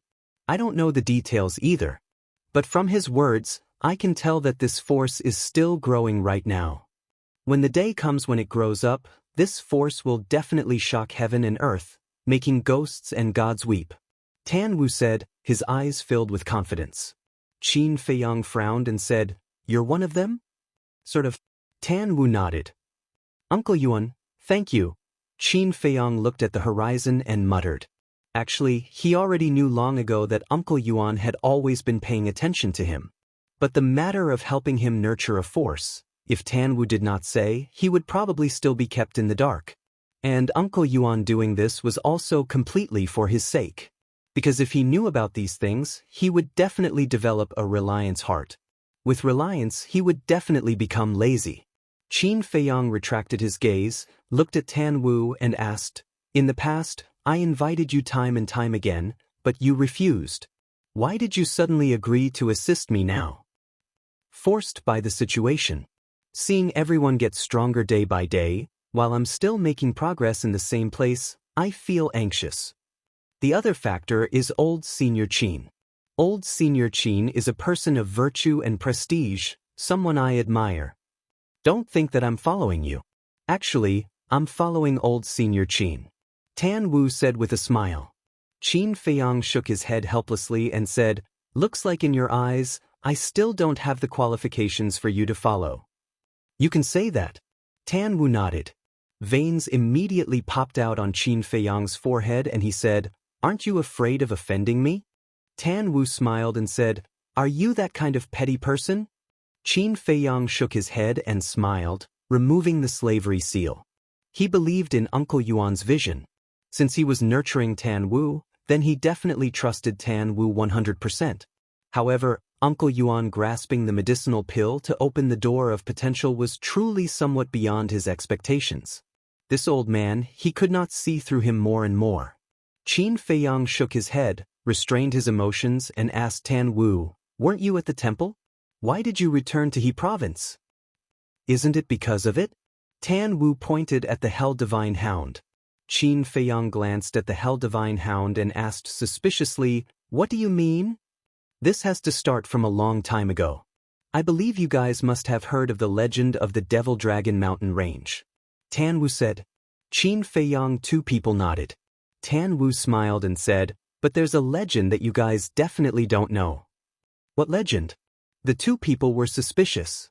Tan Wu said, "Legend has it that in the deepest part of the Devil Dragon Mountain Range, there's a peerless divine weapon hidden. As long as you obtain this divine weapon, you will definitely be like a carp leaping over the dragon gate, soaring to the heavens in one go."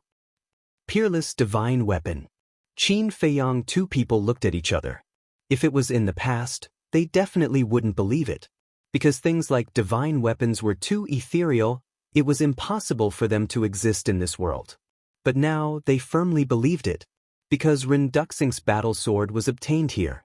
Yenwei said, "I really didn't hear about this legend in the capital." Tan Wu smiled faintly and said, "Only a few people in He province know about this legend. They definitely won't be able to find out about it." Qin Feiyang asked, "Then what does this legend have to do with the Hell Divine Hound?" "Of course. Back then, when I stepped into the one-star battle sect, I entered the Devil Dragon Mountain Range to verify the authenticity of this legend. However, when I came to the Devil Dragon Mountain Range, I realized how naive and childish I was. There were too many fierce beasts here and they were too strong. It wasn't a place that I could set foot in at all. But I didn't want to give up. I desperately walked towards the depths and finally came here with great difficulty. And when I came here, I was already seriously injured. Just as I was about to find a place to recuperate for a period of time, this damn dog suddenly jumped out and almost took my life." Tan Wu looked at the Hell Divine Hound, his eyes filled with a cold light. "TSK, that's because you overestimated your own abilities. With your little cultivation back then, you still dared to go so deep. If this emperor doesn't kill you, who will I kill?"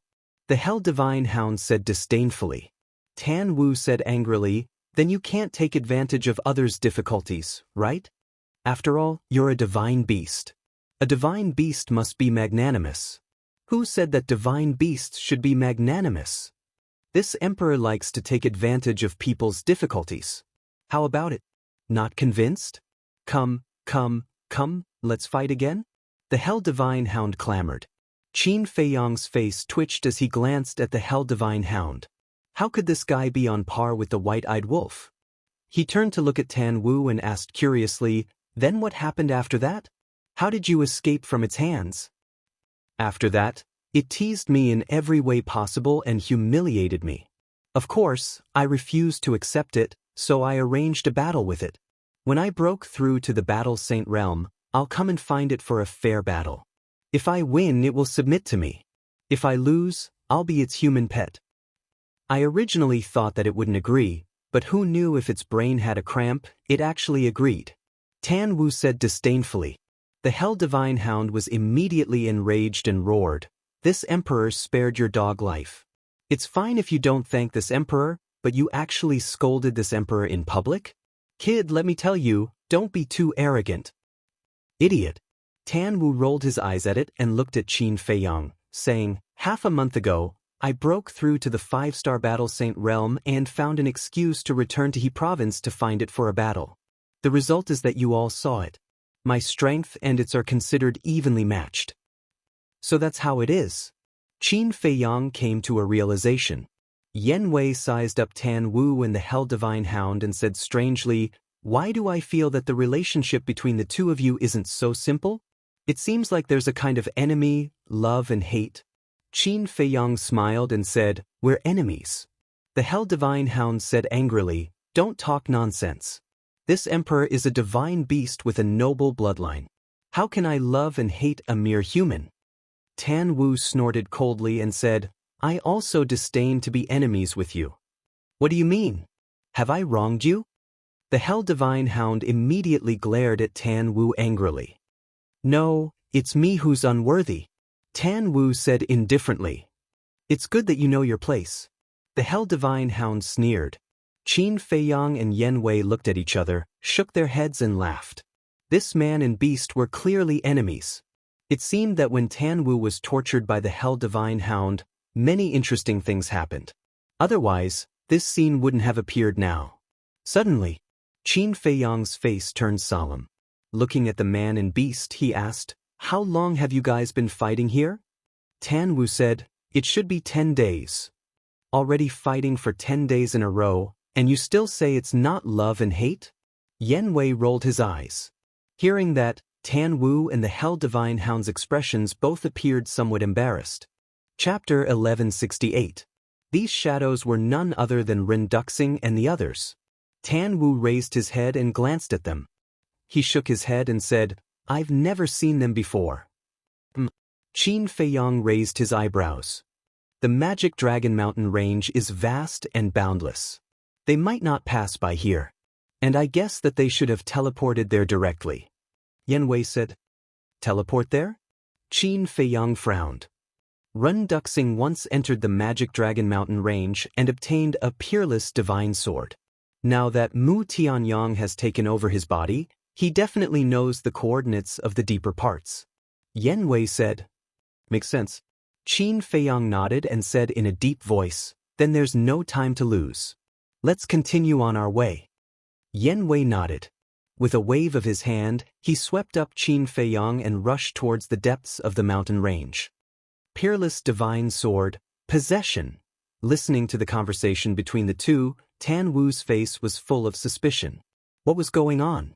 Wait for me. Seeing that Qin Feiyang was about to disappear at the end of the mountain range, Tan Wu quivered and hurriedly shouted at the two of them, chasing after them. The Hell God Hound was stunned for a moment before chasing after them. At the same time, hearing Tan Wu's voice, Yen Wei turned to look at Qin Feiyang. Qin Feiyang pondered for a moment and nodded to Yen Wei. Yen Wei immediately slowed down. Not long later, Tan Wu chased after them and asked suspiciously, where are you guys going? Yen Wei said, the deepest part of the Magic Dragon Mountain range. Tan Wu's eyes lit up and said, can you bring me along? I've long wanted to go deeper to take a look. Yen Wei hesitated. Qin Feiyang frowned. It's very dangerous, and we might not even be able to return. It's fine. Anyway, you're here. If we encounter any danger, just let me go to the castle. Tan Wu smiled and said. Qin Feiyang smiled helplessly and said, I'm just afraid that I won't have the chance to send you to the castle. Is it that dangerous? Tan Wu was bewildered. Life is unpredictable, who knows? Qin Feiyang said. That, at this moment, the Cerberus also caught up. It looked at Qin Feiyang and asked, can you take me with you? Qin Feiyang was astonished. Aren't you afraid of death? The Hell God Hound said disdainfully, am I the kind of person who is afraid of death? You're a dog, not a human. Tan Wu rolled his eyes. The Hell Divine Hound immediately opened its bloody maw and pounced towards Tan Wu. Yen Wei shook his head and smiled. With them accompanying me, I won't be too lonely. Qin Feiyang couldn't help but shake his head and laugh. Yen Wei brought 2 people and 1 beast and turned into a stream of light, rushing into the depths like lightning. Brother Qin, why did you say that I joined Lu Xingqian just now? And what peerless divine sword, what possession, what Mu Tianyang, what's going on? At the same time, East State City. To the east of the city, there was a desolate canyon. At this moment, one figure after another descended in the sky above the canyon. The leader was a white-haired old man. It was the Imperial Preceptor. Behind the Imperial Preceptor was a group of black-clothed people. There were men and women, old and young. On their chests, there was an extremely eye-catching black skull symbol. Just as the Imperial Preceptor and the others appeared, 2 figures rushed out of the canyon and landed in front of the Imperial Preceptor. They bowed and said, "Greetings, Lord." Of these 2 people, one was an old man, the other was a middle-aged man. The old man was the previous prefecture chief of He State. The middle-aged man was the current prefecture chief that Qin Feiyang met in the city. And this canyon was where the teleportation altar of He State was located. Very few people knew about it. The Imperial Preceptor looked at the 2 people and asked, "Where is Qin Feiyang?" The middle-aged man said, "He was in the city not long ago, but I don't know where he is now." The State Preceptor's face immediately became filled with a vicious aura that couldn't be dispelled. He gloomily said, "Qin Feiyang is a serious criminal in the capital. You saw him, yet you didn't apprehend him in time and instead allowed him to leave. Do you know that this State Preceptor can sentence you to death right now?" "Spare me, Lord." The middle-aged man trembled and hurriedly knelt in the void to beg for mercy. He was also bitter in his heart. Even the people in the capital couldn't do anything to Qin Feiyang, let alone He State. But in the face of the Imperial Preceptor's obscene power, he could only endure silently. "Why aren't you investigating?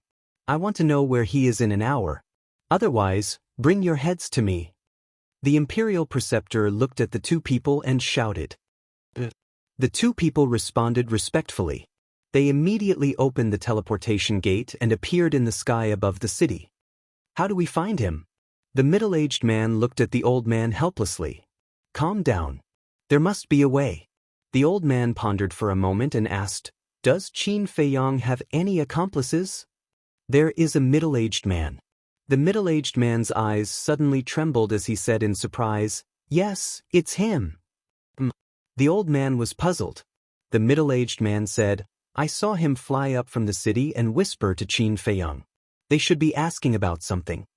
The old man was delighted and said, "This is a clue. Quickly bring people to investigate." The middle-aged man nodded and immediately turned to leave. In less than an hour, he returned and said to the old man, "I found it. That middle-aged man is in a restaurant asking for the coordinates of the Magical Dragon Mountain Range." "They are going to the Magical Dragon Mountain Range?" The old man was surprised. "Should be right." The middle-aged man nodded. The old man said in panic, "This is not good. Tan Wu is now in the Magical Dragon Mountain Range." "What? When did that kid come back?" The middle-aged man was surprised. "More than 10 days ago. It seems to be for that hellhound." The old man said. The middle-aged man said angrily, "This brat is too willful. Quickly inform him to be careful of Qin Feiyang." The old man nodded and took out the image crystal. Even the hellhound knew about it. It could be seen that the relationship between these 2 people and Tan Wu was not shallow. At the same time, Magical Dragon Mountain Range. Qin Feiyang and the others were flying above a forest as fast as lightning. "Stop!" Tan Wu suddenly shouted. Yen Wei braked and stopped in the air. He turned to look at Tan Wu suspiciously and asked, "What's wrong?" Tan Wu said, "Someone sent me a message. You guys retreat." Qin Feiyang and Yen Wei looked at each other and quickly retreated to the side. "Humans are really troublesome." The hellhound muttered in dissatisfaction and also retreated to Qin Feiyang and Yen Wei's side. Tan Wu took out the image crystal. Buzz. The image of the old man appeared. Greetings, master. Tan Wu immediately bowed. The old man asked, Are you still in the magical Dragon Mountain range? Tan Wu nodded. The old man said, Then how is the battle with the Hellhound going? Tan Wu smiled bitterly and said, Its cultivation has also become stronger. It is now a 7-star battle saint.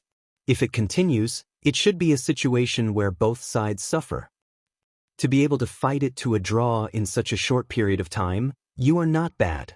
The old man smiled, his face full of gratification.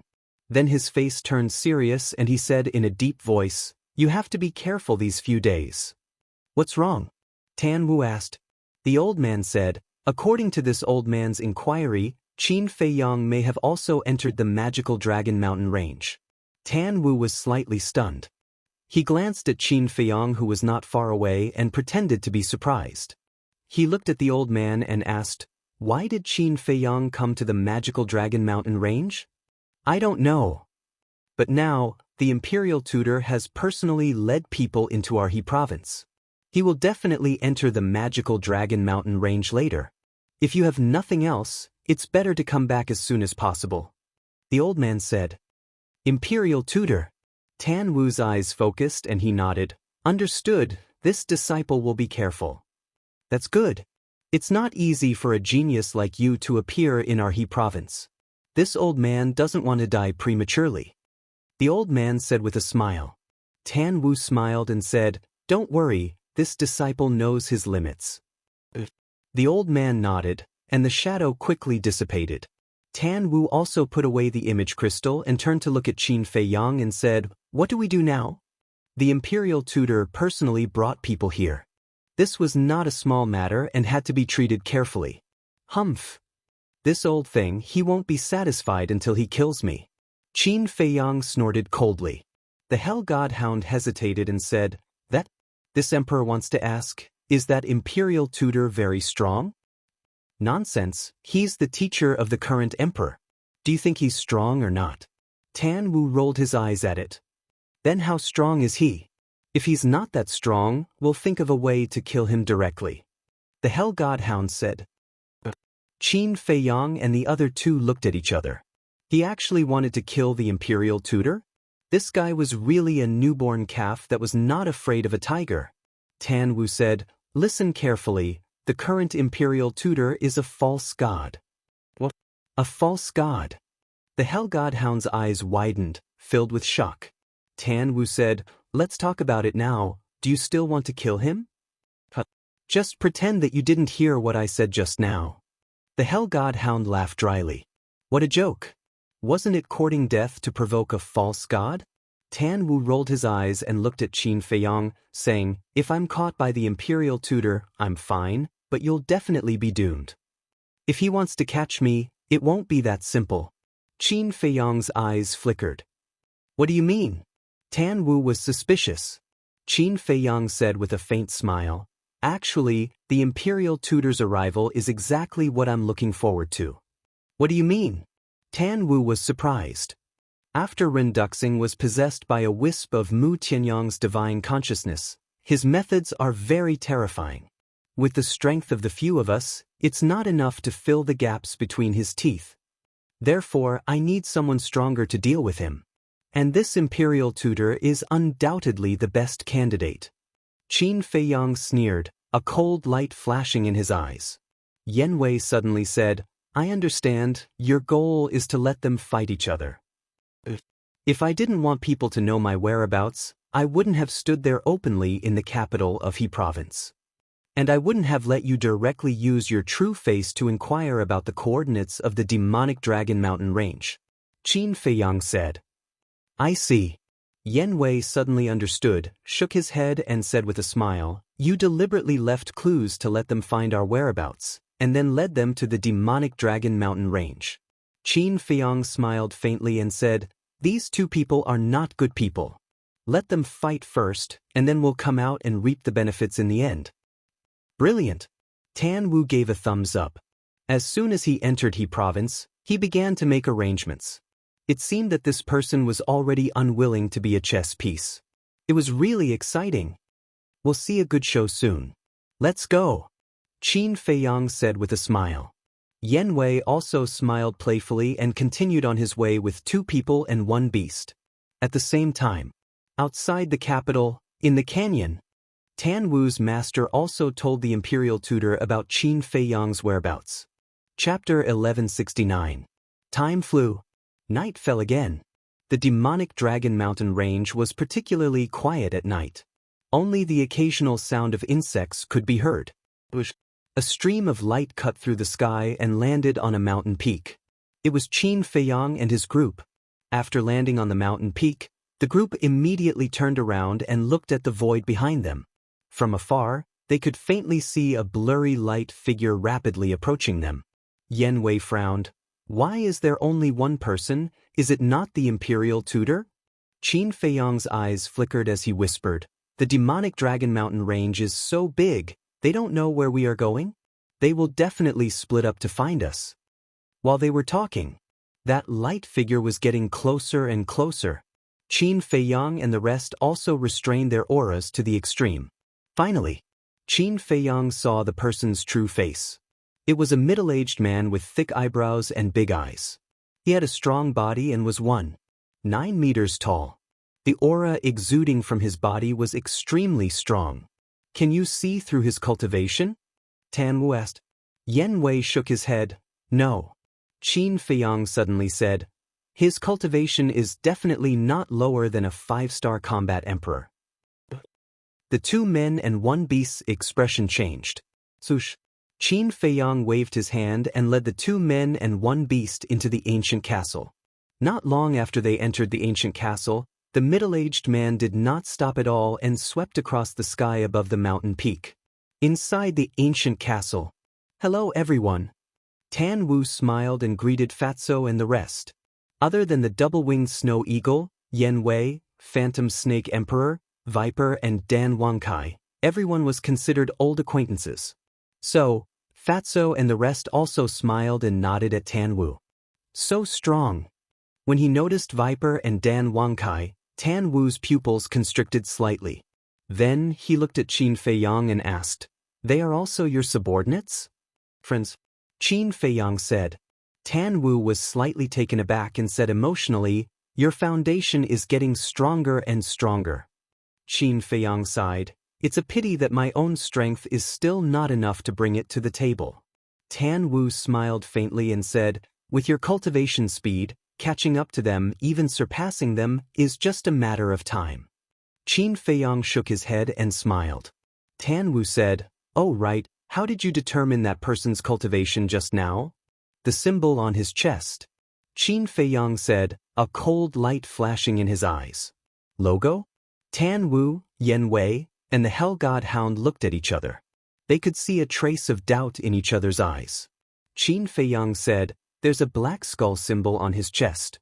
Tan Wu nodded. He had also noticed this. Qin Feiyang said, that's the symbol of the inner hall of the law enforcement hall. Inner hall? Tan Wu was bewildered. Having been in the divine hall for so long, he naturally had a good understanding of the law enforcement hall. The law enforcement hall was personally controlled by the state preceptor. Every person inside was rather powerful. And the law enforcement hall was also the place that all the disciples of the divine hall did not want to go to the most. Because once they entered the law enforcement hall, it would definitely be a situation of 9 deaths and 1 life. But he had never heard of the inner hall before. Those law enforcers that you usually see are only people from the outer hall. And the law enforcers of the inner hall are even more mysterious than the law enforcers of the outer hall. They never easily appear in front of people. Because they are death warriors secretly groomed by the emperor and the state preceptor. Each one of them is a 1 in 10,000 ruthless character. They will only appear when there's a particularly major emergency. Qin Feiyang said in a deep voice. There's actually such a group of people. Tan Wu was tongue-tied. Qin Feiyang said, this muddy water in the imperial capital is deeper than you imagine. Tan Wu asked, then are they the emperor's trusted aides or the state preceptor's trusted aides? Under the heavens, all lands belong to the emperor. Logically speaking, everything in the Great Qin Empire should belong to the emperor, including these law enforcers of the inner hall. In the past, I thought so too. But now, after experiencing so many things, I've changed some of my views. I feel that whether it's the people from the outer hall or the law enforcement hall, they should all be the state preceptor's trusted aides. Qin Feiyang said in a deep voice. Tan Wu said in shock, "You suspect that the state preceptor wants to usurp the throne?" Who knows? Qin Feiyang shrugged his shoulders. Tan Wu took a deep look at Qin Feiyang and asked, "Then what are the conditions to enter the inner hall?" Qin Feiyang said, "First of all, cultivation. The lowest is a 5-star combat emperor." Tan Wu was secretly speechless. He really did not expect that there was such a mysterious department hidden in the imperial capital. It was so strong that it made people afraid. Qin Feiyang's gaze flickered slightly. He looked at Tan Wu and said, "I think you should go back." Tan Wu raised his eyebrows. "Don't misunderstand. I'm not looking down on you. I'm just afraid of implicating you. If the state preceptor finds out that you're with me, do you know what the consequences will be? Moreover, the people he brought this time are from the law enforcement hall's inner hall. I really don't have the confidence to protect your safety." Qin Feiyang said. Tan Wu's expression was uncertain. The Hell God Hound said, "Hey, if you stay now, not only will you not be able to help him, you will only drag him down. Why do you care?" Tan Wu glared at it angrily. The Hell God Hound snorted coldly and said, "Don't be unhappy. This emperor is telling the truth." Scram. Tan Wu's face was pitch black and his veins were bulging. "TSK, you don't know what's good for you." The Hell God Hound pursed its lips. Qin Feiyang shook his head and smiled. He brought Yen Wei, Tan Wu, and the Hell God Hound and left the ancient castle. At the peak of the mountain, dead silence. Qin Feiyang looked at Tan Wu and said with a faint smile, "It's settled then. We'll meet again if fate allows it." "Then be careful," Tan Wu warned. Qin Feiyang nodded and said with a smile, "If there's a chance, when you meet Uncle Yuan, send my regards to him." Tan Wu said with a smile. Qin Feiyang turned to look at Yen Wei and said, "Let's go." Yen Wei waved his hand, swept up Qin Feiyang, and disappeared from Tan Wu and the Hell God Hound's line of sight without looking back. The Hell God Hound retracted its gaze and looked at Tan Wu, asking curiously, "What's the background of this Qin Feiyang, to actually alarm the current state preceptor?" Tan Wu said, "He's the current emperor's son, the 14th prince. He's known as a monster that doesn't appear in 10,000 years. The Hell God Hound's eyes went wide and it exclaimed, "This background isn't small. But since he's the emperor's son, why would he fall out with the emperor like this?" Tan Wu said, "You fierce beasts won't understand the matters of us humans. You're looking down on me?" The Hell God Hound was immediately enraged. "I'm looking down on you. So what?" Tan Wu looked at it provocatively. The Hell God Hound shouted, "Then stop talking nonsense. Come, let's fight another 100 times." "I'm not in the mood now." Tan Wu rolled his eyes at it, turned around, and returned the way he came. The Hell God Hound stood up and hurriedly chased after him, saying disdainfully, "You're not angry anymore? You're too lousy." Tan Wu was silent. The Hell God Hound said, "Speak, don't pretend to be mute. Aren't you annoying?" Tan Wu was furious. The Hell God Hound waved its paw disdainfully and said, "But then again, although Qin Feiyang has a few war emperors by his side, the people of the law enforcement hall's inner hall are far stronger than them. Moreover, there's the state preceptor, a fake god. Is Qin Feiyang their match? You don't have to worry about that. I understand Qin Feiyang. If he isn't confident, he won't take the risk." Tan Wu smiled confidently. Early morning. When the first ray of sunlight shone on the Demon Dragon Mountain range, everything began to gradually wake up. Chirp. The roars of the fierce beasts and the sharp cries of the birds resounded in the mountain stream, echoing in the air. Under the lead of Yen Wei, Qin Feiyang was like a meteor, streaking across the sky like lightning, disappearing into the end of the mountain range. With the state preceptor's group leading the way, they almost didn't encounter any fierce beasts along the way.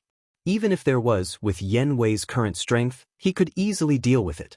Unknowingly, They had already entered the depths of the Demon Dragon Mountain range.